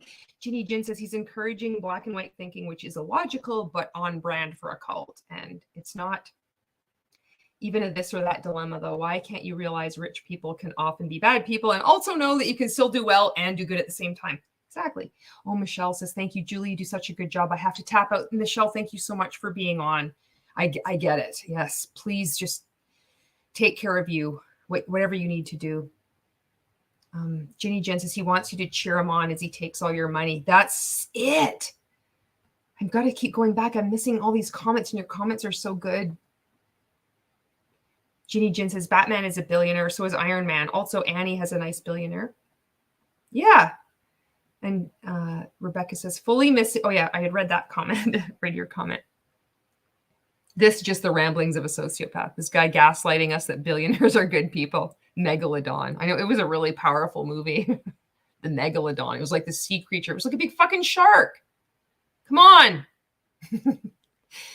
Karen says, I love your parody of him. Aaron says, under the illusion that you have permission to disagree. Yes, that's it. And says, we know wealthy people are not good people, but not all of them, but most. This man deserves to rot in prison. And she says, let's manifest money. Maybe it will magically appear in my bank account. Rank makers believe this. And so do people taking that 100K inner circle coaching. Ooh, it's so gross. They talk about how prayer and affirmations and manifestations work. And the coaches some of the coaches are teaching on this. Like it's a real thing. And you'll see testimonials come in from people, from rank makers who are like, I did this and I can't even believe, like I found money in my coat pocket, or I know I had won like a 50-50 draw, and I attributed it to the mindset coaching I got from fucking rank makers, if you can believe it. And I posted it in Inner Circle, and they're like, wow, that's so awesome. Like I just won a 50-50 draw. Everything ties back to giving credit for anything good in your life back to the cult. Even something as ridiculous as that. And says the brainwashing right now. Yeah. Gabby says it's not happening for you because you don't truly believe you deserve it. That's why I'm here, to resurface your suffering, devil voice. Ginny Jin says this is a way to deflect blame for his client's failure as well. If you didn't get success from his coaching and you're upset at him about it, then you're a failure because you're mad at him for scamming you. Exactly. Gabby says cliche quote, right versus happy. All right. So this is what I crafted that I am calling. This is the Unmessable Mindset Agreement. Okay. And feel free. I am totally fine with you. If you want to screenshot it and tag me, if you want to take a picture of it. We could screenshot and fucking tag him. He said that we could. He's totally fine with it. If it resonates with you, you probably do want a picture of it. You probably do want to snap a pic, have it on your phone, maybe help remind you, maybe even, feel free. If you want to print it out, go for it. Oh my God, here it is. Hang on. Tuma, the Unmessable Mindset Agreement. He's crafted this. Crafting is such a powerful word. It's not playing small. You can take a screenshot of this. I have no problem with you taking a screenshot of this. Well, I did what you said. I posted it on Instagram. It is not a tuma. The Unmessable Mindset Agreement. Number one, I know. And by the way, every statement is for me too, not just for you, for me. I'm not sitting on some amazing, monk cloud where I never have any negative thoughts. No, I have them all the time. I have to manage myself. This is for me, not just you. Number one, I know someone in worse shape than me has created more success. I am in control of my destiny. I know my past obstacles and trauma are there to make my story more powerful. and to help me help those who otherwise may not find hope. I want you to experience that. I've had people come up to me, and not all the time, but I've had a handful of people come up to me and say, before I heard your story, I didn't have any hope. And I'll tell you why that's important to me. It's important to me because it makes me feel significant.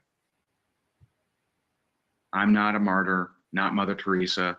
Hate the word selfless. Selfless is not what I do. This is something really fucking weird he'd always bang on about too, is that people only do good things because it makes them feel good. Therefore, all altruism is selfishness. This is part of the rank maker cult doctrine, another core pillar of rank makers. He hates the word selfless. You're doing it because you feel good. That means it's selfish. Everything is this rooted with fear and hate and shame. Everything. It's so fucking weird. Even when you give to charity or you do something good, he makes it where you feel bad about yourself. You're supposed to feel good because you're serving people, you're doing something good, but really you're an evil little person because you're getting off on it. You're feeling good about it. It's so fucked up. I forgot about that. I don't do selfless. I do this because it makes me feel good. It makes me feel significant. Selfless is the buddy jumping on the grenade to protect his team. Let's just see what that is. Selfless. Let's just actually fucking look at the definition, because he plays fast and loose with definitions of words, especially the refractory period. That was a good one. Selfless. Concerned more with the needs and wishes of others than with one's own. That's all it means. It doesn't mean throwing yourself on a grenade. And selfless isn't an ideal. Similar is altruistic. Putting your own needs or other people's needs in front of your own isn't healthy, and it's not an ideal that people should strive for anyway. But it's just an adjective. It's just like this fucking description of things that you can do, but he makes it like it's this horrible thing. It makes me feel good and it makes me feel significant. Oh, we know that doing anything makes you feel significant because you need to tell everybody that you've donated to foster kids, and they come by in a bus and they wave at you because they're so grateful. Take another thing that's never fucking happened. Selfless is going into the domestic abuse environment knowing there's danger. Selfless is running into the... What about living in emotional abuse and psychological abuse, knowing there's danger? What about speaking out against emotional abuse and psychological abuse? What about being a fucking whistleblower? What about that? Fuck, Tuma. The school shooting to try to save some lives. That's selfless. What I do... Look at this. He's like, put this shit in there, right? We thought we kind of escaped. All that bad shit was at the beginning. No, he saved more towards the end. So a veteran throwing themselves over a grenade and then a school shooting. That's in the end. That's a minute or 1 hour, 13 minutes into this one. Oh my God. I do? I'm not selfless. I do this because it serves me. Okay? I do it. Does say the truth. Because it makes me feel good. It makes me feel like there's a reason that I'm here. It makes me feel good. Number 2. I know that the media misleads and manipulates those who disagree with my stances, but I do not need to change their mind, nor invest time correcting or shaming them. I also know that beliefs are created from past experiences and exposures, and those that disagree with me may have very valid reasons to do so. That's a tough one. Number 3, I know making more money not only allows me to put more good back into the world, but also means I'm solving more problems that may not get solved without me. Can you get that? Can you grab that one? I'm solving more problems that may not get solved without me. What if you're the one? What if you're the one that is able to help the clean water issue? How do you know unless you play full out? You don't know. How do you know that you're not the one that creates an education and scoring system to reduce, fill in the blank, police shootings, to reduce domestic violence, to reduce what, fill in the blank. How do you know? With more capital, with more resources, with a larger business and more influence, the bigger problem you could be solving. But even on the micro level, you just introducing people to your product or service, your opportunity, are you? Look at, there it is. So this is a really good, when he inserts it in like that, all of it, when you introduce someone to your product, service, or opportunity, all of this is about that. So when that's when you see that mania, it's like people, like my dad passed away. I still had my Mon8 business page. I'm talking about Mon8's Intense Repair Shampoo to help me grow my hair, because I know I'm going to lose hair, because after 3 months, after a particularly horrible event, that you're prone to losing hair. And I'm so glad that I've got this shampoo. I didn't realize I was like exploiting my father's death.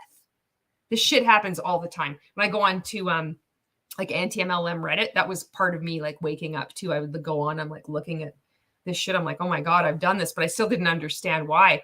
And this happens a lot. People are using the death of their loved ones to shill their product. They'll like hold up their mug, with fucking their coffee in it or whatever, like as if nobody knows what they're trying to do. But it's because it's linked in with this. It's so all this horrible manipulation, all this like words of abuse and all this stuff. It's like, you owe it to the world. This is how cults work. So it's not like, I know how gross it is when you see people behaving like this, but there's a reason why. And some people are in, we get into this like rank makers, additional multi-level marketing coaching, and it's another fucking layer of indoctrination. We don't see what we're doing. We don't see that what we're doing is wrong. We really see, you hear the words. It's like, you feel like you have a purpose. This is what it looks like. All of this shit is surrounding the multi-level marketing business. So when you show something, it's like, oh, there's, 99.7% of people fail. It just doesn't even land. It's got to get through all of this. Wild, eh? Just reading your comments here. Harmful and victim blaming. Yeah, he gaslights people. OMG, is he finally going to get to the point? Rebecca, that kind of thing really screwed with me. I was told to manifest money, so I tried it. And then a few days later, I found $20 I forgot in a pocket. It made me question reality. Ange says, thanks for bringing humor. It makes it easier to tolerate Ray for this long. Yeah, this is a long one. And Ange says, you are allowed to feel good when you donate to charities or whatever. That's not a bad thing. Yeah. Karen says, you seem like you've heard all this verbal vomit before. I love how you use humor to buffer the ick. I have heard it before. And some of it I can anticipate. And a lot of this I've heard in different iterations through other trainings he's done in rank makers. So weird. Ange says, who is he to tell me I can't be selfless? Aaron says that. Gabby, yeah, use your trauma to get ahead. He didn't make that up. He hears it somewhere about altruism being an illusion, just lame. He thinks he's deeper than he is. Or you could just volunteer in community for free. Ginny Gin, mow someone's lawn, grocery shop for an elderly resident, donate to a food pantry, carpool, collect donations for an animal shelter. Yeah. You're helping people. There's a lot of people that are going to get a rude awakening pretty soon when the unemployment ain't there no more. I talked to one of my good friends, restaurant owner, has, 6, 7 restaurants. And she's like, yeah, a lot of my people are getting paid more in unemployment than, to come back to work. So they're not coming back. Wow. Like, what an amazing thing. Like, if Ray was given more money to do any fucking thing, he wouldn't take that option because he's such a stand-up guy. Oh, yeah. I'd expect like people that are making more money doing less work or no work to just refuse it. Oh, fuck. Give me a break. And It's clearly something wrong with them. at some point, that's not a career choice, or at least not the Oh, but it was fine for you to take the loan out, take a government handout. best one. Okay. Isn't that what happened? In my opinion, allegedly. Now, let me go back. Was this helpful? Does this resonate with you? Does this help you with how to think and show up differently? No, it doesn't. I hope so. No. I hope so. What would happen if you truly embraced that? Well, you would have power. You would have power. You would save time because you wouldn't be, arguing. You wouldn't be, spending time in fruitless efforts. You would take responsibility. You would say, and by the way, this isn't celebrating the hand you were dealt. I won't go that far. I don't say, yay, I went through so much abuse. It was awesome, right? I'm not saying that. It's weird. But it's playing the hell out of the hand you were dealt and not wishing for another hand, because you don't get that option. You don't get another hand. It's playing the hell out of the hand you were dealt, regardless of your obstacle. Oh my God. By the way they held their eyes. So if you don't mind my saying, I can see you're out of aces. For a taste of your whiskey, I'll give you some advice. So I handed him my bottle, and he drank down my last swallow. Then he bombed a cigarette and asked me for a light. And the night got deathly quiet, and his face lost all expression. Said, if you're gonna play the game, boy, you gotta learn to play it right. You got to know when to hold up, know when to fold up, know when to walk away, and know when to run. You never count your money. When you're sitting at the table, there'll be time enough to count when the dealing's done. You got to play the hell out of your hand. Oh my God. Let's listen to more Ray. Obstacles, regardless of the trauma that you didn't deserve, regardless of the challenges, regardless of the relationships. I remember 18 years old, got my heart broke, and I was so in love with this girl, man. So in love. God, not the story of his fucking heart. Can you imagine? He is now, I'm 48. So he's got to be like, I think he's like 46 or something like that. So this was a couple of years ago. So he's in his 40s. He's talking about what happened with 18. Dude, get the fuck over it. It's not like this huge story of like, you're going to bring this up every time. It's like, oh my God, he's one of those guys that like never is like his first love or whatever. Holy fuck, let it go.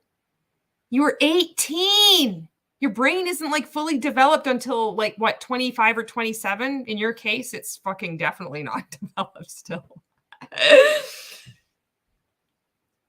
Talking about a story that happened, you were a kid, you're 18 years old, and you're bringing up the story in a rank maker training. Oh, you were fucking 18. The fuck are you talking about? Julie is here. Sweet. Jorty says, Ray coming in hot with first world mic man problems. And it's just like I'm starting to write my nose now. Oh, fuck, it's happening. I told you, if I start saying the definition of posture over and over again, you need to send help. I don't know how that help is going to happen. Like, just shoot a rubber band somehow through the internet and like, I don't know. Maybe I need to wear like the rubber band and like flick my wrist. Jorty says, Julie, I've so missed your lives. I'm so happy that you're on here, and I hope that you're feeling better.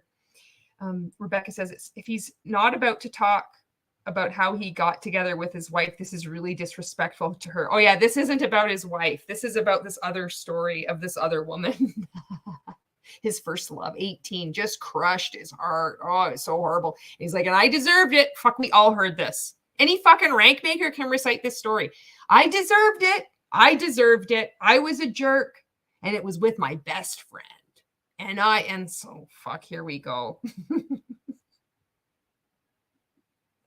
Lisa says, I think I've lost count of the number of times you've said, oh my God, not this story. Frick, here we go again. Oh, here we go again. And found out, slept with 2 of my friends. Fantastic. It's none of your business what the hell she did. Meanwhile, he's probably out fucking throwing it around. Let's face it, he probably wasn't getting any. He's fucking jealous she was getting more than he was.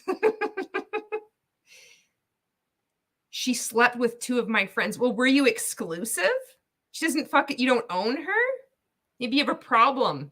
I think you have a big fucking problem. Can you imagine you're telling this story and you're in your 40s about what happened when you're 18 and somebody that you dated slept with 2 of your friends? What the fuck is the matter with you? Why would you be telling this? Why? It's just personal shit anyway. Nobody needs to know this. And I'm sure the person that's just like watching, she's like, oh my God, he's fucking talking about this story again. It's like, she probably looked at you and you thought you owned her. Maybe you asked her out. You slow danced to fucking Roxette. You fucking wish you slow danced to Roxette. Listen to your heart. Oh no.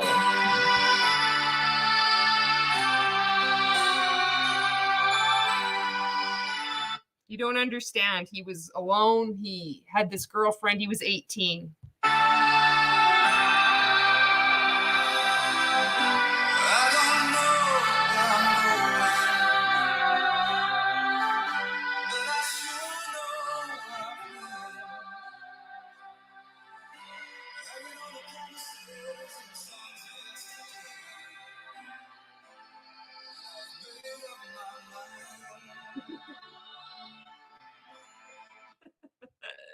Broke my heart.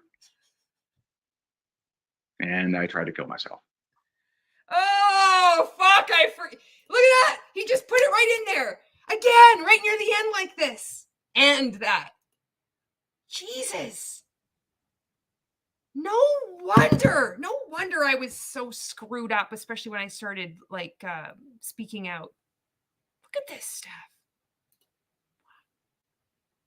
Didn't want that hand. I like to think that the plan didn't go through for a reason. She slept with 2 guys he wanted to do himself in. It's her fault. Oh my God. No fucking ownership of anything and just no respect for anybody as well. Like bringing in all this horrible talk. Wow. No wonder. Man, if we've left rank makers, good for us. We got out. We got out. We got out. It could be worse. We could still be in this. Holy smokes. I think you're here for a reason too. You have survived all the different things you've gone through. I think there's a reason to that. Now, here's the bonus question. I almost didn't bring this up because this is a challenging one. This is a challenging one. So I forget what spawned this. I think me basically being critical of government spending because that spawns a lot of stuff. And if someone disagrees with it, I'm okay with it, whatever. But someone asked this question. I don't see any millionaires given money to help the Durango, am I saying that right, in Iowa. So there. He can't make this shit up.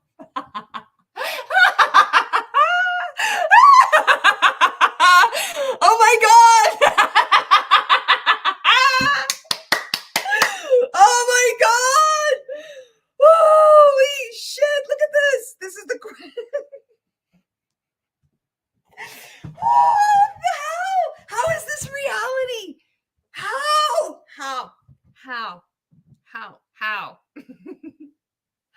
How did you struggle with this question? Oh my God. Okay, Julie says next Ray will tell us about missing the touchdown in his last high school game. Hay can throw it, but no one catching it. Gabby says, I'm 34 and can't even remember who I dated at 18. Maybe you were an incel. Yeah, this is crazy.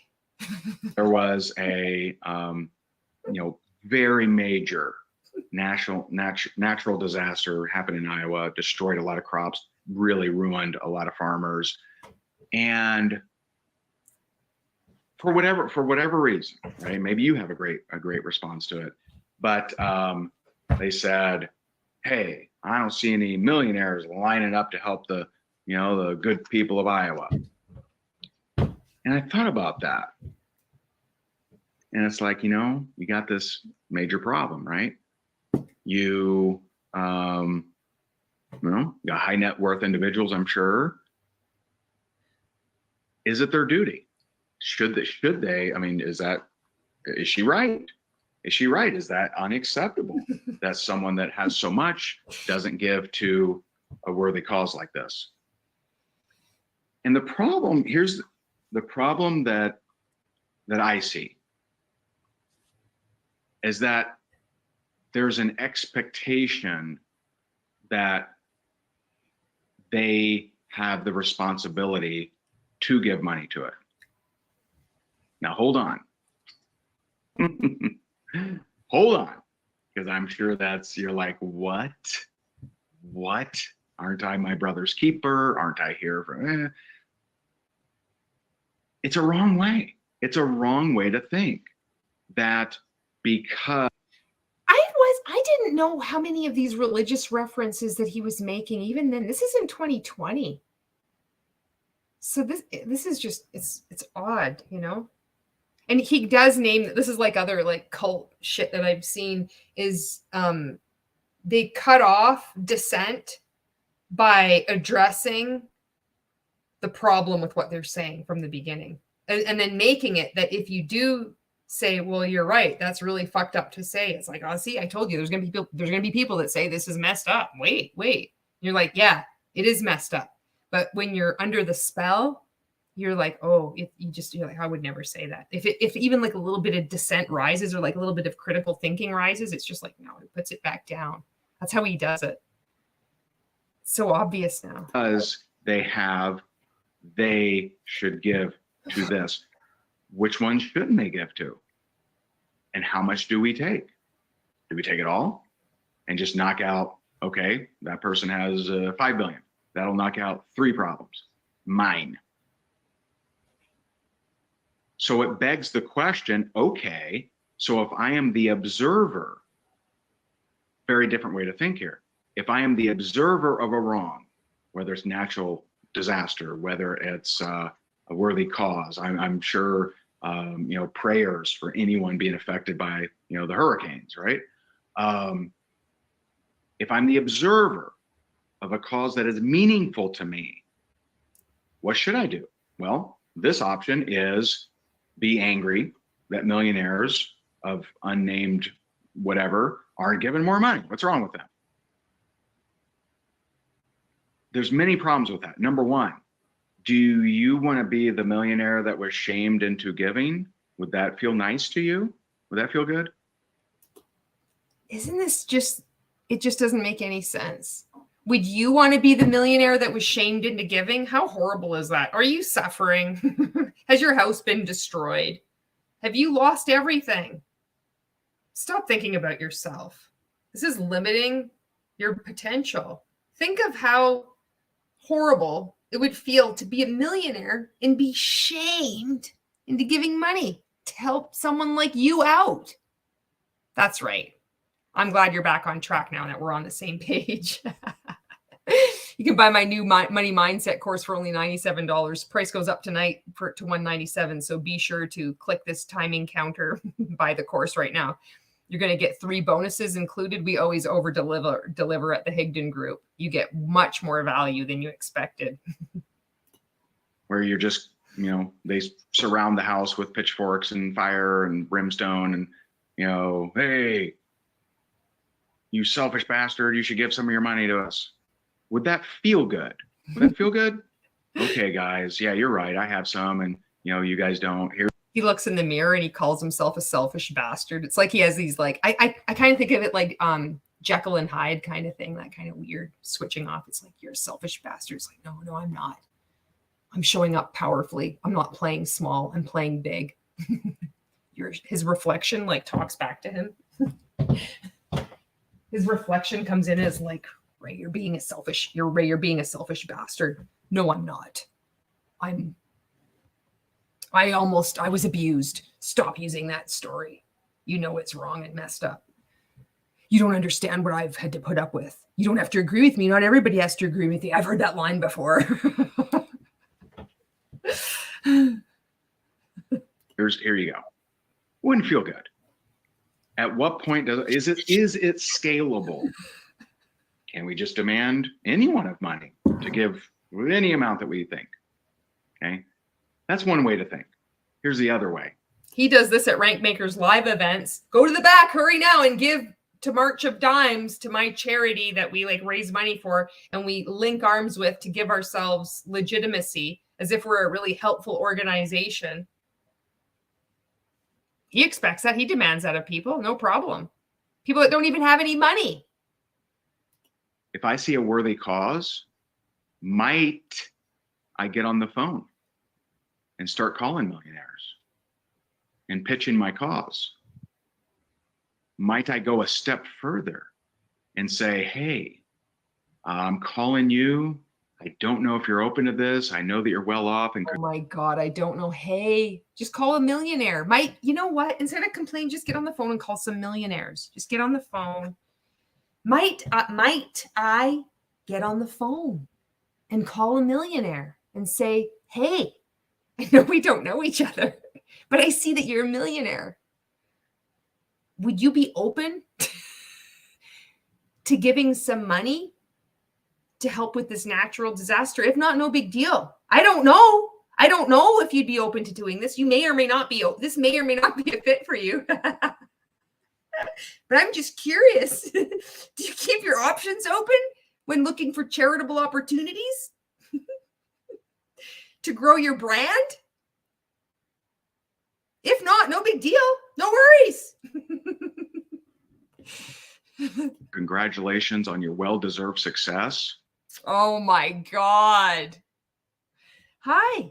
I know that you're a millionaire. I just want to say congratulations on your well-deserved success. I don't know who you are. I don't know what you've done, but I know you've got a lot of money. So I know that it's well-deserved. Holy shit. This is reality. This is happening.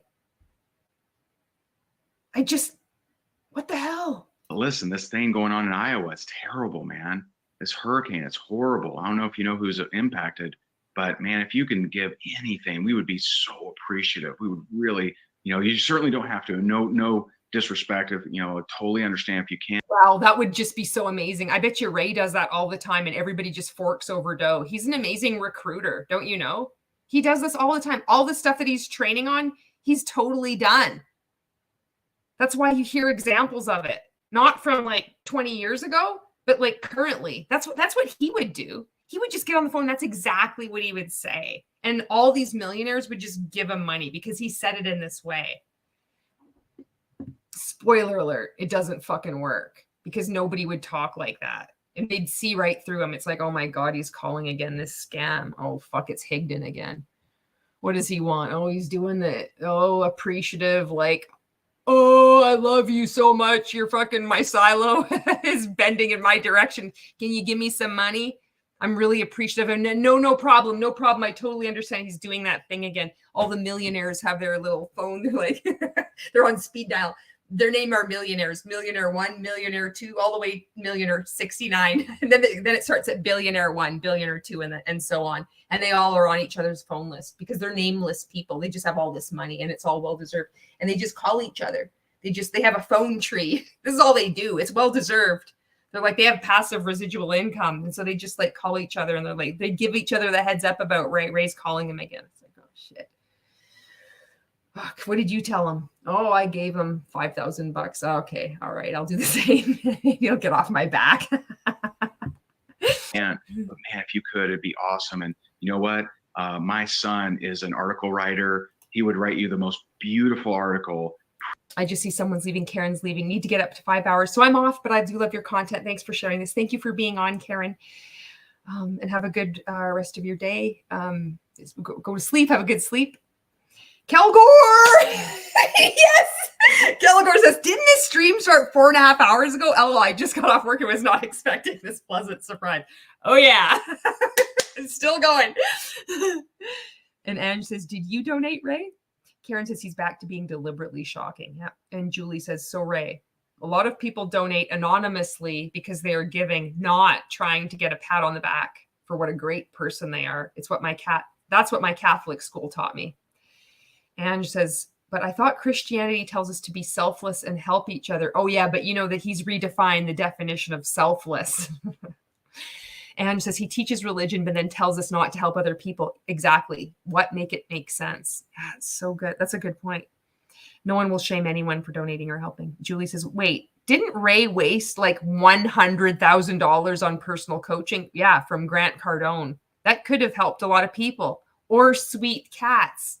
Absolutely. But you know what? Nothing is going to help the world more than the betterment of himself. Because as he personally develops and has so many transformations and breakthroughs, he's going to, like, one lesson literally will make him millions and millions and millions of dollars, which then he's going to help show you how to make millions and millions of dollars too. So really, it was such a brilliant investment because his personal development beats out anybody else's, especially now.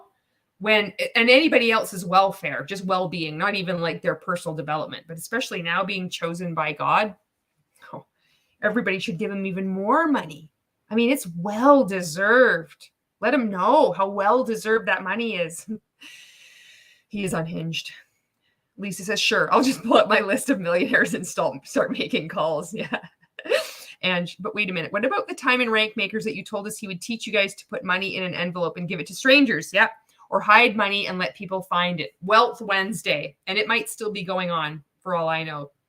And you couldn't just do a kind act. It had to involve money. And this was to improve our money mindset. You have to act because there's something wrong with us because we're not all millionaires. So what that means is we have to go out every Wednesday and you give money to a stranger. So it could, like, you could buy them a coffee or give them a gift card, or people would stick money in like diaper boxes, just like through the handles. So then there'd be like a nice surprise.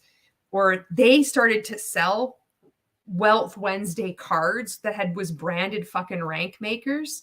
And then you'd like put money in. So it's like this weird kind of cult recruitment tactic and say like, this is Wealth Wednesday.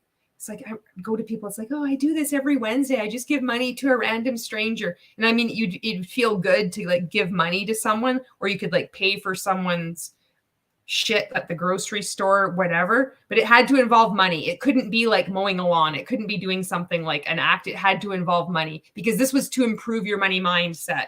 And then I remember one of the 100K Inner Circle coaches said, well, if you're not seeing results, it's because when you do your Wealth Wednesday, you're not in the proper mindset because you're giving in order to get money. And that's actually chasing money away. So hold off on doing your Wealth Wednesday activity until you are in the proper frame of mind. I am not shitting you. This is what we did. This is what so many believed. Thousands of us. According to the Facebook group, there's 9.8 people still in there. 9.8K. There was like about 16,000 people in, I think, at one time. All believing this. Alaskan says, Julie is honestly being selfless and tearing up Raymundo. And she says, no, now why is he backtracking on that? You're really good at picking out the contradictions. So good. And how do people believe that he is chosen by God? I know. I think it's a similar way to how I believed he was such an amazing coach. They're already in. Like, you can't just come across him without already being brainwashed in some capacity. I was already prepared because I was brainwashed into Monet. So seeing Ray, I was fucking ready. And I think it's the same thing. Like, I think there's something similar going on with people's now with their religion being. I don't think that's what I think anyway. I'm not sure. Praising you and just saying how wonderful and charitable you are. Think about that. What if that's how we tackled problems? What if we, instead of that damn billionaire, millionaire, whatever, what if you said, okay, what can I actually do about it? Are we entitled to just whoever's money is laying around, whoever has some? Or like, this is the thing. He's still going on about this. Like, who said something about millionaires and billionaires where it's just like rooted in his brain now? It's so weird. Somebody says one thing against him and he loses his shit. I can't even imagine what's going on now because of all the scrutiny he's been under with from anti-MLM content creators. Holy shit. This stuff must keep him awake at night. He fucking replays it over and over in his head. He probably trains on it, but he has to like mask it somehow in different ways. Look at this. how do I put in some effort if I don't have the millions to give, and that isn't a cause that you wanted to, whatever, right? But What if you started, making gratitude rocks from Iowa? What if you started? Oh my God, make gratitude rocks. Fuck, all these rank makers make gratitude rocks. We're not going to give you money. We're going to give you gratitude rocks. We've printed default setting gratitude on them. He fucking just said that. Finding out all the locals who weaved baskets and try to sell them, the Dureco baskets that are raising funds. What if you? Like, does he realize that Iowa is in the United States? It's not like this tribe, this lost Amazonian tribe where they like squat and they're weaving baskets. I mean, I know Florida is fucked up, but I mean, Iowa is in your country.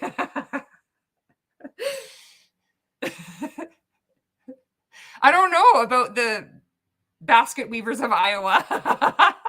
Maybe we're all learning something new. Maybe he's ILTing us. There's another documentary on Netflix. It was about the basket weavers of Iowa. It was a little known group. They lived in the forests of Iowa. They'd come out every 4 months. It was weird because you would think it would be, maybe twice a year, but no, they came out every 4 months, just like clockwork. They'd come out with their baskets. Their women would wear these long, colorful skirts. The men, they were real men. They all had beards. They wouldn't shave their beards. They'd come into the towns, the marketplace, the squares, if you will. They'd pass their baskets out to the people of Iowa.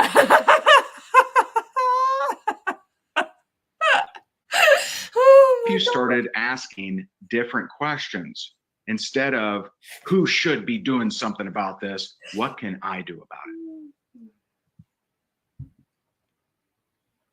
And instead of shaming, instead of wagging my finger and just making people, feel like slaves, making people feel like the sacrificial lambs. Slaves and sacrificial lambs? All for this, it's like I don't see any millionaires doing anything. And it's like he goes on this whole, like, there's people in Iowa making baskets, weaving. Phone up your millionaire friends and say it's so well deserved. Just get on your hands and knees and ask, do you fucking want me to spit or swallow? And they'll just be like, no problem, no big deal. Holy fuck. He is so fucking deluded. What if I called him and say, hey, I really respect you, man. And I actually offered some value and love and appreciation to him. I bet you could raise so much money. I bet you could solve so many problems. Why aren't you doing that then? What exactly the fuck do you do? Except take. You're a taker. You're a leech. But when it doesn't feel good to give because you're shamed into giving, I don't want to do that. I don't think you do either. Hope that's helpful. All right. Does that make sense? Was this helpful? I hope so. I know this is intense, and some of you are going to disagree with me. Disagree with me? Some of you will. Before we get to Q&A, I want to share with you our track. And this is something we'll talk about during Rank Makers Live.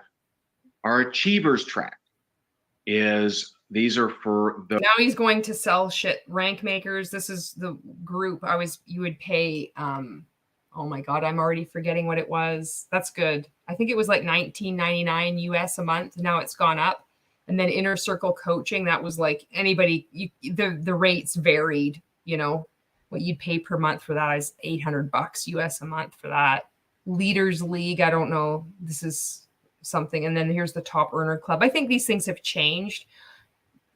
I think with these things, you had to prove that you have earned $100,000 a year or something like that. I don't really know what these qualifications are, but he's going to be selling this shit now. Those, and I like this track. Achievers track is those who have the desire to get to $100,000 a year in your business.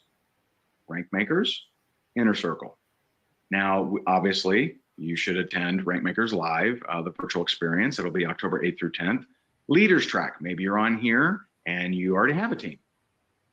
Today, I did attend Rank Makers Live 2020 and the one before that and the one before that and the fucking one before that when it wasn't even called Rank Makers Live, but Top Earner Academy Live. I was so fucking good. I did all the right things until I realized I was in a cult.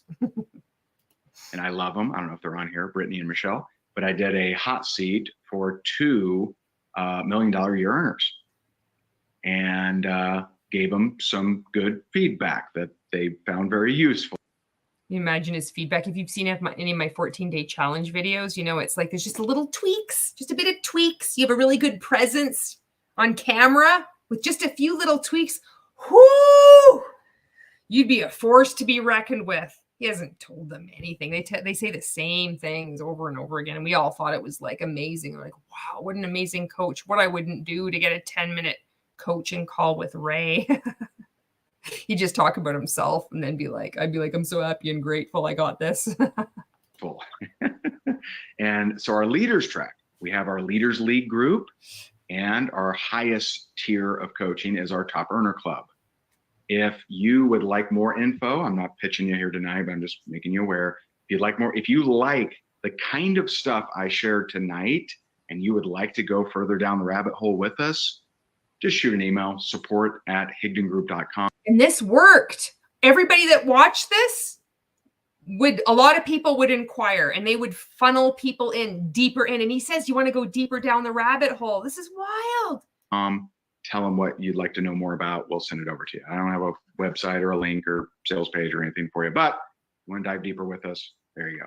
All right. So I'm going to turn on, once I find there we go. I'm going to turn on my camera and hey, so let's answer. I'm happy to answer. There he is. A few. His fucking shirt with the Higdon logo. Guess what? It's a polo. Question. So close your eyes. What is he wearing? A polo. Does it have his embroidered insignia on it? Yeah. Who has that? Nobody in the world except him. First question for you is, was this helpful? Was it challenging? Are we still friends? We were never friends. Look at that fucking mug on the side there. Look at that teeth. It's too fucking white. It's too much. It's too fucking much. That logo is too purple. Smile is too fake. It's too much. Awesome. Very cool. So feel free. Awesome. Mind blown. Challenge your thinking. Even better friends. Nice. Awesome. Nice. Everybody is like, all the good little cult followers were like, oh, this is amazing. Oh my God. Ah. I wasn't on this live. I just purchased this. I would have been the same thing. Like, this was amazing. Except I would have had I was the fucking worst for emojis. I'd be fucking putting all the hearts and everything. Oh my God. Oh, fuck. I dropped the most emojis. I think it is safe to say that out of any rank maker ever, all those thousands of people, I would put the most emojis in everywhere, all over fucking rank makers. I'd put like unicorns and fucking hearts. Oh my God. It's so embarrassing. I know some of you ain't chiming in. I know some didn't agree with all that I said. Challenging. Good. Cool. Awesome. All right. Getting late. Hit me with a couple questions. I'll answer 2 or 3 questions. I didn't tell you I would answer questions, I don't think, but except in the beginning. So like you did. I said, I didn't tell you I was going to answer questions except at the beginning. Like, what the fuck? Everything is so confusing. I'm going to read your comments here. And just like, what? What did he just say? I know. Iowa being cast out of the lower 48 is hilarious. Iowa is just gone. Iowa is like now tropical. The basket weavers of Iowa. Julie says, after you left Rank Makers, Ray taught all about the troubles in Iowa. You can still buy a basket to hold your ring lights. That's awesome. Anne says, you only care about people as long as they are useful to you. Once they are no longer useful, you throw them out like garbage. He tell you to change something, but he does not tell you how to do it or even guide you yet. And Rebecca says, I like sending emojis in chats too, though LOL, sometimes they're fun. I used to hit way too many. Like it was the cult emoji. It was the MLM, like classic MLM cult emoji, except like up even more. I am so fucking happy that I got out before there was more anti-MLM exposure, because I would have been fucking had content made for sure.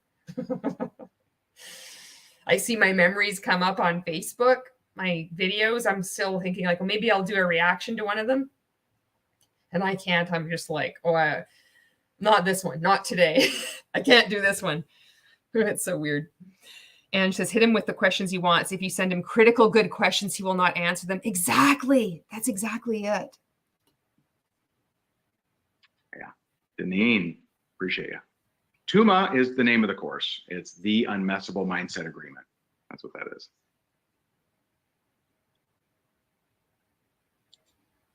All right. So Margaret, not necessarily exactly related to this content, but oh, he has to make a dig in. Somebody finally has the balls to ask him a question, and now he's like, he's doing that weird shit with his mouth too. That mouth thing I never realized he was doing all the time before. All this stuff, it's been the same from the beginning. I'm just like seeing it's like, oh, that was always the case too. Once you have people on a team, how do you keep on a team building? How do you keep them retention wise? So I would look at it a little differently. I don't ask, how do I retain my wife? But that's because you're not sleeping with your team. You don't need to keep recruiting your wife. And then your wife is having to recruit other wives. Although, who fucking knows what's going on now? I don't fucking know. I mean, maybe.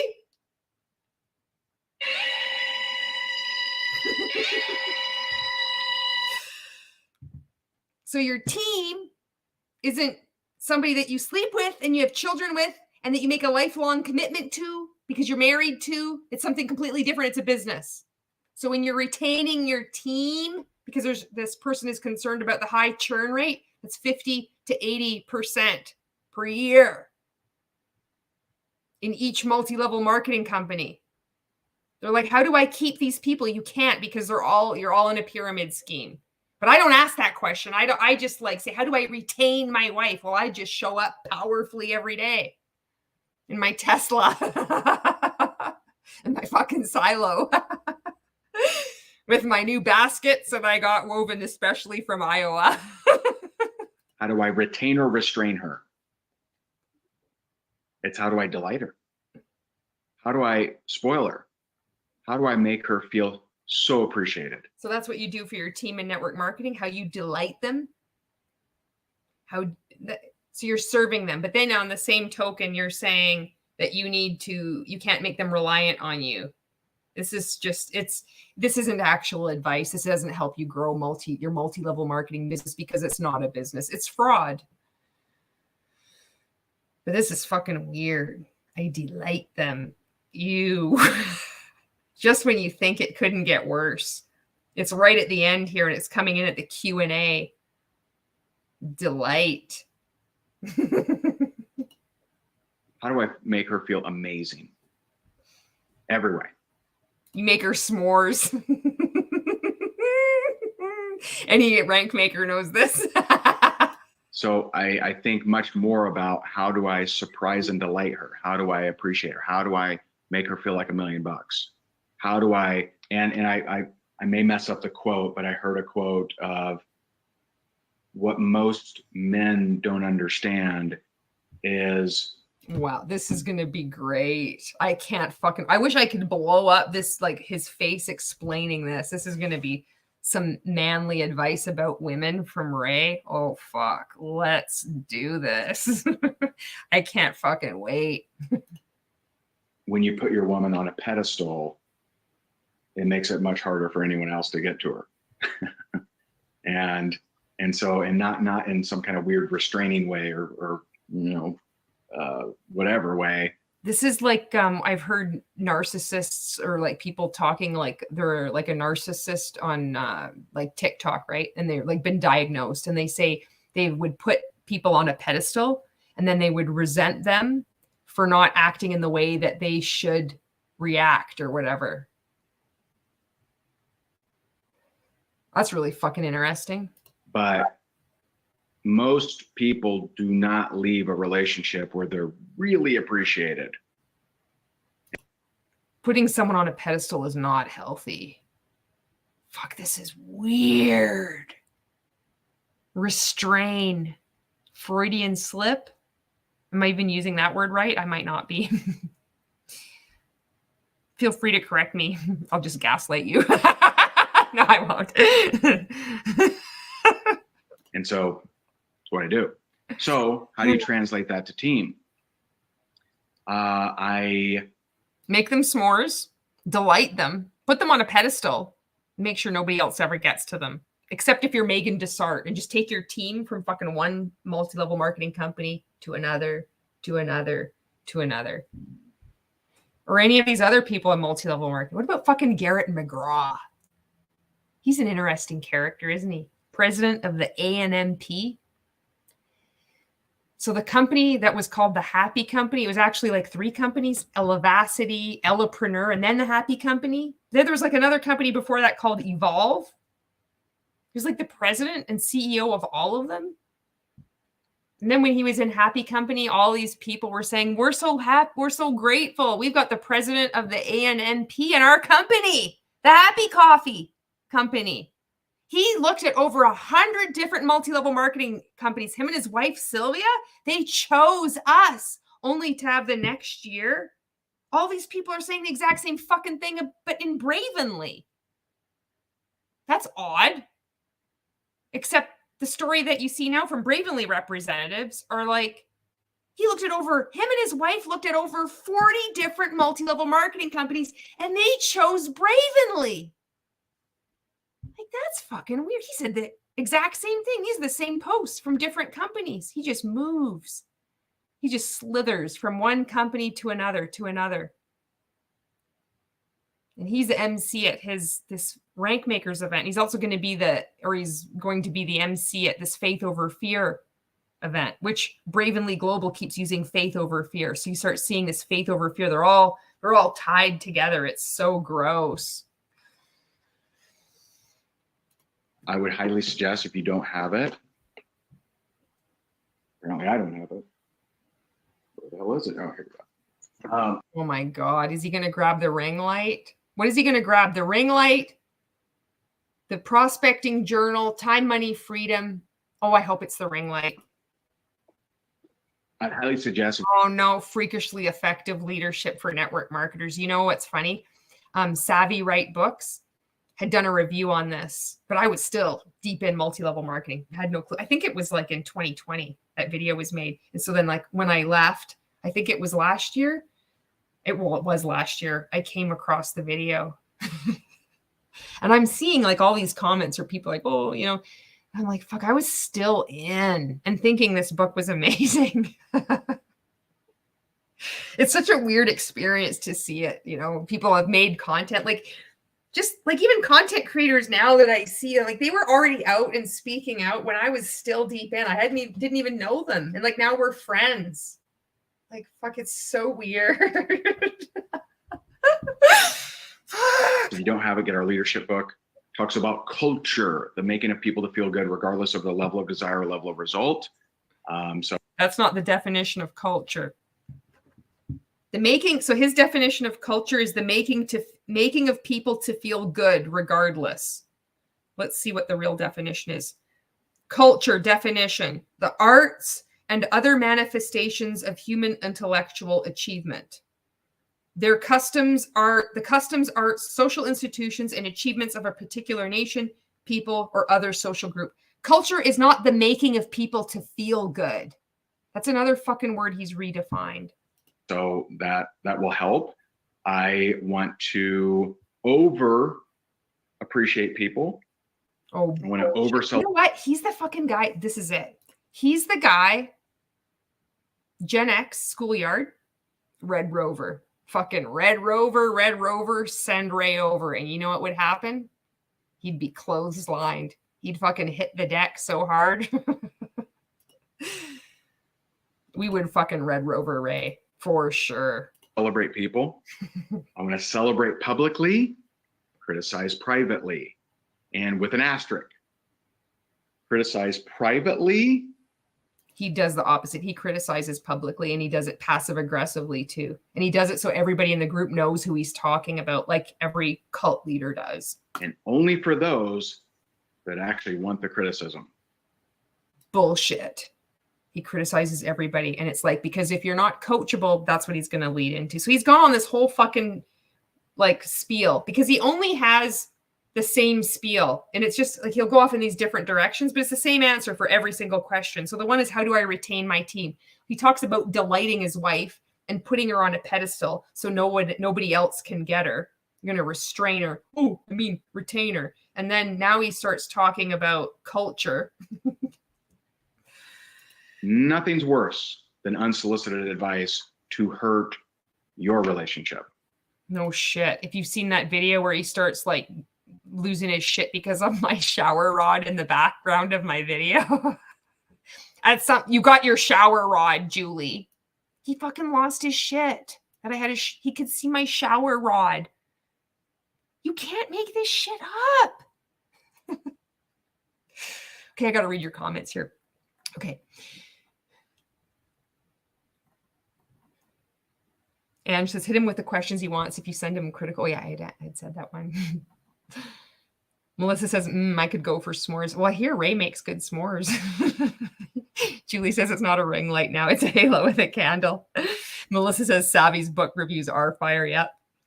And Ange says they love to create words to suit their purposes. So he says one thing, but does the contrary. Do what I tell you, not what I do. Yep. Exactly. So you want to have permission to give advice before you give it. Unsolicited advice, never appreciated. Are you coachable? So what I'll ask is like, are you coachable? Because not many people are. Not many people are coachable. But if you're coachable, I can give you some information that could possibly change your life. But not many people want this coach. And if you want to stay where you're at, just look at your results. Just ask yourself, is your current way of thinking serving you? If not, then maybe you should be coachable. Oh my God. Maybe they're doing something that you think isn't the greatest. If they don't want feedback on it, not going to give it. Kind of like our talk tonight, right? So someone has a different political persuasion. I have people very close to me in my life that we have polar opposites political views. I don't tend to talk politics with them because I don't see the point. You don't tend because you just fucking talk about yourself. Nobody can get a word in edgewise because you just fucking talk with the T-Rex hands. Ah! Fuck. Was this helpful? Does this make sense? All you haters out there. Oh, this is a legitimate business model. This didn't try hard enough. Still friends. Still friends. They're not bad people. They're just different silo. The silo they receive. The silo, they received the silo, but I'm in the good silo. We're still friends. I just make videos about them here. Sell it in a course. That they, like me, believe is 100% true. I believe my silo is true. They believe their silo is true. Neither are completely true. The one thing that we can all agree on is that MLMs are pyramid schemes, and that's not a silo. That's just a fact. It's not an opinion.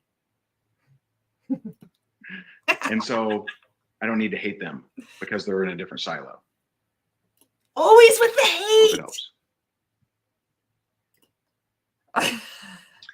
So Linda, this is the course that we recorded tonight, and you'll get access to the recording as long as you have a ticket to the Rankmakers Live. If you're asking if the 3-day will dive deeper, it will dive deeper. Is deeper the word? It will dive differently. How's that? So our 3-day Rankmakers Live virtual experience will dive differently. I don't know that it'll dive. We all need to take a shower after this. If you've been here, this has been 5 hours and 16 minutes, and thank you if you've been here for any amount of time. But man, we're getting near the end. That I could say it dives deeper because we went really deep at the roots. Like tonight, we could have called derooting if you're open to it.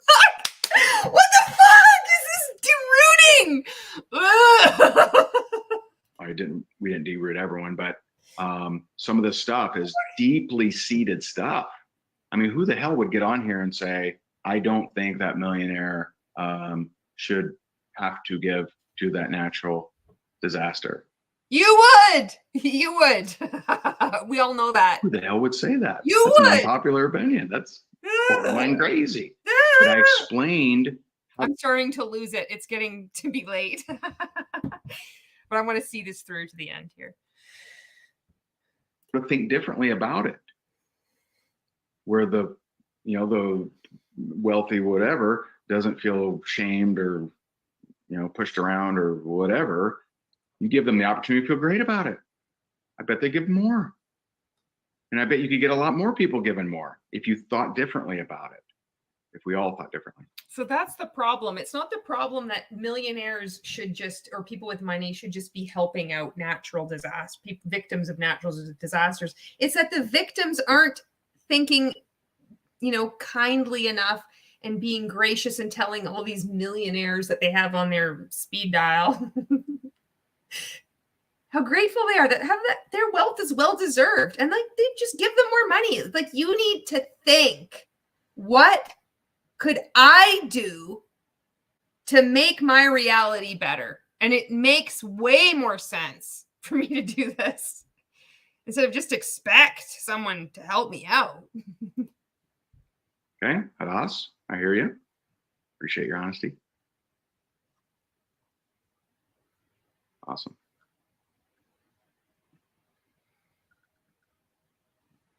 Nobody ever said anything. Although there might have been something there because it said, I appreciate your honesty. He does not appreciate honesty. I'm like, what was that about? Nobody ever stood up to him. We're almost near the end. It's the last minute.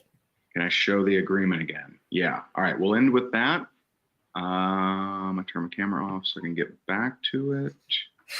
All right. So if you want to take a screenshot of this, you certainly can. Here you go. Bam. All right. Bam. So I'm rooting for you. I hope this was helpful to you. It's the only reason we do this. It's not for any other reason. It's not to make money. It's just to help you out. My name is Ray, and I'm your friend. To help you get reach more of your potential, build a life and a business and everything that impacts more people, makes you feel fantastic for being here. We really, really appreciate you. I can't wait till Rank Makers Live. That is going to be next level. It's not some silly Zoom. It's not a webinar. It wasn't next level, and it was a silly Zoom. It is an experience. It was an experience. We're going to have a lot of cool stuff on there. So I appreciate There wasn't a lot of cool stuff. you. Thank you so much. Feel free to drop me, hit me on the social medias. Give me your feedback. I really appreciate it. Thank you all. Bye. And that was it. We made it through that one. Congratulations. Holy smokes. And says, but then you call people haters that don't agree with the MLM. You just say you don't have to hate people with different opinions. So which one is it? The contradictions. Do you hate people with different opinions or not yet? We really, really appreciate you. Money. Yeah. Julie says it helps people fall asleep. I mean, I heard words, but they didn't say anything. Yeah, it does put us to sleep. So what I thought now, I didn't know how long this was going to go. I mean, I never do, but this is cool. So I would like to show you if you're on here still, and you don't have to, I mean, you can leave whenever you want, but I originally wanted to like break this up and show some funny clips, and I have some funny clips. So, I'm going to show them to you, but the first thing is that this is what I wanted to say to Ray. And this is from, I think I can speak confidently for most people, within anti-MLM, for most ex-rank makers, and also for a lot of people within anti-MLM, is that, Ray, what you have just said is one of the most insanely idiotic things I have ever heard. At no point in your rambling, incoherent response were you even close to anything that could be considered a rational thought. Everyone in this room is now dumber for having listened to it. I award you no points, and may God have mercy on your soul. Okay, I'm going to show you this first clip here. So this is good. So I don't know if you've heard of Aussie Man reviews. This is so fucking hilarious. So this is the first one I want to show you. I've got two. This is cows versus turtle. Oh my God, this cracks me up so much. I'm going to make this like, okay, look at it. Oh, maybe like this. What do you think? Like this? Or like this? Maybe like that. Like that. That might be good. Okay. I'm going to turn the volume. This is awesome. This is 1.5 minutes. This is so awesome. So this is called Aussie Man Reviews Cow versus Turtle. I'm not going to say anything more because it's so awesome. And if you haven't heard Aussie Man Reviews, I think you're going to really like it. Here we have some cows investigating a strange foreign object. The white cow is like, is it a rock, a meteorite, a piece of horse shit? Oh, it fucking moved! We're being invaded. There's a breach in the paddock, everyone. Now the grey cow whispers to the brown cow, I knew this day would come. It's the fucking prophecy. These rocks with necks, they're stealing all of our farms. Everyone says, shut the fuck up. But he keeps spreading doomsday propaganda. He tries to get them to buy his book. Oh, there's Shirley. Oi, Shirley, can you move this rock? She says, fuck off. I'm heading to the bomb shelter. You got to get up pretty early in the morning to get one past old Shirley. The brown cow senses paranormal activity now. Oh, shit, in comes a baby. He's like, what's wrong with you old wankers, bunch of pussies? It's just a rock or a meteorite or a piece of horse shit. Oh, it fucking took a swing at me. The turtle is victorious. The cows are yelling, run away, everyone. Get to the fucking muster point. This is not a drill. Run away in a calm, orderly fashion, please. The paddock has been compromised.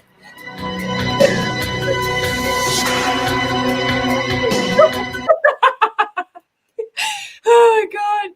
Oh, okay. Oh, man. Okay. Melissa says Billy Madison. Rebecca says silo does not mean what he thinks it means. Actually, you should do the definition of silo, too. This is going to help other rank makers. I thought that one was so funny. And then I'm going to show you my other one. I just saw that one last night. But the next one I'm going to show you is the one that I saw years ago. And it's like my all-time favorite. So silo, isolate from others. It's so gross. Julie says, love that. Thank you. You're welcome. All right, this is going to be the next one. This one's good too. I love this one. Oh my God. Okay, tortoise versus cat. All right. Ugh, fucking take it. Ugh, gonna smash you. I got to go backwards. Ugh, fucking take it. Ugh, gonna smash you. Ugh, I know you stole my letters. Ugh, I got it on camera, mate. Ugh, oi, where are you going? I'm not fucking done with you. I'm taking you down. I'm taking you down to Tortoise Town. You're in my world now, dickhead. No, piss off, dog. This isn't your fight. Go hump someone's leg. This is between me and Jingles. Ugh, yes, right in the genitalia. That's gonna fucking sting later. Ugh, I think I shattered your leg. Ugh, oh, you're running away again. Is that your only bloody tactic, mate? Whoa, taking a swing at me. Now you're gonna fucking regret that. If you get out of this alive, I'll come back. Seriously, stop legging it, please. You're only delaying the inevitable, which is that you have to prepare to meet your feline maker. I'm gonna fuck up your vertebrae now, right in the lower back. Ugh, yeah, I heard a crunch. There was a crunch. Ugh, I don't know if you know much about tortoises, but our necks are more bloody powerful. Yeah, than a big fuck off sledgehammer. That's a true story. That is a fact. Ouch. I can go all day, you wanker. I have it in me. Honest. Oh, what are you running away? Classic. Aha! There's the stolen lettuce. You hid it up your ass like a drug smuggler. Fuck yes, I shall reclaim what is mine. Tonight, I will dance and feast. I just love that one so much. Ange says it was fun. Midnight here. Good night. Good night, Ange. Good night. It's like 10:30 here for me. Okay, I'm going to end this, but I am going to play a song. And I might kind of like chair dance and then definitely lip sync, but I'd like to end this with music. So this is from the Arkells, and this is Leather Jacket. And I don't know all the lyrics. And you don't need to know all the lyrics when you're like lip syncing to it, because who cares? It's music and you can just not know all the lyrics. It's okay. So thank you so much for watching this. If you've watched any part of this, I really do appreciate it. And I really do enjoy hanging out and doing these live streams. I like doing them long. It's cool. It's something that I never did things like this long, just fucking around and hanging out. That's not true. I did some, as I started to wake up, but I really enjoy doing this. And I hope that, even though it's like really heavy content and you see what's going on, that with a bit of humor, it makes it, I don't know, that you stuck around to watch any part of it. And that hopefully other people that are seeing this, they know that they're not alone when they start to wake up. And I don't know, it's just fucked up. And I'm just really glad that you were hanging out with me here. Luna says, caught the very end of the stream. And says, it was fun. Oh yeah. And Luna says, hope everyone has a great weekend. Okay. So I'm going to play this. So thank you so much. And thank you to everybody who's newly subscribed to me. I've had people comment from the interview that I did with Marco. And somebody on TikTok, I shared this to Instagram and I did a reply to them. They had come across the interview that Marco had done with me about Monate, Brainwashed in Monate. Somebody had come into her salon. This is so hilarious because this sounds like something Ray would say. Somebody had come into her salon the day before from Monate and was very convincing and was saying all the right things. And she was going to sign up and she did her research and she came across that interview and she didn't sign up. And she's like, thanks, girl. So I did like a video reply showing her reply and then just like put some music to it. And I've been sharing that. And like, this is the power of speaking out and, just different creators getting the message out there and helping people actually critically think and look what they're getting a part of. So Lisa says, thanks so much, Julie and Chad. It's been fun.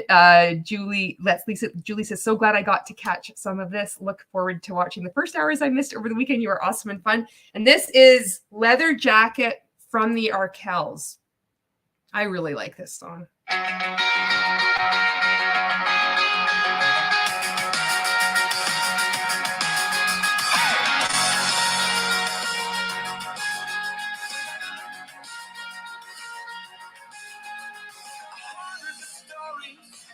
Showed up, and they tell it to me.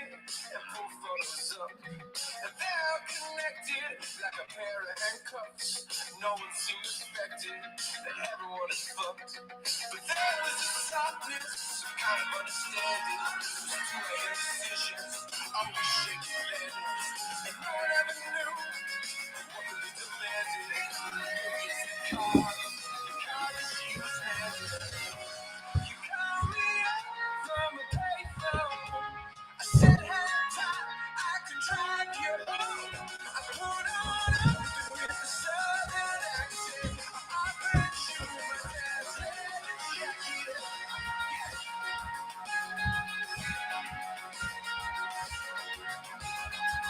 I met her at a party, she comes straight from work. Complained that the regulars were all a bunch of jerks. She always looked tired, she danced with the drunk. She even pulled off a stupid haircut. She said, I don't need a sponsor, oh the best lover. It's a man that sees me, and so he thinks you're up. The last few years, but I've been running for cover. Trying to sleep so I can visit my mother. You call me up from a payphone. I said, hang tight, I can drive you home. I put on up with the southern accent. I bet you my dad's leather jacket. When times were tight in the worst years, you never knew how to interfere. And now you're back, and just so lucky. The blues don't take us, you keep attracting.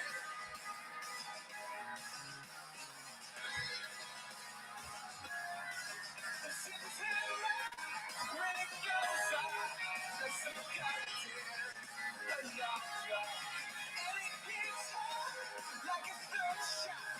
Conversations, she just goes on.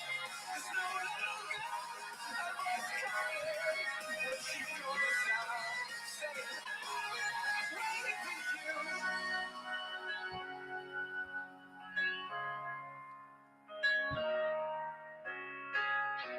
You call me up from a payphone. I said, hang tight, I can drive you home. I put on up with the southern accent. I bet you my dad's leather jacket. When times were tight in the worst years, we never knew how to interfere. And now you're back, but just so lucky. The blues don't take us, you keep attracting. You call me up from a payphone. You call me up from a payphone.